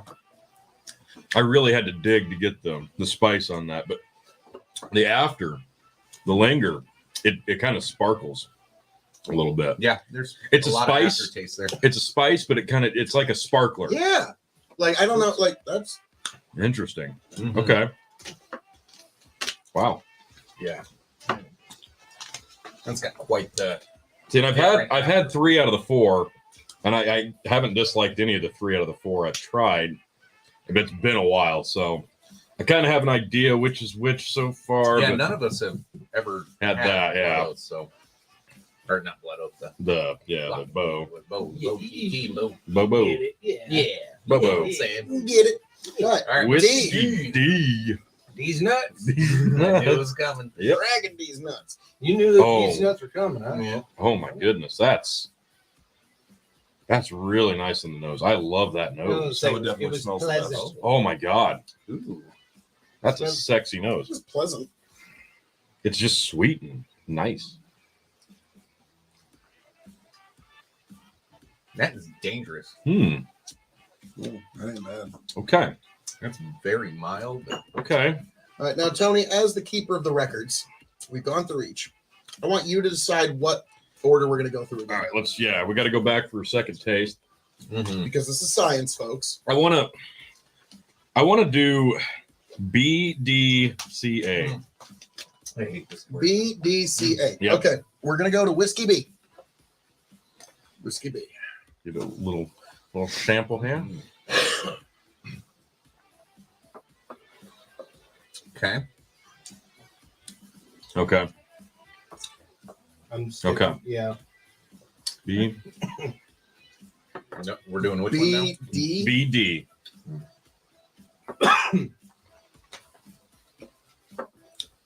Because I think B and D are They're pretty very, comparable. Yeah. They're very But- soft. B's kind of my favorite out of the 4. Really? Yep. And then C. Then C.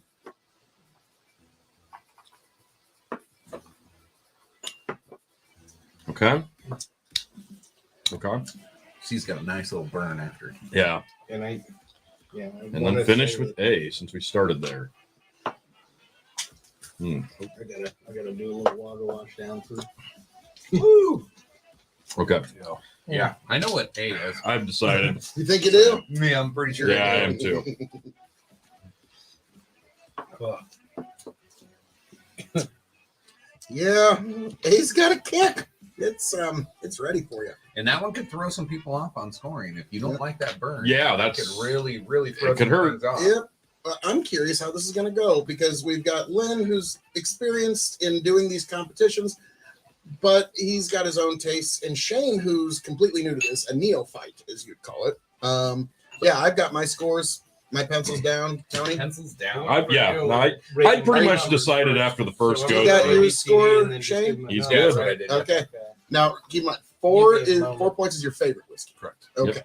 Lynn, how about He is yourself? Right in his Bear down, with almost me. done. I got my. Now, don't Got feel it in compelled to panic, chug these at the I didn't end. know We've Missouri got was a extra glasses. We can just dump it all in, and you can just Yeah. have a nice blend at the end It of is this. all right.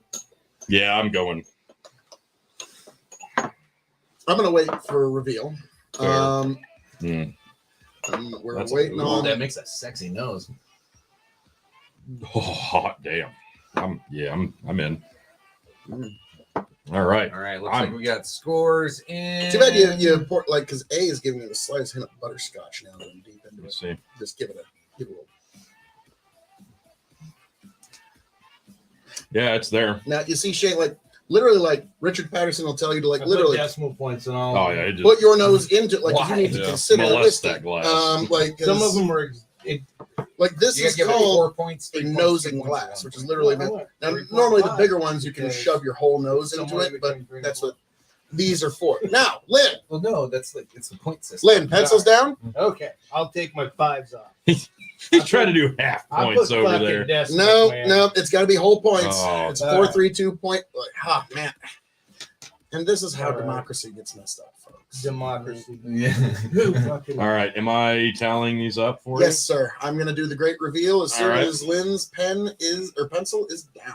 All right. you? He's All right. torn, but he's Pencils there. down. Yeah. Pencils down. Okay. It's a very big shock to Tony and Chicken. Not at all. Whiskey A is George T. Stagg. Yep. Knew Excellent whiskey. it. Knew it. Whiskey B. What do you think it is, guys? Whiskey B, I'm gonna guess was it Blade and Bow? It is, Tony. Yeah. Whiskey B is Blade and Bow. Okay. Whiskey C. Whiskey C, I was kind of leaning that Golden way. Sheaf, the Yeah. new darling of the Nebraska whiskey Yeah. scene, and Whiskey D is Blood Oath. the one of a Blood Oath. kind Blood How Oath, about that? which is finished in Calvados casks, which is a pear brandy. See, So I that's thought- why that's going to taste different from anything. you've I ever had. thought that, what did I say? B and D, I think, had the most Huh? comparable palate. All right, well, I dropped that in a little bit of water, but it's not Bring the in part a we need to better worry pour. about. You have to So, put all some- right, gentlemen, I didn't know the rules. Gentlemen. You told me Explain that. the rules at the beginning. Like thrice. We're arguing about the rules, guys. We hate rules on all this side right. of the table. If I say gentlemen, maybe 6 more times, maybe I can get Stop some. calling them gentlemen. I will Okay. go ahead and All get right, that one bitches. for it. I have to give one a 4 because you didn't tell me I that. was like, you didn't give one a 4. You Because- did this last year. I know. I'm correcting. Dude, I don't remember last week. Lynn, how many times have I said you 4-point must? Okay. All right. Now that we're still fucking talking, I'm still not listening. I mean, like, well, you don't ever fucking listen to anybody This in is your how whole life. exactly. It's This how is you've the arrived here. direction that this goes. Yes. So, all It right. makes it fun. All right. Lynn, Hmm. Whiskey A, how many points did you give it? 2. 2 points. Yeah. Chicken, I gave it is the reason 4. why. I also gave it 4 points because me and Chicken are right and Lynn is wrong. No. I just don't like the burn, and that's just my opinion. And my opinion is better than yours. Your opinion sucks. I'm sorry. Like, it's like, so Tony, how many points did you give? Whiskey A, I gave 4. All right. And Shane, how many did you give? 1. You gave it 1 point. So the burn was So- more than because let's be frank. No, Lynn, it, Look at what the proof is here. 138 proof. that's a strong one. That's a I just why wanna you read- got burned. Just want to double check, Lynn. How many? I had 2. 2, Mhm. 4, 4, 10, 10, 14, 15. okay. 15 points. All right. 15. All right. Whiskey B. What'd Cody you give B. me? That was the one I gave a 4 to. 4 points to Whiskey B. It was smooth. It was good. Uno. I also gave it Uno. Yeah. All right. I gave it 1. And Shane, what'd you give it? We also gave it a 4. Why? This is Why? going to be a Why? lot Now closer. Tell him why. Tell him why. For me, it was the best tasting, just strictly taste. It wasn't like that one did smell a little like just smelling it, just getting the scent from it. A was really stout. B was B was a lot Pleasant. better, in my opinion. Okay. I say it is quite the difference. This is a 45.5, Yeah. 91 proof Yeah, versus the that's- 130,000. So how many points did B get? B got 11. Nice. All right. C, Golden Sheaf. What do you give that, Lynn? 3. 3 points. Chicken? 3 as well. 3. I also gave it 3. So 3 is 9. 9. Math's hard. I'm just making sure. I also gave it 3. I give it a 2. 2. Woo. Woo! What's that put Okay. it at? That's 3, 9, 12, 1 point 14. under. 14. Okay. That's close. Now D, what'd you give D? Give it a 2. I also gave it a 2. I gave it a 2. I gave that one a 3 as well. Okay. All right. Well, Tony, once you get all the tabulations, let's start with the one that got the least amount of points. So coming in just barely at the bottom with 11. This was a tight one. Yeah, this is very close margins here. Blade and Bow with 11. Blade and Bow with 11 points. Excellent, excellent whiskey. It's kind like this is what I would call the ultimate introductory whiskey.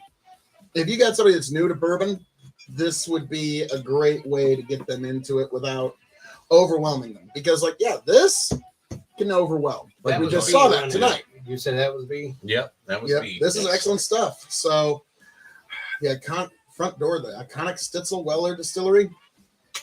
T, It had a great Set aside. smell It to it, must and it was be smooth yeated. as shit. it must be yeated. All right. So, Tony, what was the next lowest score? So we've also got an 11. Believe it or not, B and D, both Blade and Bow and Blood Oath with 11. So a tie for last place in the Splendor bracket. So there really was no real loser here because Blood Oath is spectacular stuff, guys. I mean, we all enjoyed Good this. company, yeah. But this is some slim competition. Like these are going to be some slim. This is a margins. bottle that, like, if I see any Blood Oath again, I'm sold. I'll buy I it. am really glad I love I've got that this. I'm going to be keeping this for special occasions. It's like trying to get it into the camera over Shane's head. But yeah, this will be amazing, amazing stuff for the future. And we shall eat. Now, Tony, David Mark Young's product here, Golden Sheaf, got how many points? It came in third, but just barely with 14 points. 14 points, you say. 14 points. And what did this have? The ever hard to find George T. Stagg does win the high dollar Splendor bracket with 15 points. So 1 point shy. 1 The point behind here, Nebraska folks. darling Golden Sheaf comes in just shy. I was about Just to say, I don't barely. think anybody would have believed us if we said, "Oh yeah," but like this shows you, folks, this stuff is really good, and it's within striking distance of even like if you're at a raffle, and you can't get your hands on one of these, like yeah, we are rallying, we want more whiskey, you sons of bitches. Maybe get yourself one of these. This is excellent, excellent whiskey. Yeah, chicken just can't take it. But yes, we're gonna rally. We want these allocated bottles, you son of a bitch. Quit holding them off. We're gonna go to Iowa. Woo! We're gonna go to Illinois. Woo! All right. But so, David Mark Young, take a bow, sir. You're within 1 point of Stagalicious over here. Okay, so T. brother. So the winner of this year's Splendor bracket and heading to the final four, the marvelous, the venerated, the powerful, the pleasurable, the front runner, but by the hair of its chinny chin chin, was able to advance, George T. Stagg. So folks, thank you for being here. Thank you for joining us, and catch us next week for the next bracket of the Sweet 16 Bourbon Tournament of Extreme. Who will be crowned champion supreme? You're going to have to stay here to find out. Tony, Chicken, Shane, Lynn, thank you for joining us. Anything you'd like to say to the people? No, I can't wait to do the next ones. This will be a fun tournament. Appreciate you, love you. Before we go, Tony, all that big blend, I forgot. Oh yeah, How would you grade this blend? it's Oh, man. it's pretty sexy. It's pretty nice. All the best qualities are coming out here. It is still pretty stout, but it's a lot more muted now, obviously. I blended the Still very three that sweet. weren't stag. Okay. No, this is really nice.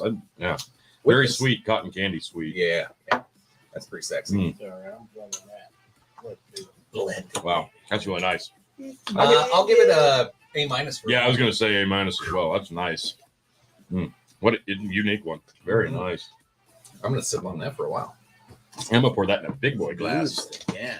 So, folks, God bless every last one of you. Travel well.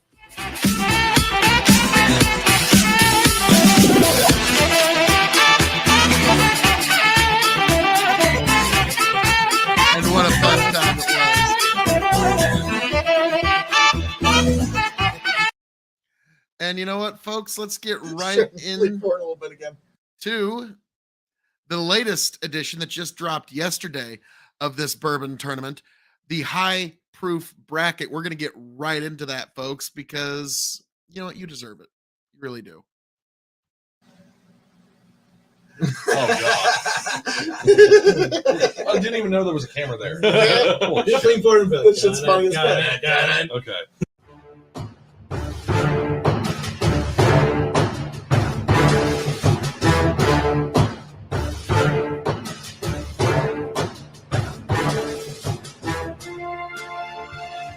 Welcome, one and all, to the KOE Nation for the second matchup in the 2023 Bourbon Tournament of Extreme, folks. We have arrived here at the high proof bracket, folks. We got 1792 Elijah Craig Garbage, Heaven Door Store Pick, and Booker's from way back, folks. That's hot garbage. You okay? did that on purpose. No, I that was I intentional. said what I said. Well, So, folks, it's not that Phil loves Heaven Hill or anything. that's fair. I don't. So, folks, how are we doing this evening? I am your King of Extreme, Phil KOE, the man of the hour, the man with the power, the man that makes you the podcast cower. You can, of course, find me at KOE Nation on YouTube, TikTok, Twitch, and Twitter. And I am joined this evening by my indomitable broadcast partners, the one, the only, Your Big Weapon Emperor Chicken. and also The blend master, the quadruple distilled, the non-chill filtered, Tony fucking G. Like, share, subscribe, folks. And also, we are joined by the returning.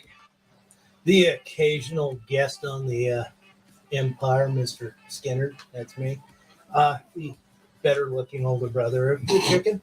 And This is debatable. you can find me on the TikTok. I might not be on it, but you probably still find remnants of my old shit. You can find him in the phone book. You can find me on the phone book. And also, Sexy. the newly arrived Just Shane. Let's make it happen. Well, Sir not gonna Shane go for with the time the being. Andrew Tate angle at all. Oh, yeah, where's the shade? Get the don't have internet glasses. clout while you Oh, I can. don't have the glasses. On the championship, you got to wear the glasses with me. Sounds good. All right. Alrighty. It's like, I'm Andrew Tate. I'm going to try and make misogyny look cool.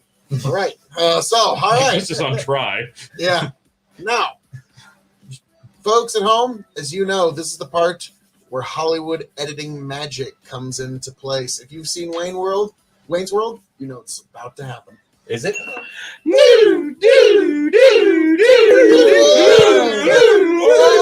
Oh, the magic of film editing, folks. So, folks, we have returned, and we have the judges here for the high proof bracket. Now, before we start getting into this, let's tell the folks at home what some of these proofs are. We've got 1792 wine, beer, and spirits pick. Excellent stuff. Very good stuff. 125 proof, 62.5 alcohol by volume.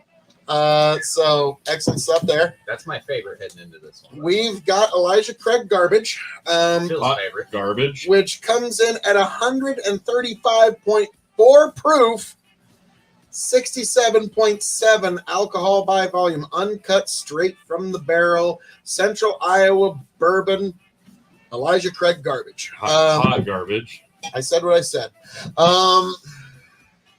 We've got Heaven's Door, Wine, Beer, and Spirits 2, which comes in at 123.36 proof.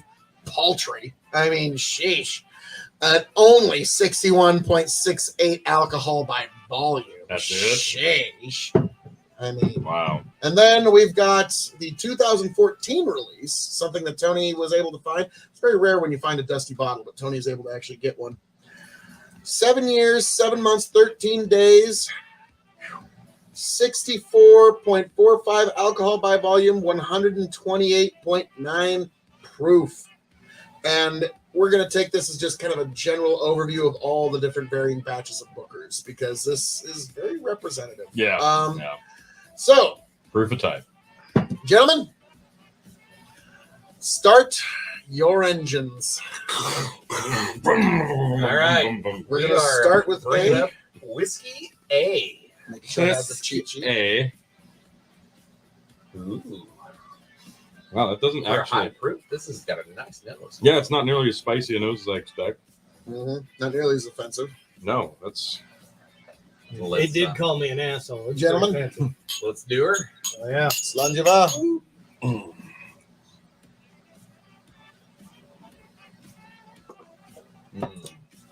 Okay. It's hot. Oh, the linger is hot. It gets Yeah, hotter. there Shane's That's sweating. hot. I'm definitely It sweating. gets hotter and hotter and hotter, Mhm. and it doesn't go Yeah. away. That spice That hangs one- around. That one There is a intensifies. sweetness that sticks around though. too. Yeah. That intensifies. Say Now, wait. Like, here's the Shane's going for the Andrew Tate look, but like, unlike Tate, his muscles are natural. So Wow, there I is didn't know this that. was going to be a platform to fight Tate still, but all right. Well, no, I the should've. fact that he still hasn't accepted my open challenge to meet me in the cage, Tate, your silence speaks volumes. So, all right, gentlemen, Mhm. we Okay. move on That's to palate cleanse on that one. whiskey. Oh, you're gonna have to do that a lot on this Yeah. one. yeah, it's Whiskey it's- B? it must- I'll just leave Whiskey it off. B. Mhm. Oh, Much smaller nose, like it's not But- very pronounced. wow, that's vanilla. Yeah, Heavy vanilla. heavy vanilla. Wow. To your That's health, like guys. all there is vanilla. Yeah. Wow. Mhm. Oh my goodness. It's really dry. It is. It is. It really. It's like a Chardonnay cask dry. Yeah, it sucks the moisture out of your palate, Back burn. Wow. but it doesn't linger as much No. as A. I mean, it still lingers. I thought it was gonna be worse, Yeah. That one's Yeah, that one was but muted. it still gotta. I gotta watch Interesting. that one Mhm. because it hangs on the tongue for a minute. Yeah, that surprised me. whiskey C. Whiskey C, gents. There's like no nose. Maybe it's because my like mouth is just on fire. I'm getting like cake batter. Mm-hmm. Sorry about that. Dried fruit. Dried fruit, I get I'm just like cake batter ice like cream. an apricot. I don't know. Slanjava.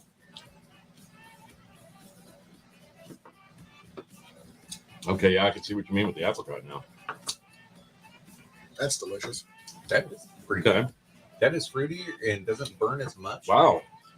Yeah, that it's hot. You can That tell one's it's got a hot, lot but going on. man, it doesn't Doesn't hit like that. It probably doesn't hit like the proof it is. Oh, still more. As the kids these days would say, that one hits different. It does hit different. It It- does. It do though. It do sometimes be like it that, do though. be like that. You think it don't be like that, but it do. It do be like It that. do. It do be. Now, and speaking of it, do Whiskey D, It do be. Let's do it. Oh, I mean, Yeah. dead ass chocolate powder on the nose. Dead ass no cap. Yeah, more like a chocolate cake batter. Ooh, I like that. It's very sweet. That is delightful. Wow. Man, this is gonna be It's gonna be tough. tough. Now, Tony, as the keeper of records, I'm gonna let you pick what order we go back to. Okay. And by the way, do you have any idea what you think any of these are? Don't reveal. No, I actually I have no clue. don't. And I'm surprised because I thought there was like two that I'm I'd be guessing able to. these two are going to be. So I got C and D up here. I'm guessing those are going to be 1792 in the Heaven's Door. That's Okay. my first. Which guess. one's the highest? This one. The hot Easy. garbage. The garbage. Wow, this is tough. Let's go BDAC. B.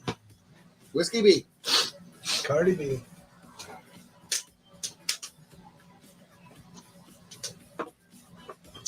Okay. It's B. D. D.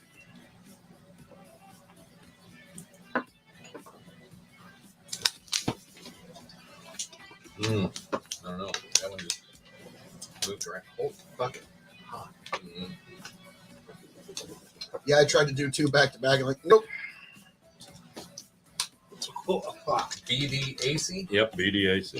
Hey, let's see.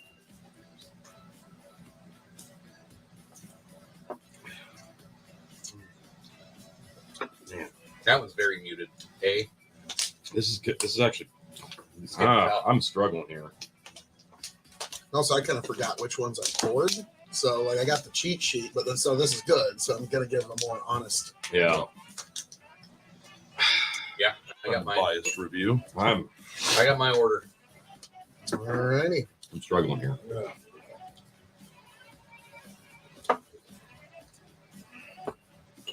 I couldn't put too much thought into this one because it's so goddamn hot. I don't know if I want to go back in. Pencil down. Yeah. Pencil down. I know where selections are, and I'm looking forward to this blend.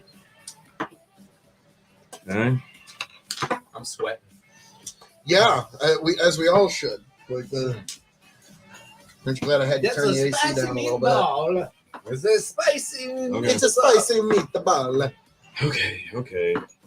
So let me know when all pens are down. Are you done? Yeah, I'm done. And you actually have 4, 3, 2, and 1. Hey, this blend's gonna be fire. Fuck you. Do you feel good about that? Do you feel good about that? Yeah. God, you. You give your scores last. Yeah. You don't even get to count yours. I'm No, it still mixing. counts, but We're all dads here, all right? No cap, True. dead ass. dead ass. Dead ass. Sometimes it do be. Chicken, we caught you lacking in 4K. Okay, no, now I'm mad at you.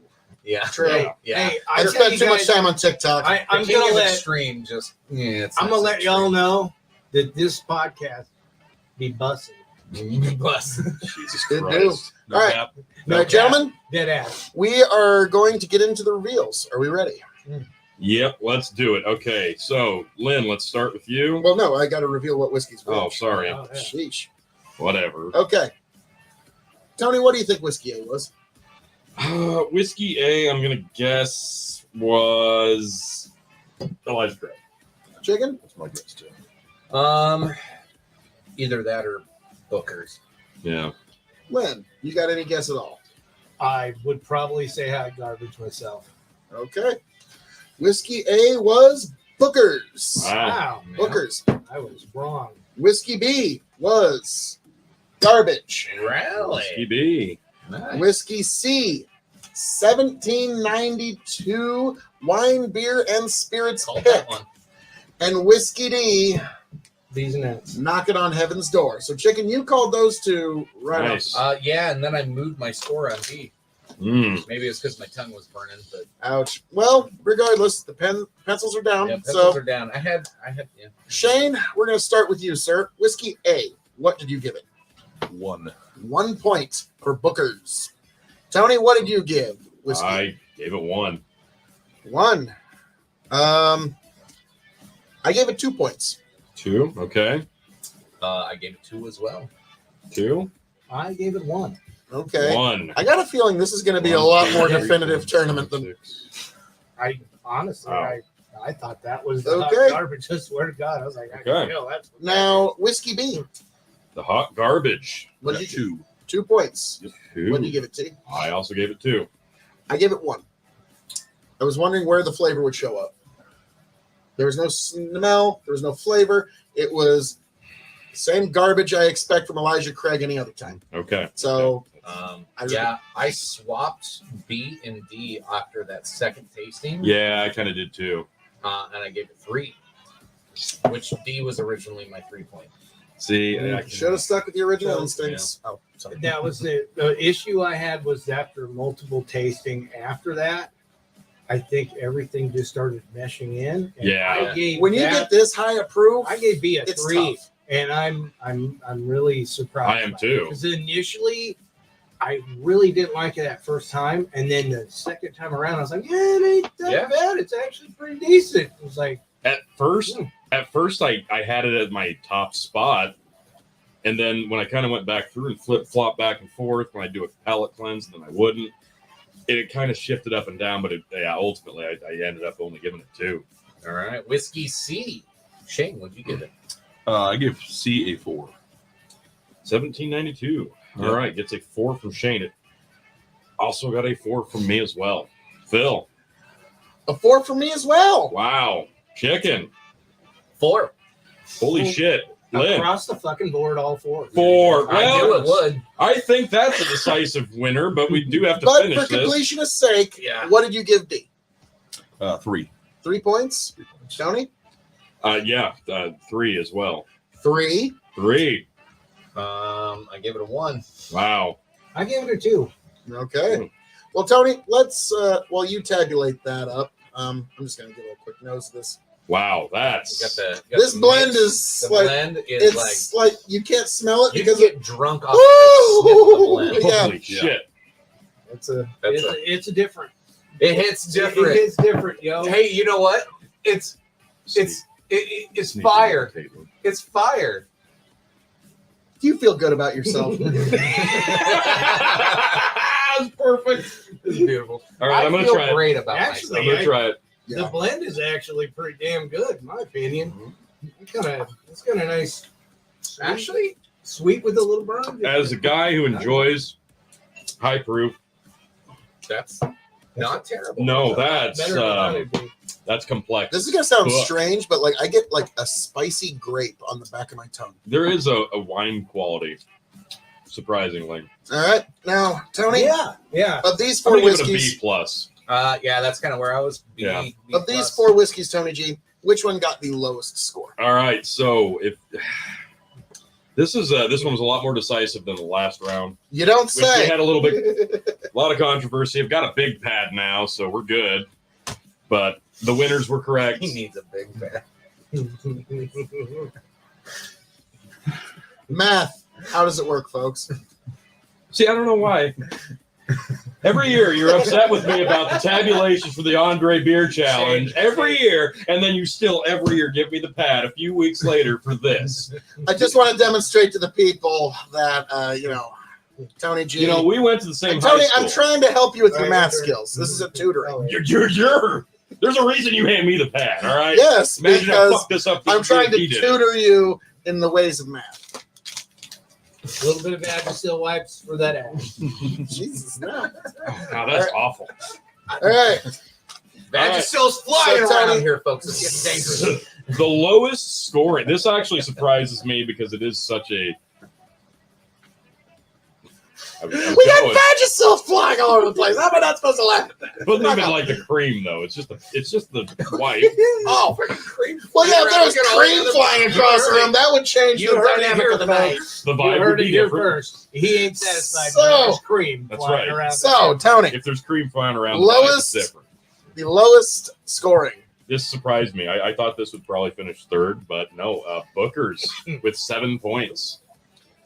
Booker's with a mere 7 points. Now, some folks are going to say us taking such an old bottle handicapped it. I don't think so. I don't because think so. This is proof of type. this is representative of a lot of the batches you're going to have this year, and it is what it is. I don't know that it doesn't have the we shall, as Chicken said in the first tournament, We shall eat. yeah, shall this eat. one isn't going to have a lot of the extra flavors that some of the more modern batches are going to have. So I understand why it possibly did. Plus, it's still 129 proof.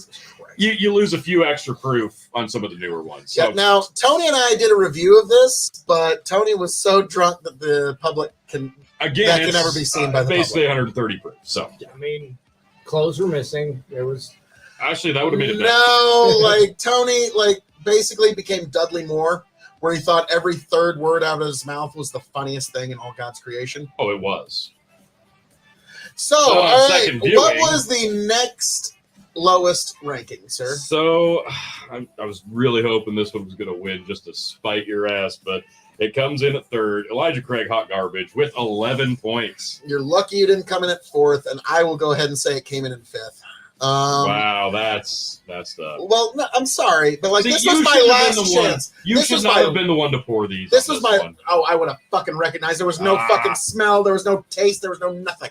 So, like, I'll give I'm it a sorry, 2. Elijah Craig. We've given you a half dozen both chances liked at this it. point. They both gave it 3. You know, nobody's perfect, Tony. Yeah. You're the Okay. only one who gave it I a 1. gave a great excuse of why I gave it a 3. So, Elijah Craig, mixed palate at that point. You cannot say though, guys. I have not given Heaven Hill every fucking chance. No, literally, it's been grace period after grace period. Yeah. So, Chicken, I shall yeet this bottle back to your possession. I don't want it. Give me a this. Okay, yeah, get it. Yeah. No. Okay, Tony, what was the next lowest So scoring? just shy. Surprisingly, I thought this might win. I thought it was going to do a lot better, and it's not a bad score, but only 12 points for Heaven's Door on this one. And Coming in at part of that second season might place. change. This it one would've had 2 more points if I would have. this would have put it at second easy, but Yeah. no, it finishes 12 points. I mean, it would have been a solid above Hot Garbage, but no, this one just 1 point above the Hot Garbage at 12. Heaven's Door.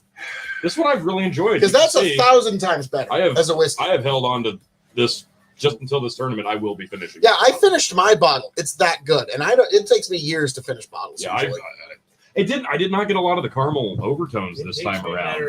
Now, Tony, I think that's just because we are at the bottom third of the bottle that you didn't get as much of the caramel that was up here. that might have done something. Yeah. I'm gonna say, but I knew this, this was going to win. Tony, Oh, what was This stuff is so good. the final score for This this? is bad boy? the highest praise you can get in a round in the bourbon tournament. Is this the first time we've done? I This is believe the first time everybody first has given it 4 time points. consensus score of 4 points across the board with 5 judges for This a is a- perfect score, almost as impressive as when Tony G over the last weekend at Night of Championships when I won back the championship of the RWP for the 15th time. Seriously.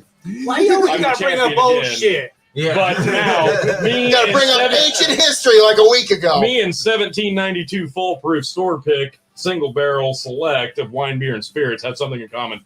We are both perfect with a score of 20 points, 4s across the board of 5 judges, 1792. You fucking Move crushed on it. to the championship match, and let's be frank, guys. Like, this is a dark horse. This is the new favorite. Yeah, that might be my favorite. This Like, is the yeah, new favorite now. like George T. Stagg has something to worry about. For a 62.5 proof, it does not drink that hot. the way It's- that this it scored, drinks like 107, the way that Yeah. this just scored, which is dangerous. It was smooth. the way that Stag Or scored, whatever. we had a couple of guys who thought it was their least favorite, and the rest of us thought it was our complete favorite. This was consensus. Yeah. So Stag has a lot to worry about in one that is a readily available but slightly different. I was about to say this pick isn't available anymore, but wine, beer, and spirits. Whoever you had pick this, you should just have them pick another one. Yes. Unbelievable. That's Yeah, and this I actually got from the Grand Island store. man. I wish I'd have gotten so- a bottle of that now. Woo! I wish I'd bought 5 now, but I Yeah. just bought this one for this particular experiment. So, Unbelievable. Tis yummy. folks, as I'm known to say around here, all that being blend, Blend. Oh. Tony G, how do you rate this blend, sir? Shane, you already got into it, good sir, and Okay. it didn't suck, did it? It's Sorry, let me throw the Vagisil on the floor. Mm. just No, throwing it about. I'm sticking with a B plus on this. I let it breathe a little bit, I'm and going A-. I thought I was going to move up, but no, I'm going to stick with B plus. I'm actually degrading a little bit to B minus. Really, Okay. really, Yeah. Is it because it's all proof? Possibly. it's super It hot. could have something to do with like holy shit on my I have tit sweat. Like that could be part of my problem. There is that. Like, let's be frank. This is hot whiskey. I'm going to be honest with you guys. In this moment, Sweat. I am a touch loosened up. I don't know about the rest of you. I'm Yeah. a little loose, just a little loosened up. No, that's accurate. No, if you're watching these videos in order, yeah, you know that literally Phil made us drink the first drink of the night as George T. Stagg, the highest proof that you can imagine out of that bracket, almost actually higher than some of them in this. And then, yeah, here's 5 more super high proof. So, yeah, he just wanted everybody 4 fucked more. up. Math, how does it work, folks? Okay, if you're going to start All right, flipping me let's shit wrap about this math, bitch you're up. going to We got start. another. Folks, You're starting to add this up. And here's going to be the total. What did Whiskey C get, Phil? Zebra. yes. Tango. The other one got Texas. Yep. And then the last, 3. Thank you. Anyway, See? all that being said, Hey, that's folks, my line, All that motherfucker. being blessed. All that being said, thank you for joining us here at the KOE Nation Chicken. Thank you. Imitations is the sincerest form of flattery. sometimes gotta just nudge it. God bless every last one of you. I hope you make it back here happy, healthy, much the wiser for round 3, folks. Now we've got the high rye and the high wheat brackets. What's to go. up next, Phil? I think we're going to go with the high wheat bracket next, folks. So, Folks, this one was fucking fire. No cap. Okay. Dead ass. Busted. you're cut off from millennial or I'm- Gen Z references. So, I'm going to hurt you. and we've also been joined by a very special guest, Andrew Tate, in studio here this evening. Come on, say something misogynistic for the camera. I will fight you, Phil. I didn't know who Andrew Tate was until yesterday. Now he's offended. Yeah, now I'm deeply offended. Now he's a great, and yeah. Actually, hold up that arm. Hold up that arm there. Give the camera a flex. Give a Show flex. folks what that actually looks like without human growth hormones.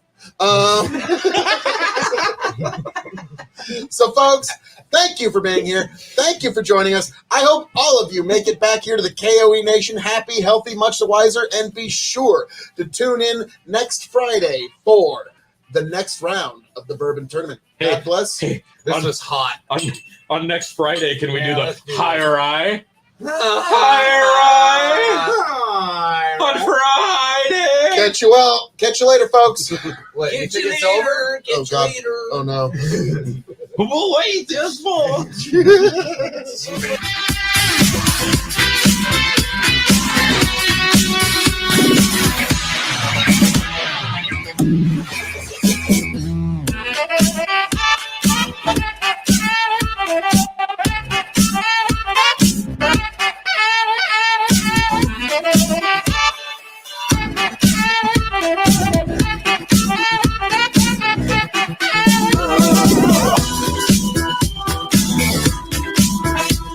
Well, folks, it has been a very fun night, but the time has come because, I'm sure, folks, I'm going to see you all in church tomorrow. Every last one of you, you are all coming to church. I know that. I know it's true. And because of that, we're going to do something a little different. Normally, I end with the poem of the week. But this time we're going to end with the biblical verse of the week because I'm actually going to be going to church and reading a biblical verse. It's going to be John 15, 7 through 17. So I'm going to be doing a little rehearsing for that before I go to bed. But folks, as I'm known to say around here, well, actually, hang on. Let me pull that up. You know, why not? Why not? I'm known for doing such things. Hey, it's right there, actually.